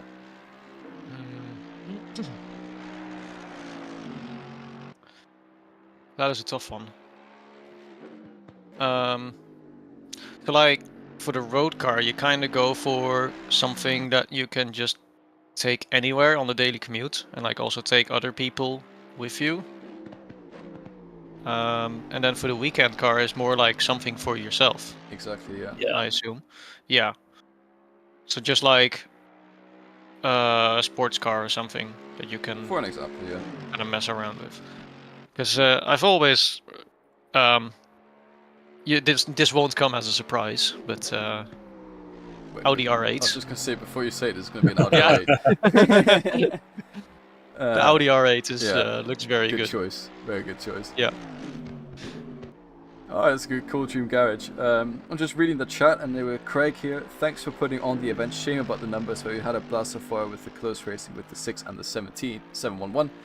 I'll say, Craig, don't worry about the numbers. It is what it is. It is, of course, a busy weekend in sim racing and other commitments along the race. But it's been absolutely amazing having you with us. It's been great seeing your team, Heart of Racing, driving today to us. And it's been a pleasure having you guys on track as well. You've given us quite a lot of entertainment to talk about, so thank you for that. And then also see Marius in chat saying, time has come where people talk about real cars instead of sim racing. Yeah, we have grown up a bit, Marius, since you last talked to us, and yeah, that is a nature of life. Everyone is adulting now. Yeah. I think that's happened a lot in sim racing recently, hasn't it? Because the peak for sim racing was lockdown. Yeah, I'd say that, yeah. Yes. 2020, 2021 Absolutely. kind of time. And that's at least when Yeah, it that's boomed. when 22 we as well. Yeah, But, like- 2020 is when we started ACC racing, and it went quite well at the start, especially considering we didn't run our league on a SimGrid-like platform yet. SimGrid came in quite late. I think it was like season 8, season 9 or something like that. Season 13 was, I believe, the first one. Oh, season 13. No, season Or was it 11. 11? Yeah, 11 was the first. Yeah, Was I'd the say first we 'cause did on SimGrid. I was the admin for 2S for quite a long time, and then I handed it over to you, and then you brought it to SimGrid. I think that's how it... Yeah, but we kept it going on like through Discord Yeah, of for course. quite a while still. Yeah. I think it was you and Sam main admin up until like season 6, 7. I'm not Yeah. sure. I don't know when that changed actually. I know the Don't date really when it changed, remember. but I don't remember the season. Yeah. What? Wait, you remember the day? Okay, not the date, but I remember roughly whereabouts of the year it was. Oh, so when was it then? It was when I started my job. Ah, That's good to keep track of it. I think so. That was October 23. No, 24, 22, 22. Yeah. October 22. October 22. Let's have a look at the archive then. Was my October first 22. year. Is that season? Yeah, that October 22. That is like midway through season 10. All right, that sounds about. Oh, I think I'd already handed it over a little bit before then. Well, around that time, Maybe. season 9, 10ish, you took over. Yeah, perhaps. Yeah, but it's taking a good direction, I'd say. It's difficult to get numbers nowadays, and that's not just for us, Yeah, it's for that's- any league. Yeah, I think it's sim racing it's kind of going back down to not quite the levels that it was before, but people that started it in lockdown and stuff. They're It's all definitely there's a lot going- going on in people's lives now. Yeah. Whereas in lockdown it was quite popular, especially with the F1 drivers Yeah. doing the live streams and stuff. So That sim racing got made it very massive. popular The then. whole F1 esports thing made it Yeah, crazy popular. yeah, but it And the has. likes of people like Jimmy Broadbent and stuff on YouTube, Yeah, Yeah, he exploded. yeah, they've at that definitely time. blown up. crazy growth. Yeah. Yeah, but it has over the past year or so, I'd say, it has gone back down to being more of a niche than Yeah, a full-on genre in gaming. I think personal experience wise, obviously I was like 15, 16 around lockdown time. That's when I got into sim racing. And now I'm at uni and stuff, and like it just comes very quickly at you, and kind of lose track of time on when you're able to do things like sim racing. Yeah. Yeah. See, I started sim racing now. Well, I mean, I'd always done sim racing for fun on like the PS4 with a TV monitor sat 10 meters away from it, you know, sort of thing. Oh yeah, I'd done it like that for a while, I did like that with a when I was really old steering yeah, wheel. 14, 15, and then 16. I think yeah, between 14 and I mean, again, it was on off. It wasn't every day. It was like once every other month, sort of thing. And then I started properly at uni to sim race. So it's always been in my uni schedule to have sim racing. Mhm. But definitely in the last 2 years, I struggle to find the time, especially now that exams start to mean more and more and more. Because the first year was just like, oh, okay, whatever, just get through it. But now I'm in my 4th year, and it's a bit more. It means a lot more to pass now because I've been through it so long. That if I was Yep. to fail, it'd feel like much more of a setback compared to in the first year, for example. Mhm. I think also there's a lot of people that started or in the beginning of uni, now they're at the end of uni and also getting into jobs, having interviews, getting into new routines, and it's just sort of reaching a new milestone in their life, and it's hard to balance hobbies like sim racing because it does take up quite a lot of time to continue that. Because it's a hobby that it requires quite a lot of work. Like you have to put in a lot of time in it as well to get something out of it. It's like, well, not to get something out of it, but like to feel really rewarded with it. Yeah. You have to really practice and stuff. Yeah, and I'll say the only race win I've ever gotten in my life, competitive, was in a real life go-karting race. To give some perspective. And not just like a go-karting race where you go with your friends, but like an actual properly organized go-karting race with an organizer and proper drivers showing up, that sort of thing. That's the only time I've ever got a race win in my life. And I'd say the rewarding feeling I got from that, it was kind of... it was like happiness that, okay, so my 4 years of being mediocre at sim racing wasn't like too shabby. But it wasn't the feeling I was expecting. It wasn't like the incredible rush of, yes, I won this. It was sort of like, oh, cool. But then again, that was my experience. I don't know, Nico, you've won a few 2S races. You also won a championship. How was that for you? Should have won too. Shut up. No, it's alright. Yeah, it was quite an interesting feeling because it was season. Ooh, I keep Season a forgetting. while Was it ago. was it season 8 or 9? Something It like was that. one of those two. I just need to have a look at my. The season role you in won was Discord. 9, I believe. It was 9. Yes. And had it not been for a drive-through mistake Yes, last we know Monday. that. Anyways. Anyway.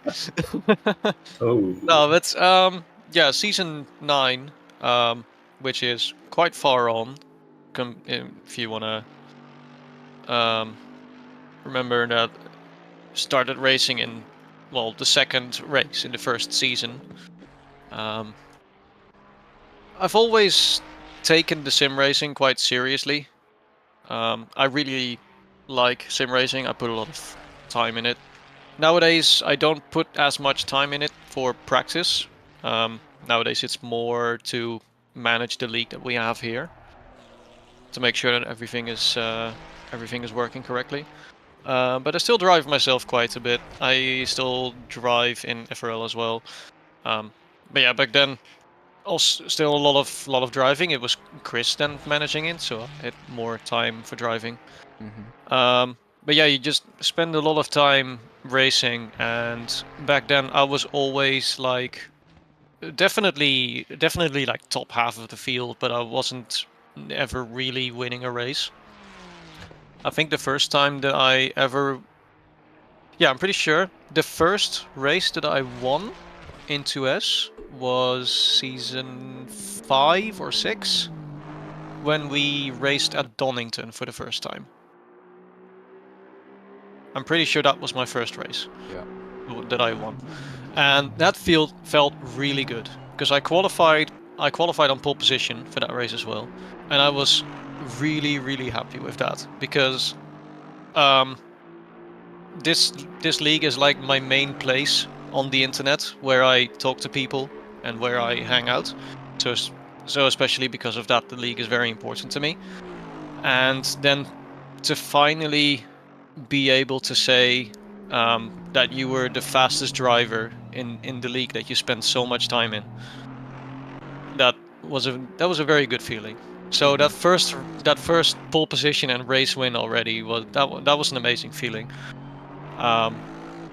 Then of course, as it happens more, it didn't happen that many times, that like shortly afterwards, but still like over time, as it happens a few more times, that feeling like fades a little bit because it happened before, you know.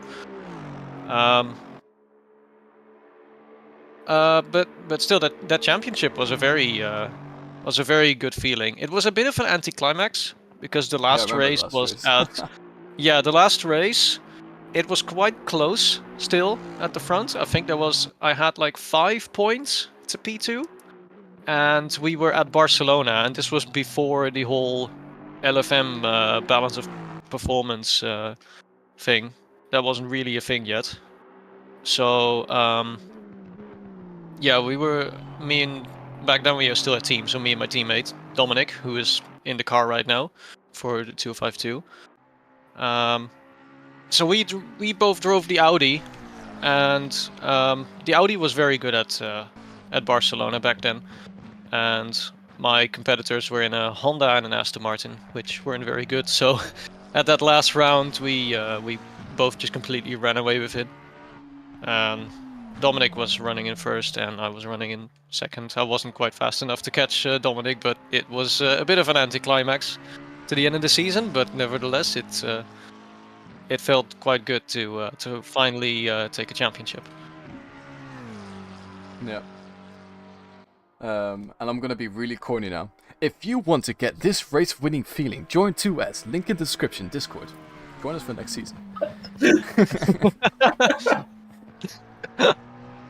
All right. Yes. Chris going back to his advertising days, though. Yeah. Yeah, no, that's a very good point. And did you feel like the second, like the chance you had this time around, did you feel as devastated as you thought you would have, or was it sort of okay, whatever? More so the second one. It was like the drive-through happened, and then I was like, it is what it is, I guess. Yeah.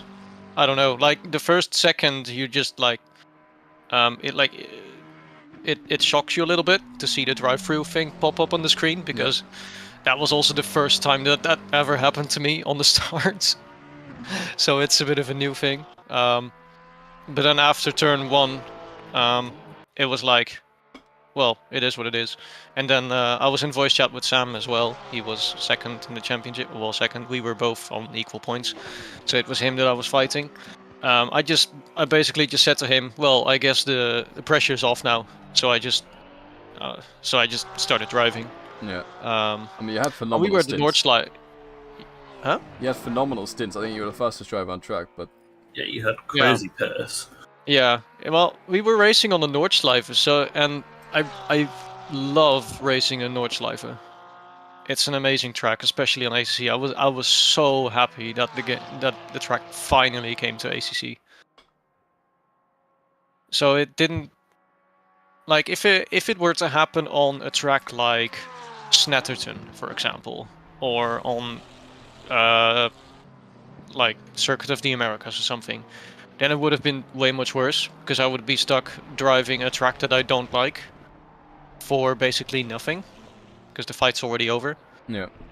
But now I still had 45 minutes of Nordschleife to drive, and I knew I had the pace, so I was just like, you know, fuck it, I'm just gonna drive as fast as I can, and I'll see where I land. Yeah. No, it was good to watch. And I ended up getting third on the final lap. Yeah. Yeah, you put up a good battle, good entertainment throughout that race. It was a first time I ever commentated Nordschleife, and it was a different experience to say the least because the track's so long. I just want to quickly say in the chat, Mario is saying, you can say as much as you want, Nico. Silver class was the best. I agree. And actually, As a silver class winner, I think Marius also was a silver class champion. Now, come to think about it. Yeah. So that's I'm back pretty when we sure had a pro class and a silver class, where we used to have enough of a grid to fill up those spots. But nowadays we just run a single class because it would be pointless to race against 5 other people in your class. Yeah. it was definitely good when we had it though. Yeah, it was fun. Yeah, as It generally made- the numbers started going down with sim racing, it went down for us as well, and we at some point just decided that it wasn't feasible anymore to be running 2 classes. Yeah. Because yeah, like you said, there will be some races where you're just racing against like 4 or 5 other cars within your class, and that's just not much fun. Yeah. Although if we get more drivers, we definitely will consider bringing it back because it was definitely really fun, especially for the silver drivers. Because of course, there's never going to compete with the likes of Dominic Illigner or Nico Wellman in that sense, or even Bailey Thompson, that like our usual, or what's his name, Dylan Tan, for example. There's no way you're going to win against that, but. I mean, Made I me have feel no like you chance were to still win against you racing for either. something. Exactly, and you had a race against something, which silver class I think oftentimes was very entertaining. Marius never won it. He got second place twice. Okay. Oh. I thought he won it. Yeah, I I thought won you it. did as well. I won it once, and then I nearly won it on my controller season. Oh yeah. What was that season? Was that season 14, I 15? think. 14. 50? Okay. I think it was 14. Yeah. Yeah. That Well, if we're was, talking silver, then it nearly was did. the last. Then it was probably the last season that we still did that. So that was Yeah, it was. probably 14. Yeah. I believe it was Betch that ended up winning in the end.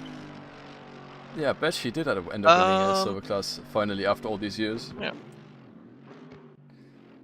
Yeah. But that's definitely something to look into to bring that back if we get enough attendance. Because that was, I think the silver drivers enjoyed it quite a lot.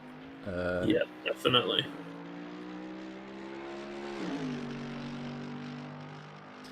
And we have Yeah, we 15 started with the whole pro and silver class back then because it wasn't really a thing that we thought of doing initially because of the numbers, but it's like I think at that point we had like 35 people at peak.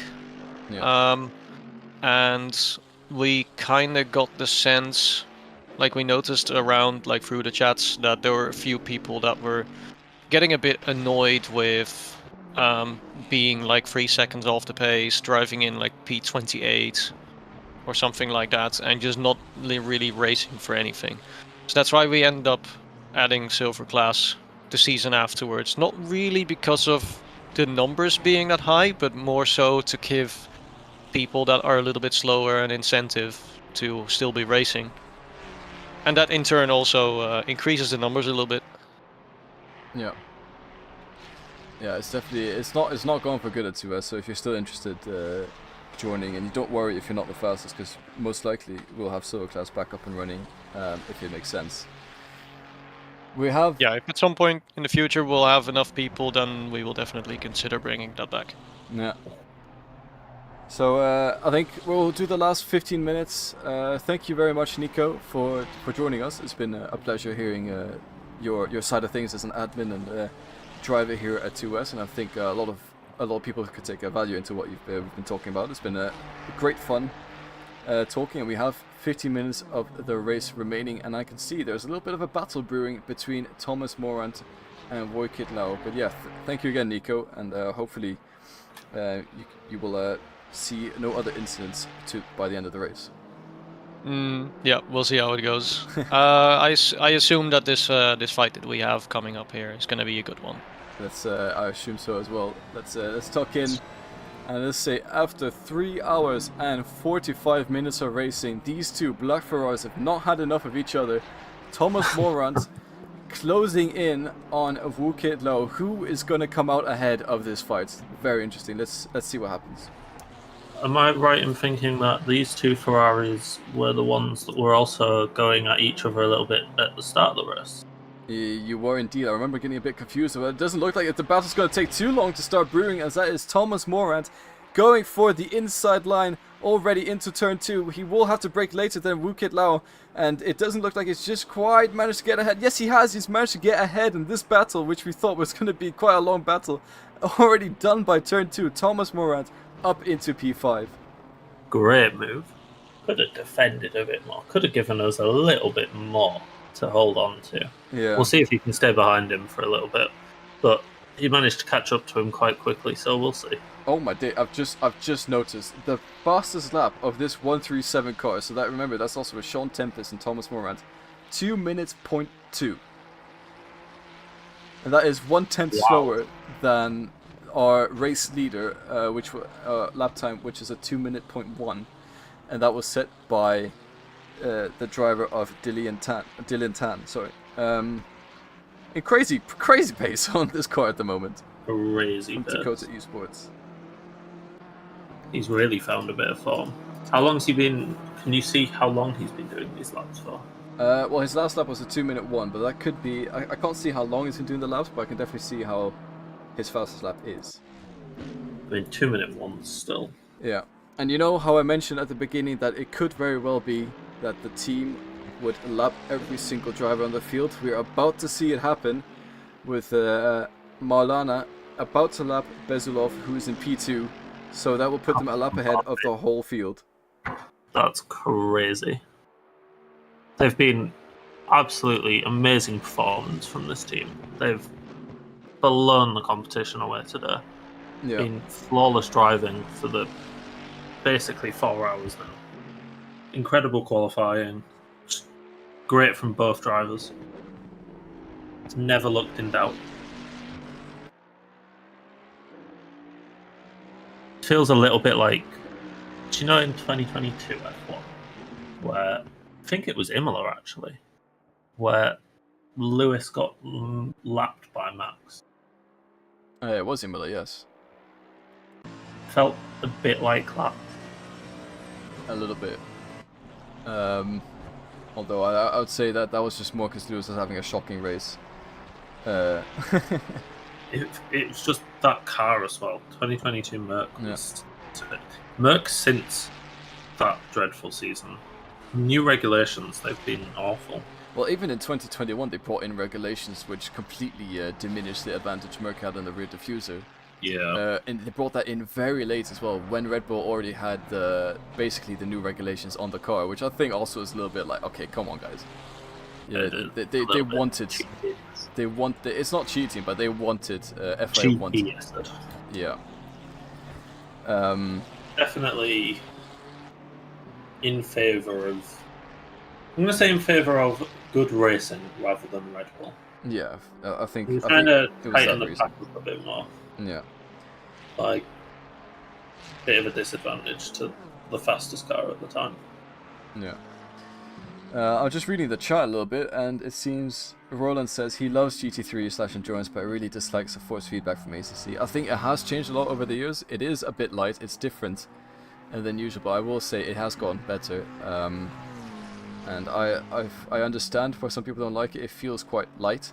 It doesn't feel very heavy, but I think the feedback you get is good. And it has changed. A lot of detail from the road. Yeah. It's not very strong.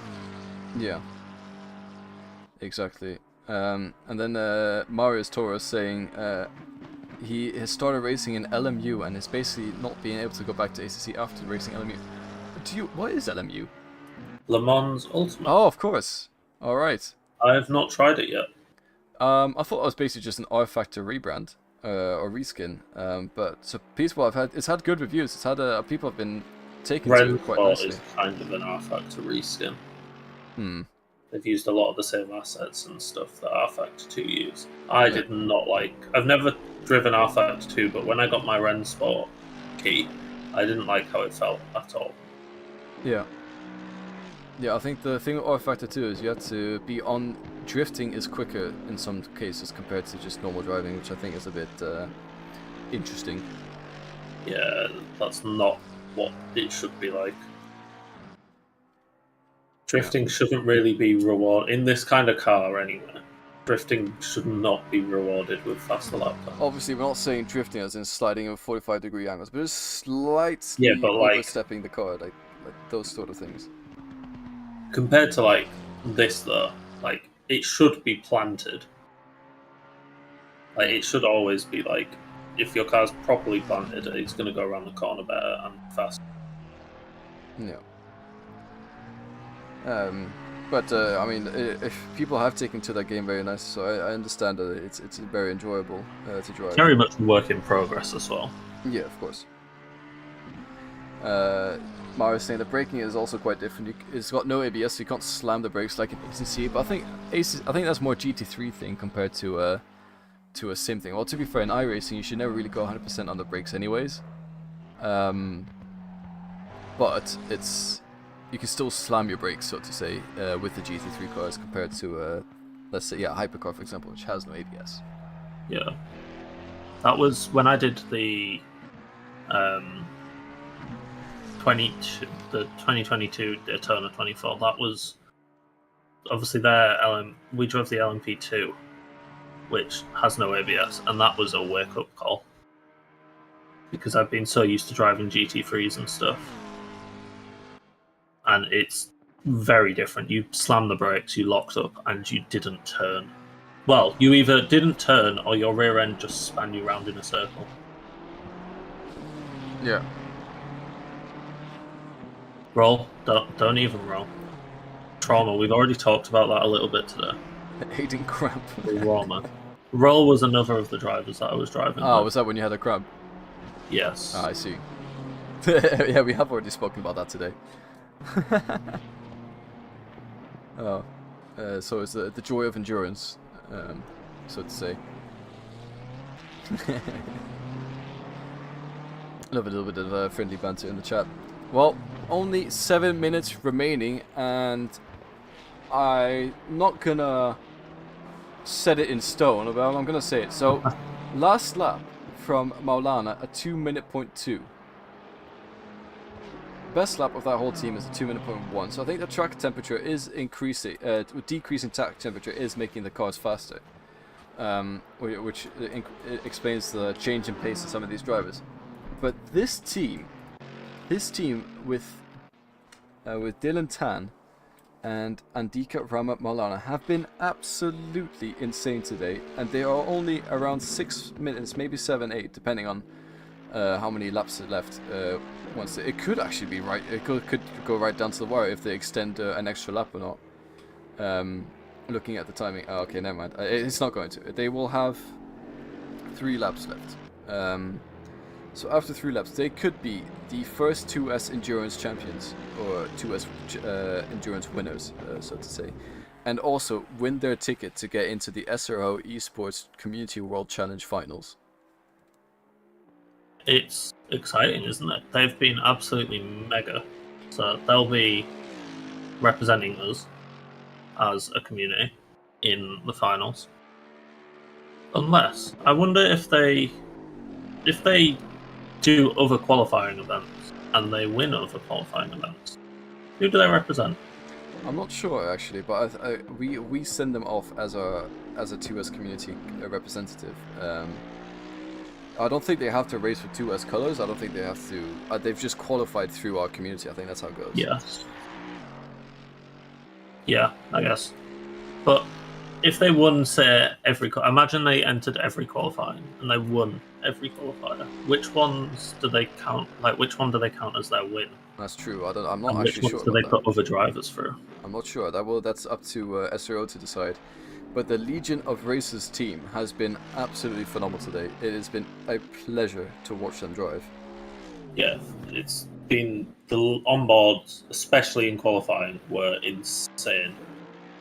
I would be quite interested now to know whether, if the Dylan Town was in the car now with these temperatures, if we would have got into 59s within race pace. It could, I think we could very well have been. But even then, I think Maulana, he's so close to those 59s. It seems like he could probably also potentially get into that race pace as well. Yeah. There's no risk, like there's no reward for it though. That's the thing. You push so hard for a time that it's not really going to change anything. You've already got the fastest lap. Yeah. It's just kind of, you see it though, and you think about it, and then you're like, I could though. And it's tempting. But we're going to get, what, 2 more laps here? Yeah. And they have the fastest lap of the race as well. So, unless someone takes that away from them, which is, I mean, Thomas Morant in P5, he has been very close to that lap time, the 2-minute .2. So it could be possible that someone takes that fastest lap away right at the very end. But then again, it depends when when they get that fast lap. Because if it's on the final lap, it doesn't matter. I'm just reading the chat a little bit. SPR team of Melvin Kroos and Craig has been sensational to watch as well. They had a little bit of issues at the start, but they've slowly but surely creeped their way up into that final podium position. And they've done an incredible job to keep the grid on and keep in the game. We also have Taufik Moyen. Apparently we pronounced his name correctly. I don't know if I pronounced it correctly there, but that's good to know. Thank you for that. Thank you for the nice words as well. As we are in our second final lap of the race, and you see the sun is slowly coming down, which is a fitting end to how this Bathurst race has gone. I think it's, as a first endurance, I've pleasantly enjoyed it, I'd say. Yeah, I've had a lot of fun in the commentary box today. We've yapped a bit. We've seen some good racing, especially at the start of the race. It's been 90% yap, let's be honest. It has been a lot of chatting bollocks, but it's been very good fun for sure. It's always endurance racing. I mean, it's like that clip from the Le Mans race. It's like at 3 a.m. in the morning. It's like, you know what you should have when you wake up in the morning? This other guy just goes, heroin. It was brilliant stuff. Alright, this could be the final lap of the race, unless Maulana puts in a sensational lap. This is the final lap of the race. He crossed the line for 1:59, so unless he somehow managed to get that done, we are on the final lap. I'm not sure if it will count over to the next lap or not, so it's not entirely set in stone. Usually the game tells us if it's on the final lap or not. It hasn't told us yet, but it might tell us in the later stages. Can we get a Legion of Racers and a Dylan, a Tan, and a Andika Rama Maulana train started in the chat? Can we have cheering for them, please? They had a bunch of friends and people cheering them on at the start. We hope to see those back again in the chat. People with a lot of good battles throughout the whole race. I've thoroughly enjoyed this. And also Moyen saying 7-11 enjoyed a good battle with 7-7 and the number 6. Yeah, we've seen brilliant battles with you guys as well. Oh, a little bit wide on the curbs there. Almost sends the car bouncing on the final lap. And the fastest lap overall, Roland, is a 2:01 from these guys right here. Going downhill in the last time today at Bathurst. We are very close to rounding up the race. Anything you want to say, Aiden? No, just that thank you everybody for tuning in with us today. And it's been a pretty long run, hasn't it? We've done a lot of talking today, so thank you everybody for putting up with our voices. And it's been mega fun watching these cars go around. It has been indeed, and we've got a couple more corners to go until the Legion of Racers team will take the checker flag and take the win. I wonder if they are able to push it to one final lap. It doesn't look like they have 5 seconds to do it. It's not gonna be 3, 2, 1. Time is out, and he is going slow in the final corner to make sure he crosses the line. And they are today's race winners for the first ever 2S Endurance Championship event.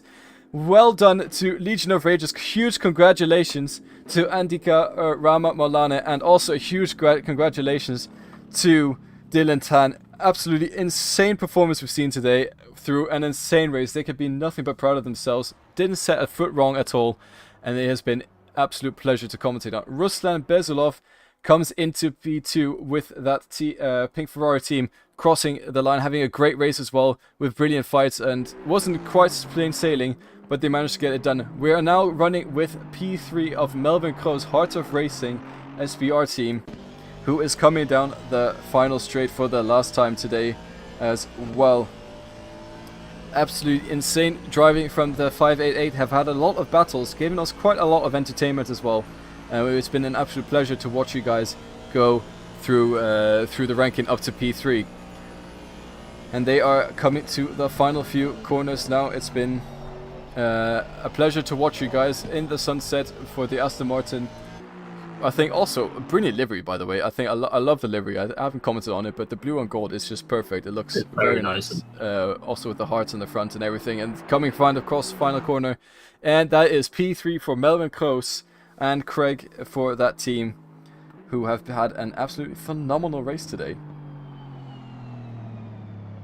I've loved today. It's been very fun. It has been very fun indeed. And then coming home in P4, we have Shannon Lugassi, followed by what's going to be Thomas Morant, and finally Moyen's team as well, the Two Figs, Two Furious, love the team name, of Woikit Lau coming to the start finish line. And that is the end of the race, and there you go. That is the final qualification of our first race here today at first endurance race today at 2S. Thank you everyone who has been watching, thank you everyone who's been driving, thank you to the admin team for making sure everything runs smoothly.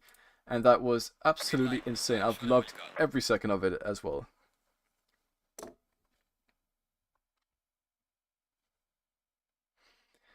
So Aiden, I want to also say a huge thank you as well for you to joining. It made the talking much easier. Very much. We've had a lot of good conversation today, I would say. Yeah, we have. I think a point to also mention quickly. Keep an eye out in the server, the Discord server, for the prize draw for of course, the Coach Dave Delta coupons. They will be going out to 3 teams at complete random. It will be used. We'll do a random number generator. Each team will get a number. That will be announced, I imagine, in due course. It will be. So stay tuned in the Discord. Make sure everyone's in the Discord as well. The link is in the description. If you want to join us for the next season of racing, it happens every Monday at around 8 p.m. Central European Summertime. So we would love to see you guys join us for the general season we have as well. Links in the description for everything. A huge thank you to everyone who's been a part of this. And yeah, this was us today. One final thank you, and hope you enjoyed as much as we did. We look forward to seeing you soon. Bye bye.